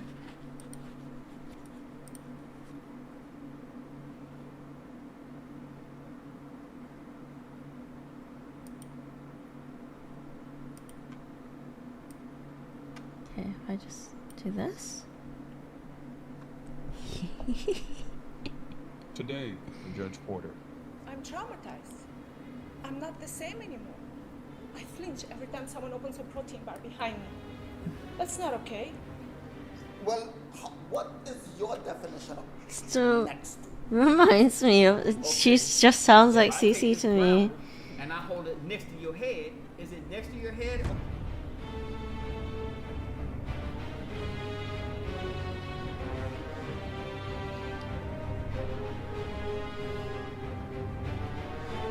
We're gonna have to, maybe Socks will know, because I feel like we've seen it before, and I think Laura was the judge. Oh, I can probably change the tags now. Yeah, let me change the tags on this, because it's not anymore. everyone, please be seated. Thank you. We're here for case Yeah, number updated. 6008. Raquel Berzinia and Charles Grant. Can you guys come to the podium, please? Okay, then I think all I gotta do now. Ma'am, is your first name Raquel or Rachel? It's Rachel. Rachel? Okay. I see that you're suing the defendant for making you feel uncomfortable at a gym, and you're seeking $25,000 for emotional distress. Am I reading this correctly? Yes, sir. All right, ma'am. That's Tell right. us what's going on with this. Okay, Your Honor. I'm not just here as a plaintiff. I'm here as a victim. Actually, you mean let's watch Autofister Network after this, because I feel like I think they did cover this. I walked into the gym like any normal day. Matching set, flawless ponytail, lashes on, you know, just minding my own business. But the moment I stepped onto the treadmill, I felt it. The stare. Like Job, just without the bookstore. Your Honor, 25,000 won't undo the damage. Okay? But it might help cover my therapy, my personal security detail, and a new set of leggings. Sorry. What? Did you just say that you have a personal security detail because of this incident? Of course. I'm traumatized. I'm not the same anymore. I flinch every time someone I'm not looking at her behind me. like you think this. You That's see? not okay. You should pay for this, Your Honor. Man, tell me what's going on. Your Honor, I don't even know why I am here today. That makes two of us. This case has no legal merit that's based on anything in the law, any legal precedents. Are you suing me for looking? Is that Objection. what I'm speaking? Objection. Are you suing me for looking? Then if this case is allowed to stand, half the men in Mango Park have to walk around blindfolded. Okay, let me see if I got some clarification on this. Lord have mercy. So we're talking about a gym, correct? That you're a member of. Yes. And that you're a member of. I've been a member for a long time, and it's a public space. Now, just so I have clarification as well, you're not an employee of this gym, correct? No, I'm a customer. And you're not an employee of this gym, correct? That's correct, sir. Okay. My head hurt. Ma'am. My head hurt. I Same, wanna bro. make sure I heard Same. you correctly. You said that you walked into the gym and you're a victim of being too hot. Is that the verbiage that That's you use? basically what it is. Now, so when you say that you're too hot, I'm assuming that you're not talking about from a weather standpoint or a body temperature standpoint. You're talking about a physical attribute that you have. Of course. Can you? So what you're saying is look that at you're me? too attractive. That's what you're saying. Literally, every time I come to the gym, I feel like a fashion model. I always have matching sets. Hold on, wait. I want to hear about this Your matching Honor, set. Go ahead. And when I take selfies, he's literally on the background, almost in every my selfie. So you're saying he's photobombing your selfie? Yes, he's all the time there, watching me. He's what's the word I'm looking for? Oogling at you, and he's just in yes, and literally like rolling over me. He's in awe at the way that you look. Yes, Your Honor. And I saw him watching me do squats like I was the last donut on a shelf. Your Honor, hold on. Listen, this lady is delusional. Say it one more time, maybe someone will believe you. Hold on, ma'am. Let him If it is that we are looking at her, it's because she's doing the exercise incorrectly. Incorrectly? Yes, this is what she does all the time. For instance, let me show you an example. You know squats. Squats, as she just said. You gotta do it and keep your knees parallel to the Your ground. Honor, he's not my trainer. This is how she's doing the squat. From side to side and bouncing like this. So what? Is that for people to look at you? I was filming a video. When you do that type of thing, you are doing things for people to stare. And when we stare, but now you want to to be sue scared by me? you. Okay, hold on, ma'am. Now, You hear I'm the not sure, people but in is that the how- gallery? Is that one of the? Oh yeah, thank you for the Is hydrate. that the way that you do the squats? Your Honor, it's none of his business how I perform No, I'm just asking. I'm just curious if he's exaggerating. Well, he's probably exaggerating, but sometimes I'm filming videos, so I have to exaggerate as well. Oh, so you do the side-to-side movement on the squats. Sometimes, yes, different muscles work that for way. For video purposes. Yeah. So but not for him to watch. I'm just curious. Are you an influencer? Of course. Yeah. Oh, okay. So what is the purpose of being an influencer if it's not for people to watch? Okay. Yeah, that is the Oh, she's an influencer. Hey. Hold on. This is ridiculous. Oh, have mercy. Okay. Lord have mercy. All right. I felt like I was in a horror film. I swear. You did? Like I was the main No, I think character of a I'm pretty horror sure. Okay, I think they did this in Autofist already. without the lights, a no glam squat, and this man breathing through his mouth behind me. Okay. Well, here's where I'm a little confused at. I got the part where you said that you're hot. I got the part where you say that you have a matching set. I got all that. But it's weird to me because the only person who's in this courtroom for looking at you is this gentleman here. No other people. To get cuffed of the guilty of being hot. Just him? A victim of being too hot. So it's normal that I get looked at. I mean, Oh yeah, I should talk to him about that. I think already he'd. mentioned. I should just send this to This him. man This stares man. at me like I'm the last piece of meat. Okay. Your Honor, and that's not all. Actually, I thought you said earlier that you were the last donut on the rack, but I go mean, ahead. whatever is in your taste, you can say that. Actually, you said that, but continue. Your Honor, the main point here is that At first, I also thought maybe I'm imagining things. Okay. Okay. I'm not crazy. No. Not crazy. No, he's just delusional. So I thought I'm imagining, but then he followed me to my car. How do you explain that? Wow. Your car was parked. Here's a plot Was twist. your car parked in the parking lot, or was it valet? Parking lot. It was in the parking lot. Indoors. Hold that thought. Garage. Did you watch her Your Honor, walk to her car in the parking Your lot? Honor, it's a parking lot for only 6 cars. Mm-hmm. Like, where would you go? The parking lot is this small. So where would you go? I'm not following her. I am going to my car. She's going to her car. Okay. The thing is, she's the one who comes anywhere I am in the gym. She comes in front of me to do her side squats. Anywhere I'm at. Is that right? Is that right? I would like to put a countersuit for sexual harassment. Me?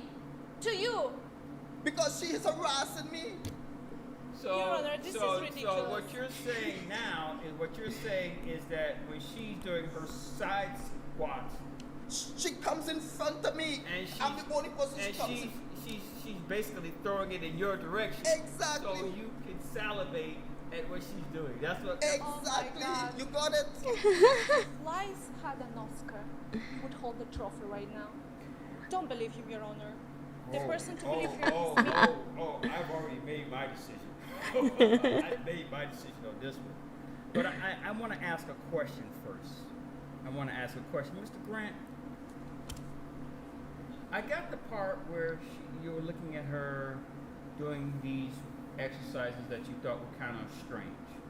Okay? I got the part where you said that she's coming over to me and doing whatever. All right? Where I'm lost at is, why are you following her to the parking lot again?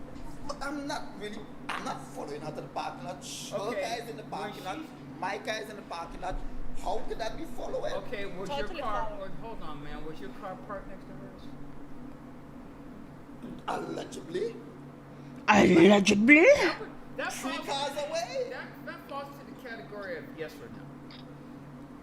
Well, what is your definition of next to? Okay, if I take this gravel and I hold it next to your head, is it next to your head or is it a ways off? Well, my definition of next to, it could be here. There's a kind between and hook, and that's next to in my book. Uh-huh. No? Ma'am, every time you go into the parking lot, is he there? Yeah. All the time. Every time? That would be a yes or no question, sir. Well, there's a great... I'm gonna check I gotta, it's not every time. someone's posted her Okay, almost every time. her socials. Okay. Whatever. When she's there, are you there in that same parking lot? Sometimes. Walking, while she's walking to her car? So you're trying to tell me that when she's finished working out, you just happen to be finished working out at the same time, every single time? I tell you what, I'm going to make it easy since it's so great. I am not going to grant you the $25,000 for your emotional distress. You're going to have to find another way to pay your security detail. But what I will grant you is a restraining order, because I think there's something a little off with the story that you're telling. But wait, but how would I go to the gym if I was restraining? I feel that. Oh, I didn't say that you couldn't go to a gym. I didn't say that at all. You just can't go to the gym when she's there. Meaning, if you decide then that, hey... Then what's the purpose of going to the gym? No. I think you see what's happening is she's there. Can't go to the gym when she's there. Then what's the purpose of going to the gym? So he's going to the gym when she's there. Brother. Not it, bruh. Restraining order against you, you can't be there when she's there. When you know she's there, you have to leave. When she's not there, you can be there. If you're there and she shows up, you have to leave because there's a restraining order against you. Now, to make it really clear, or much better for you, find another gym. You know what? You think she was pissy and went from open to closed 5 months straight? I don't know. Yeah, and you won't be distracted by people. Oh, that's a great point. That's a great point. See? Yeah, I'm feeling victimized here right now. Get what you deserve. Okay, would you like for me to grant her her $25,000? I'll take your judgment. See, I'll that's take your what I'm talking judgment. about. Yes. That's I'll what go I'm tell talking the about. judge, sir. You have been granted a restraining order. You will follow that restraining order, and court is adjourned. Thank you, Judge. Totally my vibe.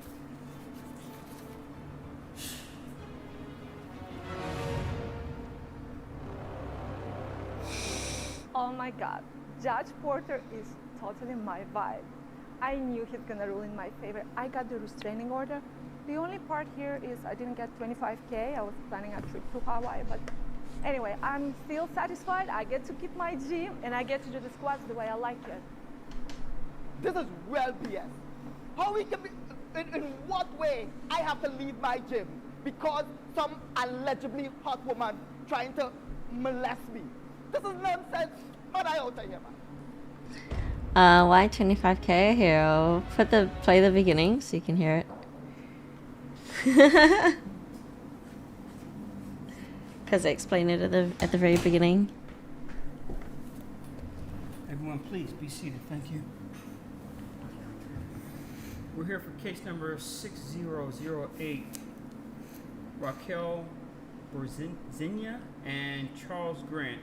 Can you guys come to the podium, please? Ma'am, is your first name Raquel or Rachel? It's Rachel. Rachel? Okay. I see that you're suing the defendant for making you feel uncomfortable at a gym, and you're seeking $25,000 for emotional distress. Am I reading this correctly? Yes, sir. Emotional All right, distress. What's going on with this?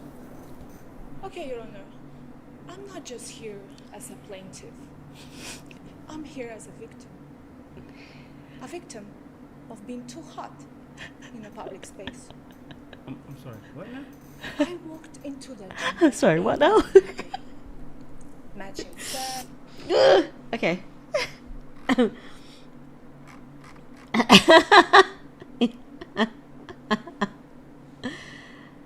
Yeah.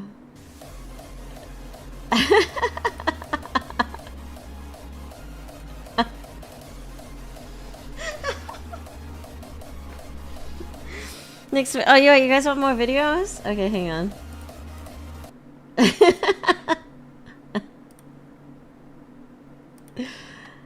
Alright, let me see.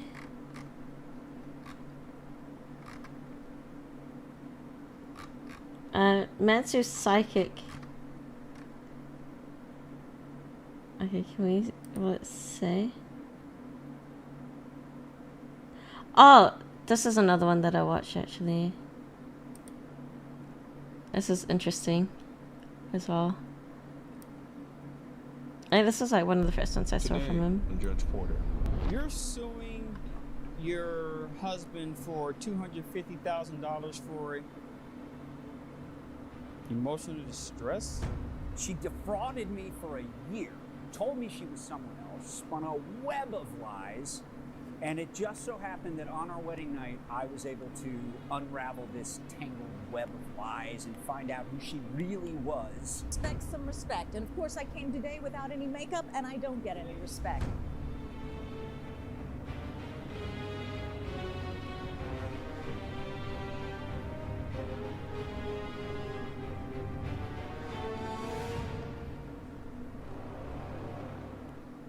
All rise. The Honorable Judge Porter will now be presiding. Court is now in session.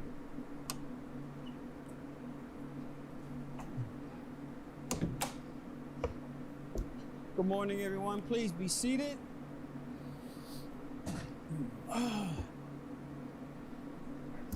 Good morning, sir. Our first case is number 4621. Allison Morant versus... You would go insane in a job like this, same. Guys, come to the podium, People please. are dumb.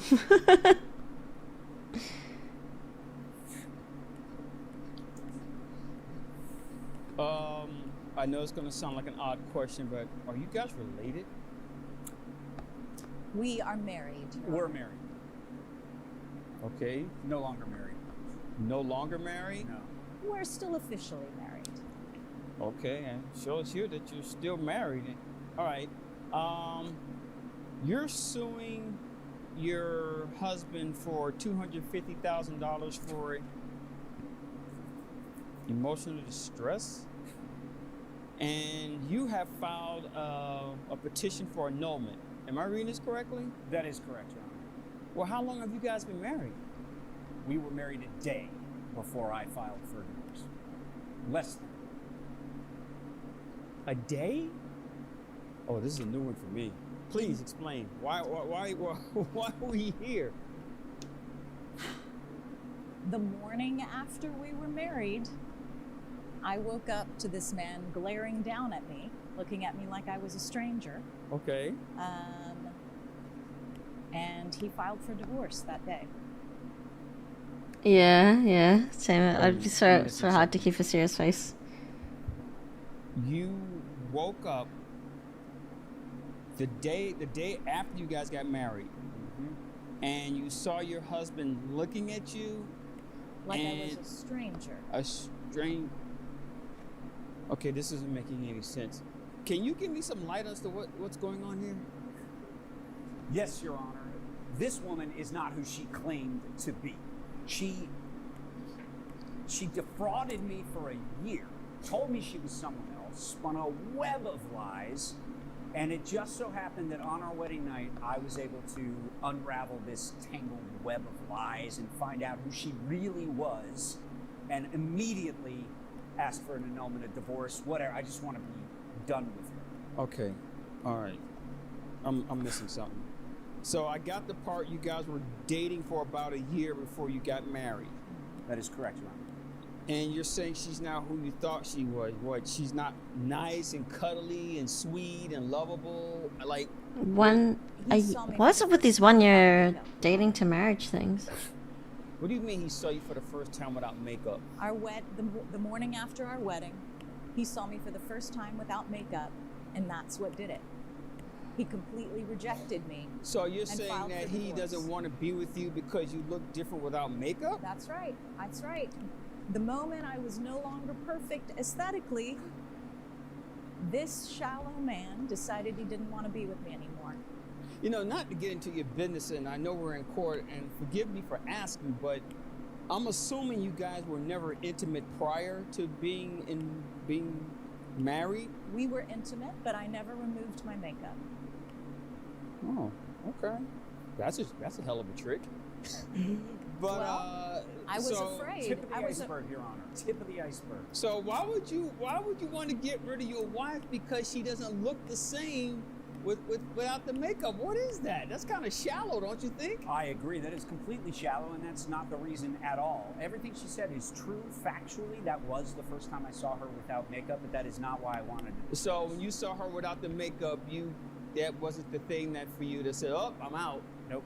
Okay, so please give me some light on this. For the entire year that we were together, she claimed that she came from a family with money, that she had a trust fund, and yet I seemed to be paying for everything throughout that entire year that we were together. She promised me that once we were married, we would join our finances. Okay.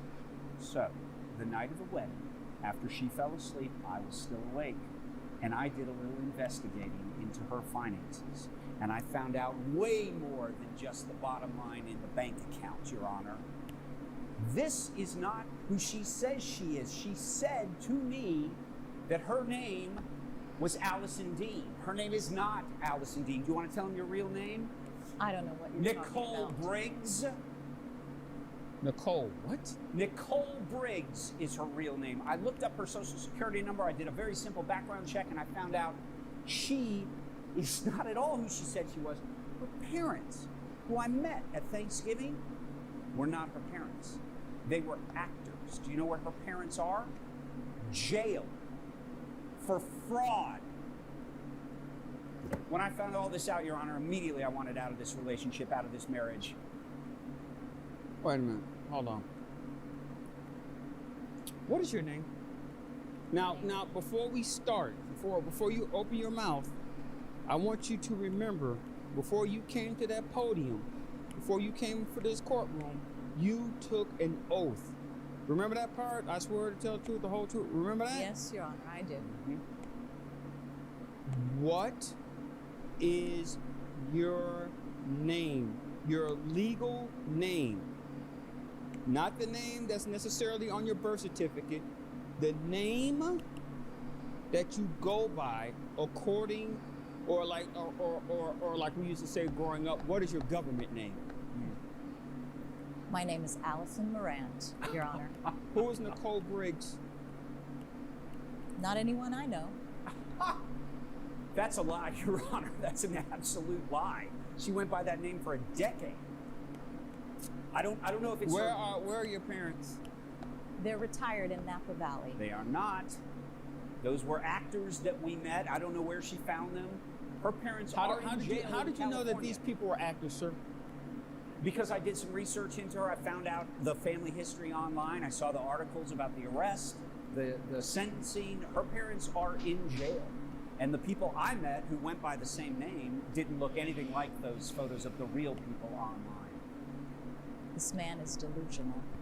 I have submitted a This man is delusional. It doesn't make I it saw real. that. I saw that. Miss Allison, this is your last opportunity. You are in a court of law. Do you understand that lying at that podium is contempt, or reason for contempt? You do understand that? I understand that. This is your time to come clean. What I'll say is, today before you, my name is Allison Morant. Who were you yesterday? Allison Dean. And what's come before is 10 in the years ago, past. who were you? Someone else. Would that someone else have been Nicole Briggs? Possibly. Okay. So, if it's possibly, why didn't you tell this man that? This man is making up a story to cover his own superficiality. Which part of the story is he making up? All of it. You can't even get your name right. So which part of the story is he making up? Help me out. He's making up all of it. Miss Nicole Briggs, which part of the story is he making up? I need clarity on that. He's denying that he didn't find me attractive anymore after I had a plain face. You know what? I'm going to be honest with you right now. I don't find you attractive. And I'm not talking about your physical looks. I'm talking about your personality. Because it seems to me that you lied to this man about something simple. Your name. Why would you lie about your name? You know, the only type of people I know who lie about their names are criminals. And That's been my VTubers. experience. You're throwing some accusations at me that I don't appreciate. Oh. Appreciate. You don't appreciate it. My reputation has already been harmed by this man. I don't appreciate Nicole being accused of being a criminal. Give me a second here. Let me explain something to you. Nicole, in this courtroom, I don't give a damn how you feel, because it's not about you. It's about me. That's right. And my job is to make sure that justice is served in this room. Justice, just like is that. to make sure Get that. everything here is truthful. You being offended? No, when you lied to me, I'm the one that's getting offended. I'm the one that could sit there and say to this gentleman right here, take her away and put her inside the holding cell. Don't I have rights as a citizen? Ms. Briggs,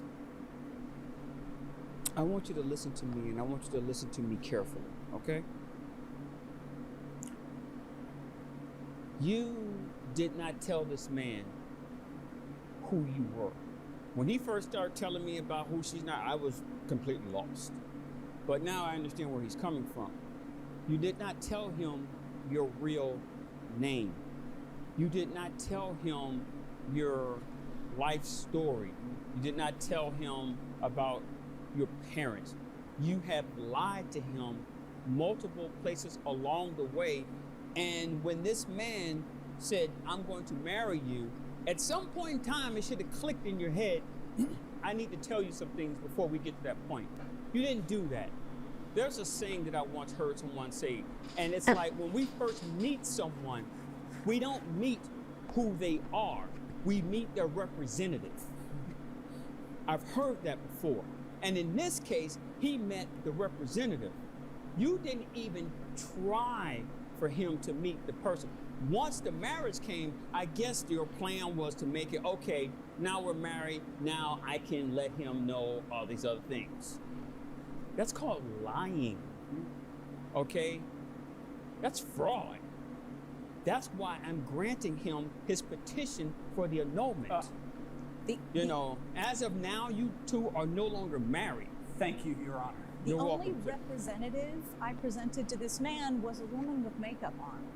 And I'm the same person, no matter what my name or my history. The reason we're here You're the is same because, person? Yes, the only reason we're here is because So this what is you're a saying is, superficial so what you're individual. saying is that you're, the day that you got married is the same person that's in front of my courtroom today? Absolutely. So what you're saying is, hold on, for what you're saying is that you were lying then and you're a liar now. The only thing I lied about was what my face looked like with makeup Lady, on. you lied about your damn name.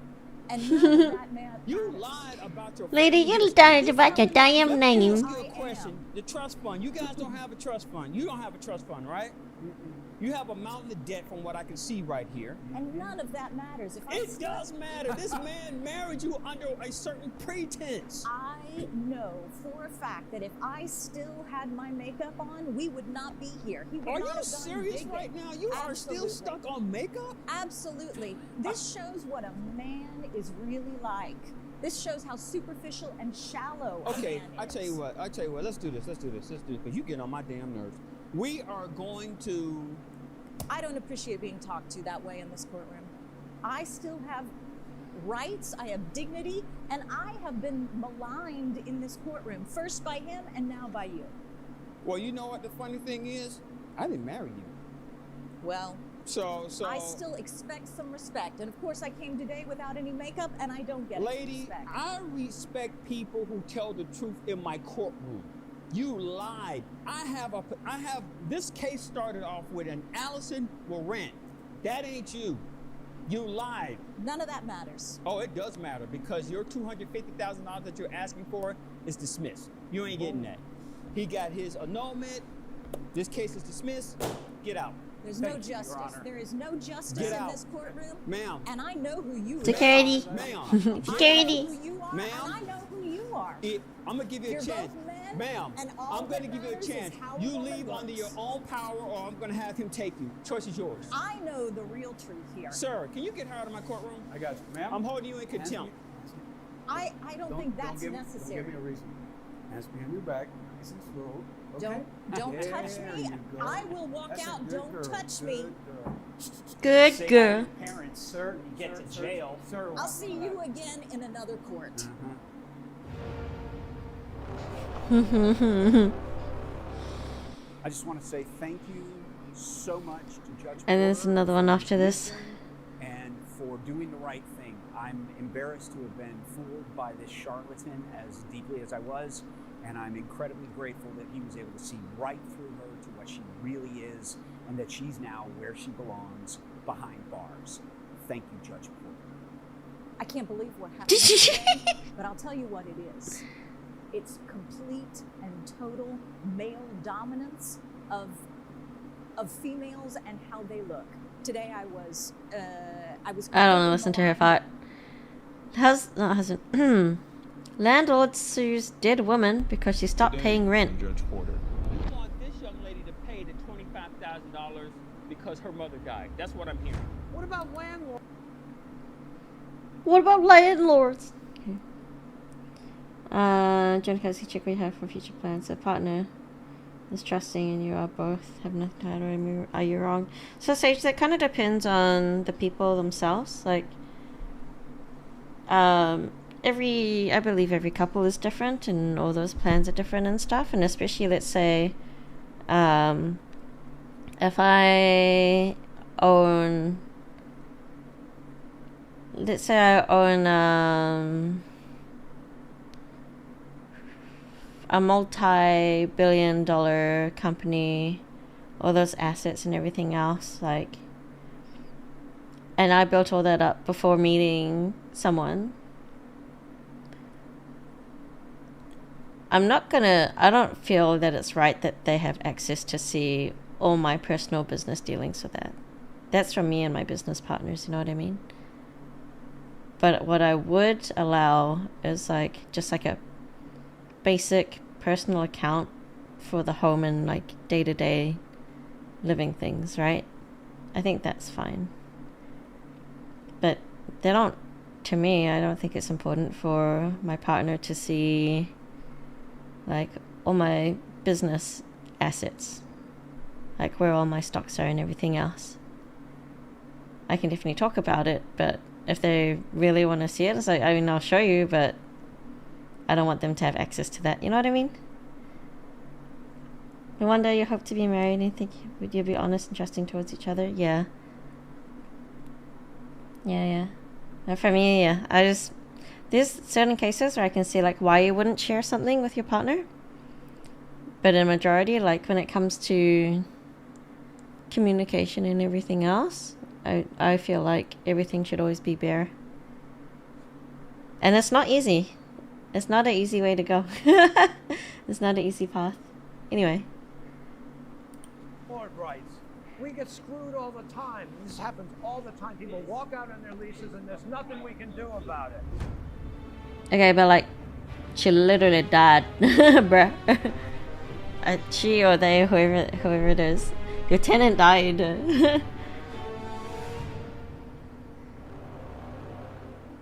All rise. Bros, upsetty spaghetti for the wrong reasons. The court is now in session. The Honorable Judge Porter will preside. No worries. Have a good one. Hello, everyone. Please be seated.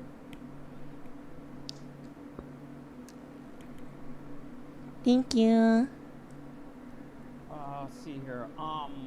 Case number 2533. Rupert Prescott versus Alicia Mooney. If you're here, please come to the podium.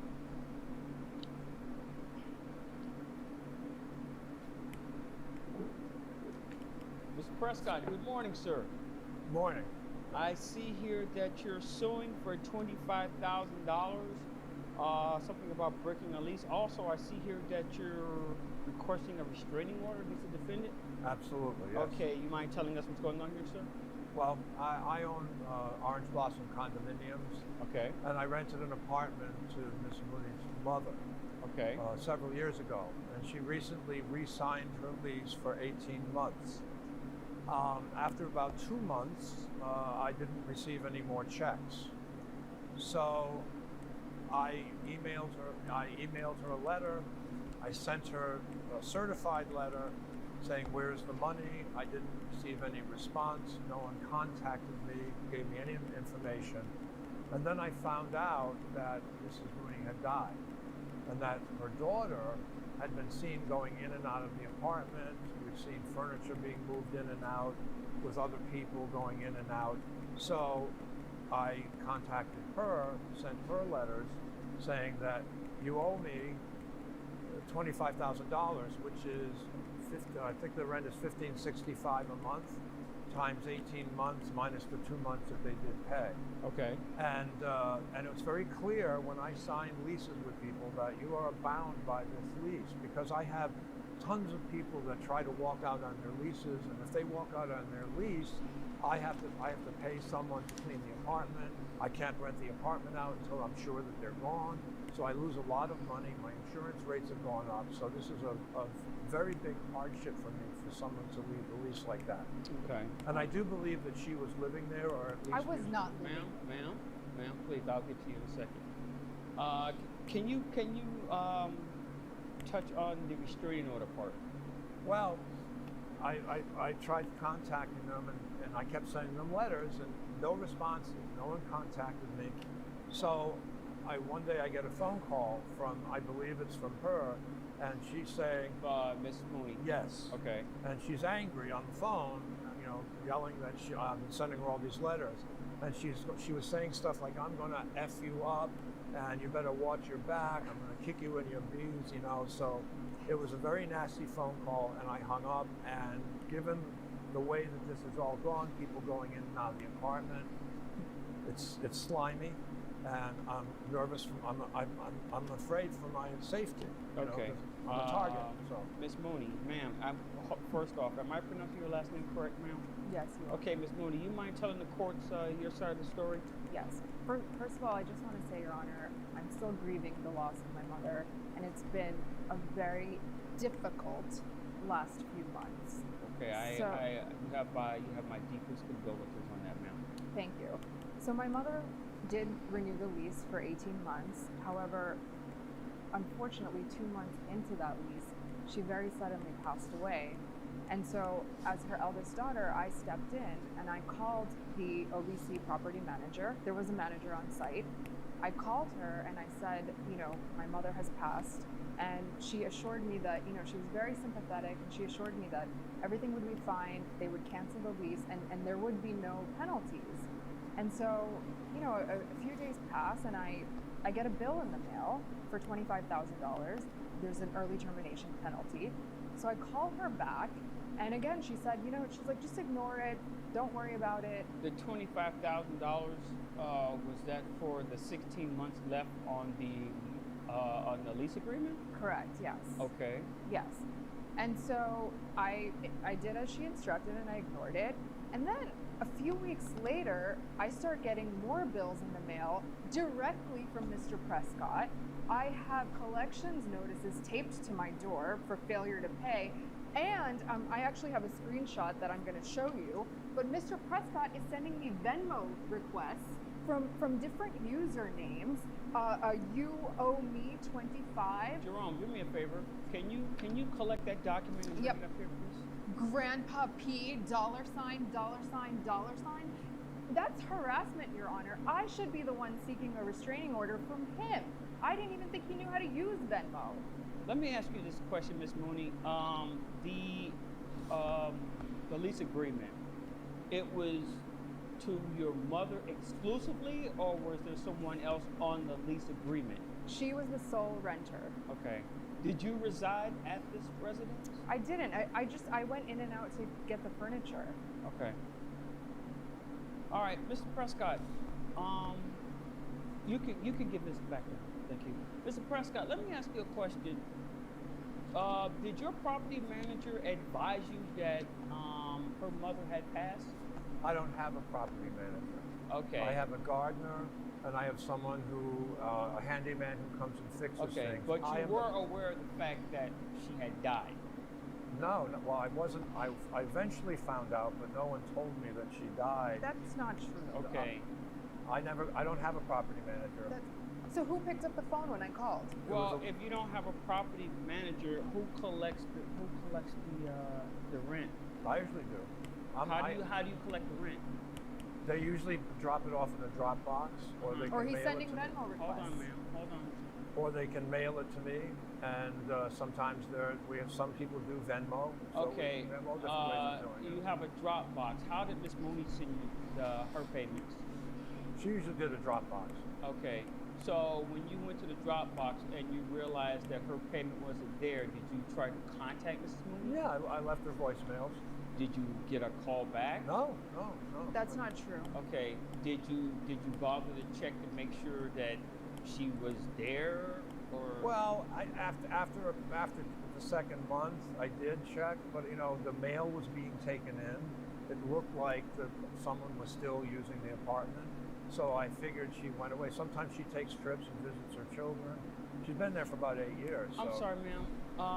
You said your mom died 2 months into the lease? Yes. How long ago did this unfortunate event take place? It happened about a month ago. A month So ago. it's very recent, Your Honor. So, Mr. Prescott, are you trying to tell me that when you realized that there was no payments going in, and you said that you see people going in and out, did you bother to ask, hey, where's my payment? Well, eventually, what I was doing was sending letters to the address. No, but you said, correct me if I'm wrong or not, you said you saw people coming in and out. Did you bother to walk up and say, hey, you guys missed the last month or the last 2 months? What's going on? You said you physically saw it. I'm going by your testimony. You said you saw these people going in and out. Let me clarify. I didn't literally see people walking in and out. The gardener, I asked the gardener and I asked the maintenance, not the maintenance man, the handyman, have you seen anybody going in and out? And they said that they've seen people going in and out, a woman and some men sometimes, and they were moving Did furniture. anybody see Miss Mooney going in and out? No. Not this Miss Mooney, but the one that you leased to. Well, she eventually contacted me. Did anyone see the Mrs. Mooney that you leased to walking in and out? No, not that I know of. You don't think that maybe someone should have tried to make... I mean, if you have people on the grounds working on your behalf, maybe you could have had one of them go and say, hey, Mrs. Mooney, my boss wants to know what's going on with the payments. Well, initially I didn't. Initially, I just thought it was a slip-up. She went, like, sometimes she traveled, so I thought it was just a slip-up. I mean, it's not sometimes people forget to pay their rent. Sometimes, you know, and then eventually I have to remind them, but it hadn't gotten to that point. I'm assuming that Mrs. Mooney did not have a problem, because if she did, you wouldn't have gave her a new 18-month lease. No, she was always good, but like I said, sometimes people forget, and then I let that slip by. It's not like if someone forgets a month's rent, I'm gonna throw them out. Okay, so now here we are right now. Her mother is deceased. Yes. Her mother is gone. Are you going to take back the $25,000 request? No. Why not? Because... Your Honor, can I say something? Hold on, I got to hear this. Listen. I run a condominium. I own a condominium building. I got that. It's post-COVID. I got that. I have lost a lot of money. She lost her mother. I know she lost her mother, and I feel bad about that. It's been very So you want this young lady to pay the $25,000 because her mother died. That's what I'm hearing. She's not paying $25,000 because her mother died. She's paying $25,000 because her mother signed a lease. No one contacted me to say that she died. Okay. She died. Right now we're telling you that her mother is gone. Her mother cannot satisfy the 16 months of payments. She is gone. So you want this young lady to pay the $25,000 to cover that 16 months. Well, she's not going to have to pay it, Your Honor, because Mrs. Mooney had money. She had a Beamer. She has money. The estate is supposed to pay any kind of bill. That is irrelevant. Hold on. I mean, I've dealt with this before. When someone dies, there is an estate, and you're supposed to pay bills that come due to the estate. You She's pay not paying. bills. You pay bills based on what you owe. Yes, and she owed 18. She owed. Yeah, 18. if she used those 16 months. She didn't use any of those 16 months because she is dead. I know, but then no one contacted Did you try to get me. another That is, hold on, that is not how this works, sir.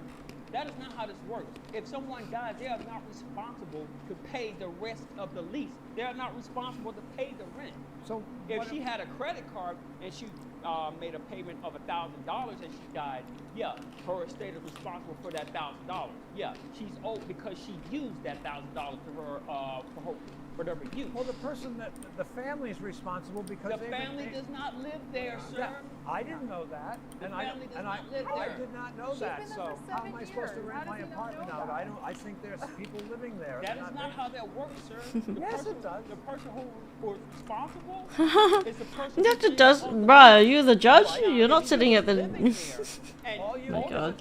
Hold on, sir. If she was living there and you wanted her out, or whoever else was living in the apartment, you would have to get an eviction notice. Now you know that for a fact. I know that for a Now, fact. as far as these 16 months go, no, sir. She is not paying $25,000 for that. So now we're 4 months into this. It's going to take me another 2 months to clean out this apartment, to rent it. How am I going to get compensated for that? That is the price of doing business, sir. That's not right. That's not right. It is right. No, it's not right that you're being so disrespectful to this young. She lost her mother. She never told me that her mother moved. Someone should have contacted me. I Just did. get whatever. I No, called you Ma'am, did not hold on, contact ma'am. me. I got this one. Let me tell you something. I asked you right here in this courtroom, in this courtroom, can we squash this right now? 25,000, don't worry about it, it's done. So you can show that, you know what, I have some type of sympathy. I empathize what you and your family are going through. The only thing you care about I don't know if is she money. can get You don't awarded care that money this young because lady she's a defendant. has lost her mom. Are you going to therapy by chance? I am. This whole ordeal. You don't care about anything. Only thing you care about is the bottom line if you get paid. So I'm going to tell you what this court is going to do. You are not getting $25,000. Your case, I'm throwing out. That is just, it's the level of ruthlessness that you're showing right now is incredible. What about landlord rights? We get screwed all the time. This happens. No, it's not fair. That's for sure. Deal with Neither is the judicial system. Say another word and I will hold you in contempt of court. Your case is dismissed. I'm going to appeal this, you know that, don't you? What are you two in cahoots or something here? Did you think I was playing when I said, say another word? I can show you better than I can tell you. Now get out of my courtroom before you go to jail. Then I'd be delighted.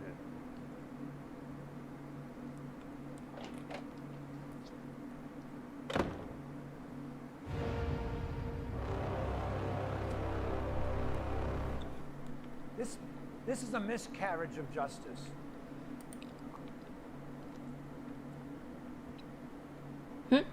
Millionaire kid shocked as poor parents skip breakfast to feed 5 kids. Rich kids go skint.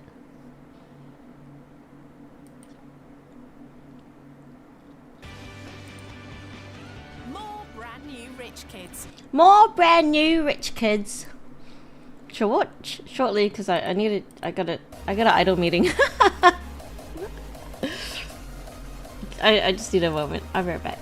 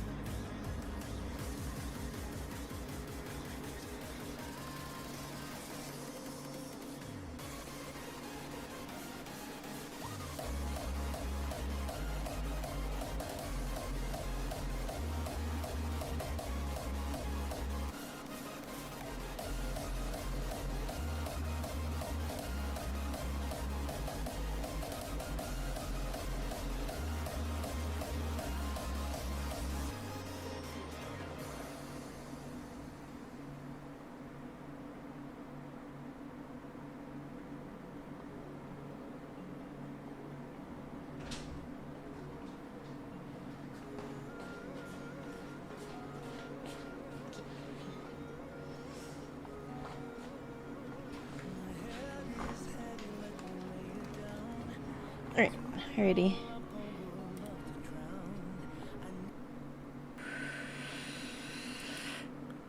We can't watch it.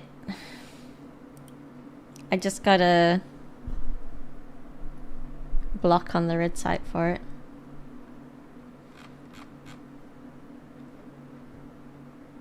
Okay, that's fair. That's fair. I'm just gonna focus on drawing because I want to finish this.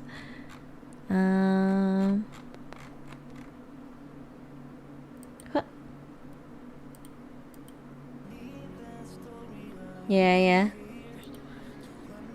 Hopefully, it'll take some time for it to realize that it's okay. Like it's okay now.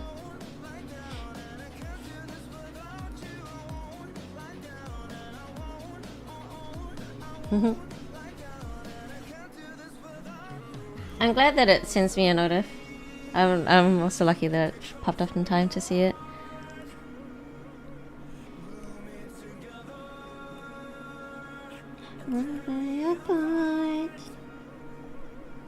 No, sorry.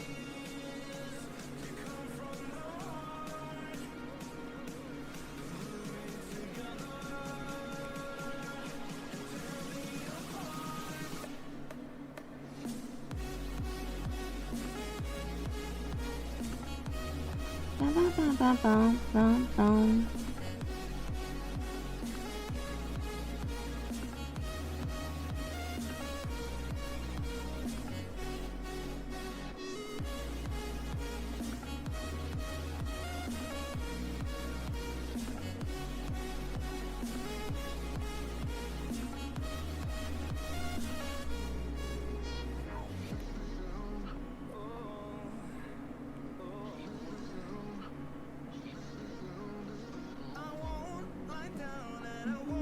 Uh-oh.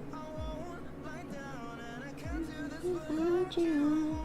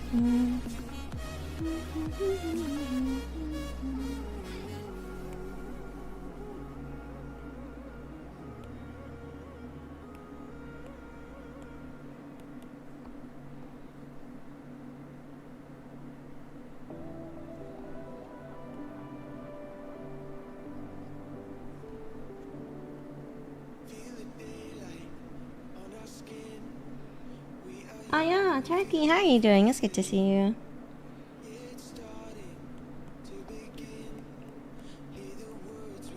We're just chilling today.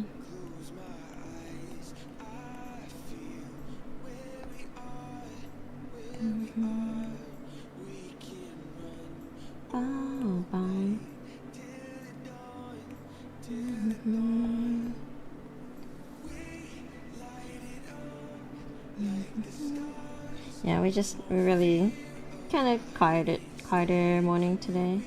Morning? Wow, it's been so late. Guys, when was it the afternoon? Why didn't you tell me?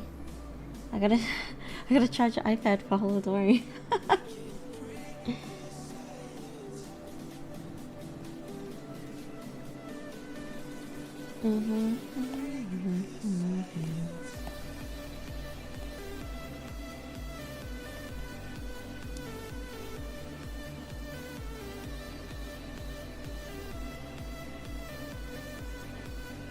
Soon. Oh, 7:25. Ah, that's early.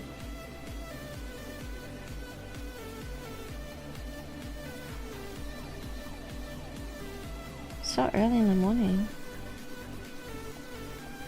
You must just be still in bed then or something, right?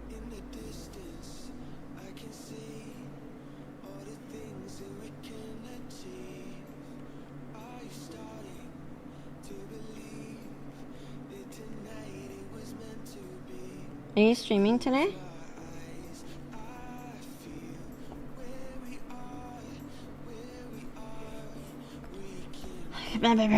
Gotta do the belt. Okay.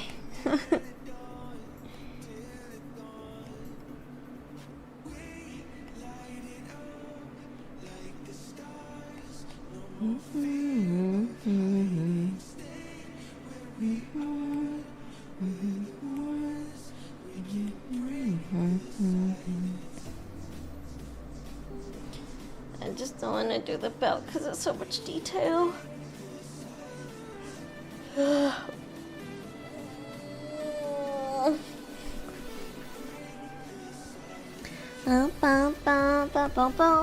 You're gonna take a shower and go to carpentry class. Ah, that's a good idea. I should technically rest up 66%, but I want to finish this. Sitting at your computer, I meant to stream today. I've forgotten how to do this appointment. Then when I got home, I had fun with music and Pixel. Oh, okay. Are you gonna be streaming today? I don't know what your stream schedule is like.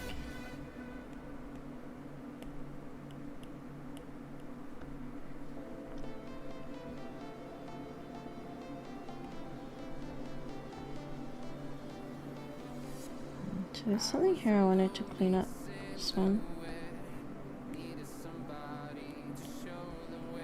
Yes, yes, rather.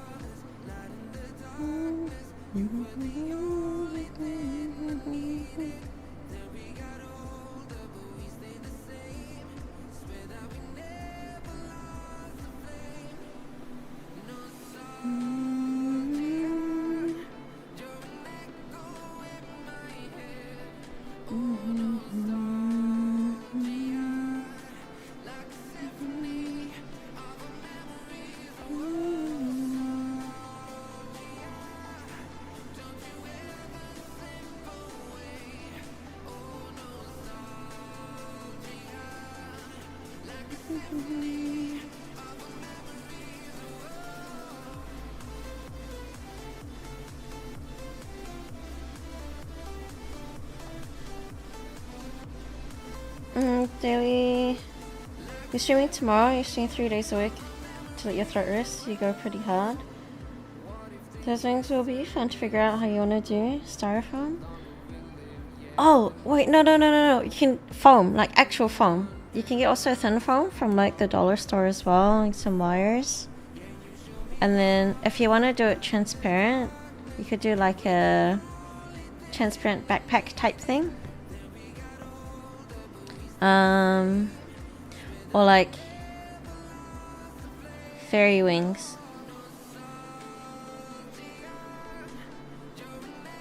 But it's a lot of work for a small detail. Are you sure you want to do that?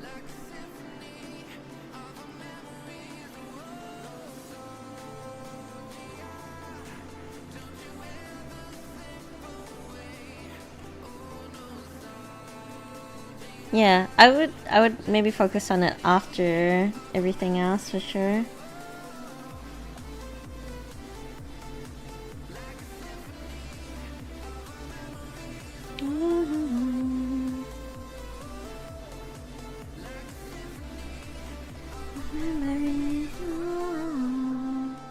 I can't see my reference. Let's close this.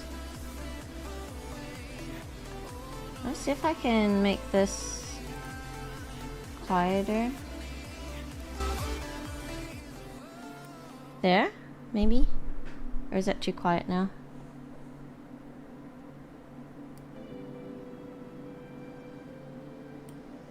Yeah, you gotta protect your voice. It's very important.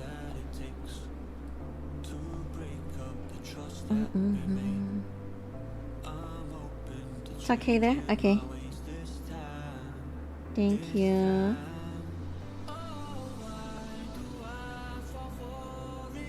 Every time. Every time.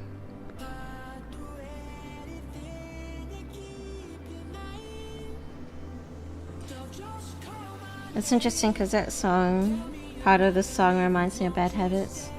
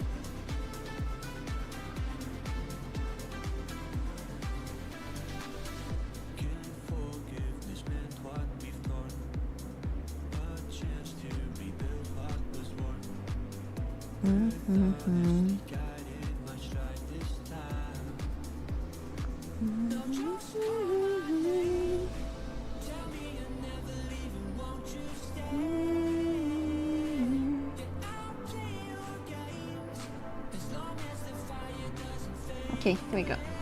Maybe one day, maybe you're able to afford vocal lessons. What kind of vocal lessons are you looking for, though? Just out of curiosity.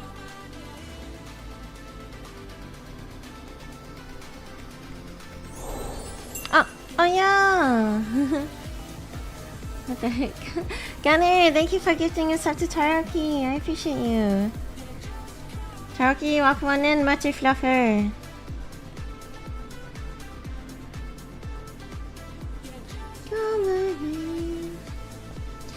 I can't afford vocal lessons. I like saved up for one. It was very, very expensive. It's actually the most expensive vocal lesson I've seen available. But it was also to help out someone because they were struggling to make rent for their opera. What is it? They're going for their masters in opera. So I took a lesson with them online. But there's one of the problems was that they weren't really set up for it. And Discord would mute certain parts of the audio, so it's really hard to hear what they wanted to help share with me. So it's alright though. It was an interesting experience. They're like, you have a big range, okay, but what else? Like, what am I classified as? Just, I don't know. You sing higher than me, you sing lower than me. Where do you feel comfy singing? Like, oh, everywhere? Seems fine. I don't know, man. I kinda wanna use this.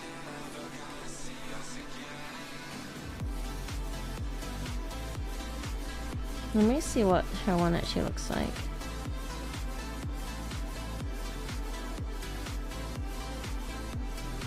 I'm gonna make this a more puffy looking.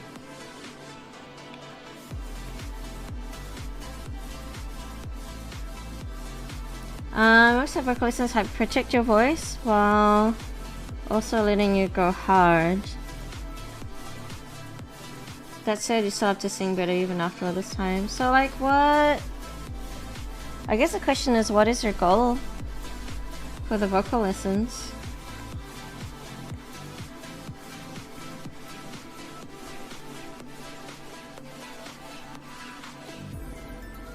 Now, is it for speech or is it for singing?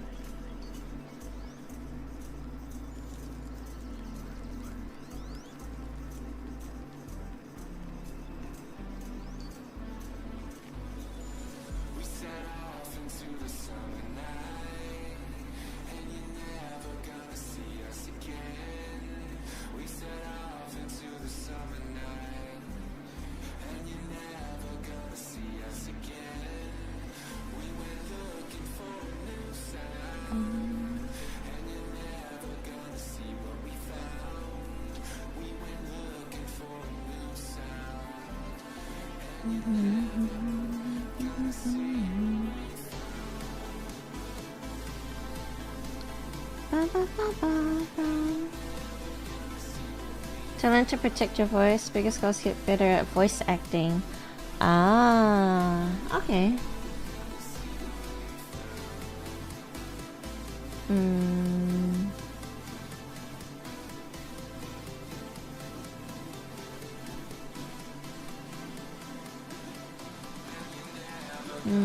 Interesting, interesting.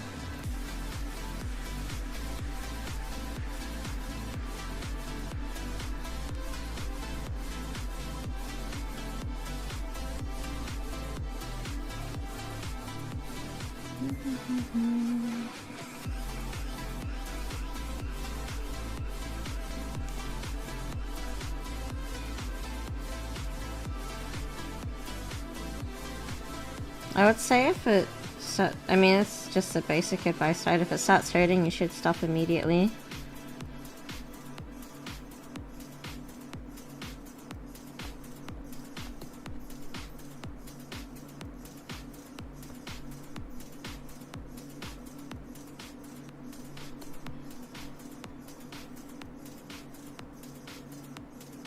Oopsies.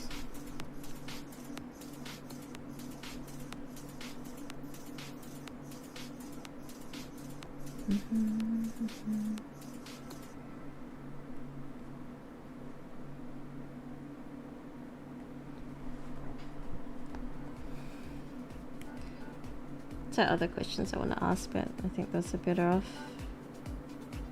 DM'd or something. If I remember to. You guys know me.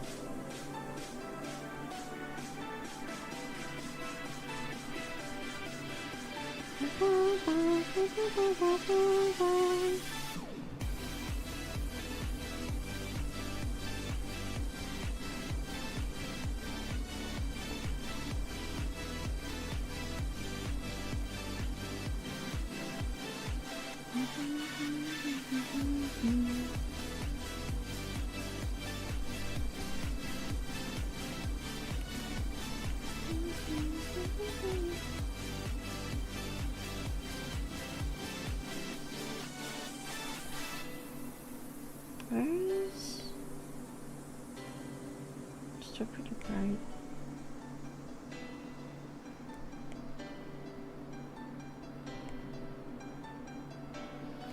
Just also a bit of white.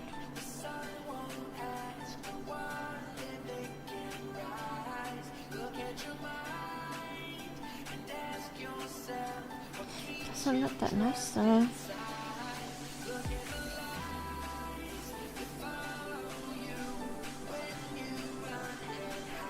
Let's try this.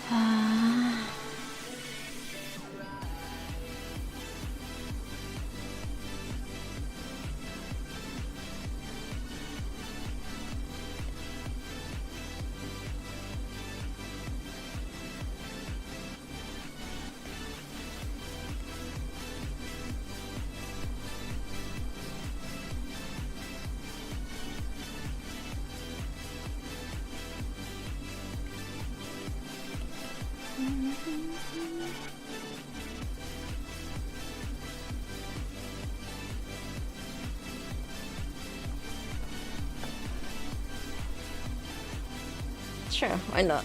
Let's do that. Okay, and then this one.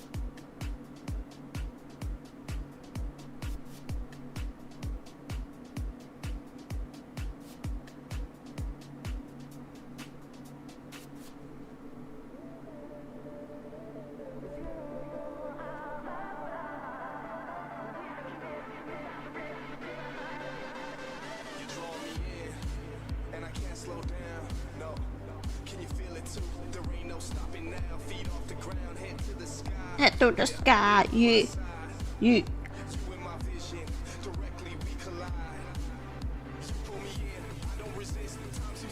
Oops.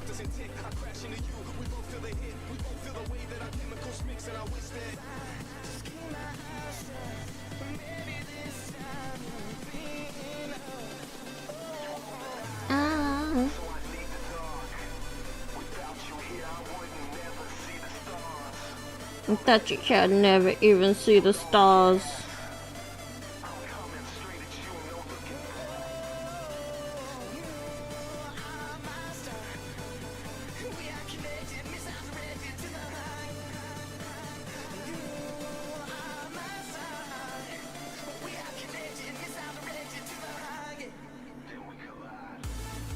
Then we collide.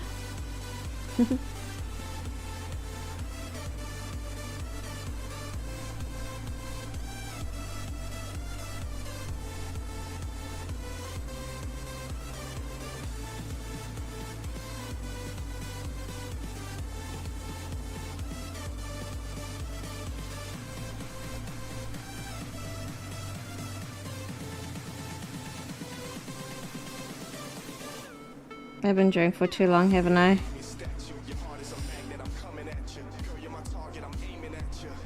Damn. I can feel it too.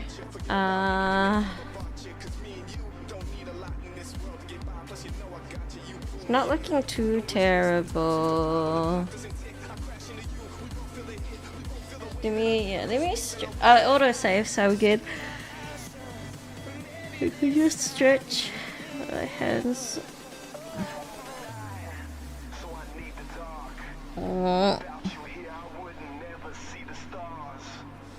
Coming along a little bit at a time.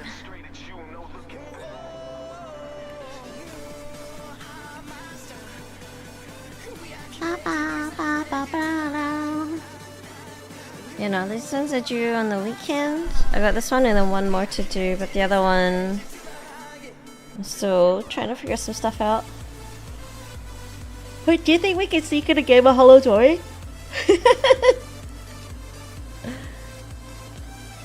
I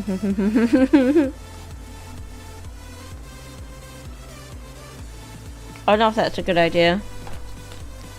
If I start playing, I might just keep playing. See, it's 59%.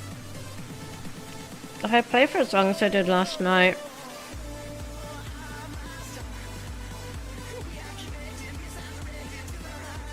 but then we start with Hollow Dory again. Yeah, should I just do Hollow Dory all night? What's my schedule? Hang on. I posted it right. What's my schedule?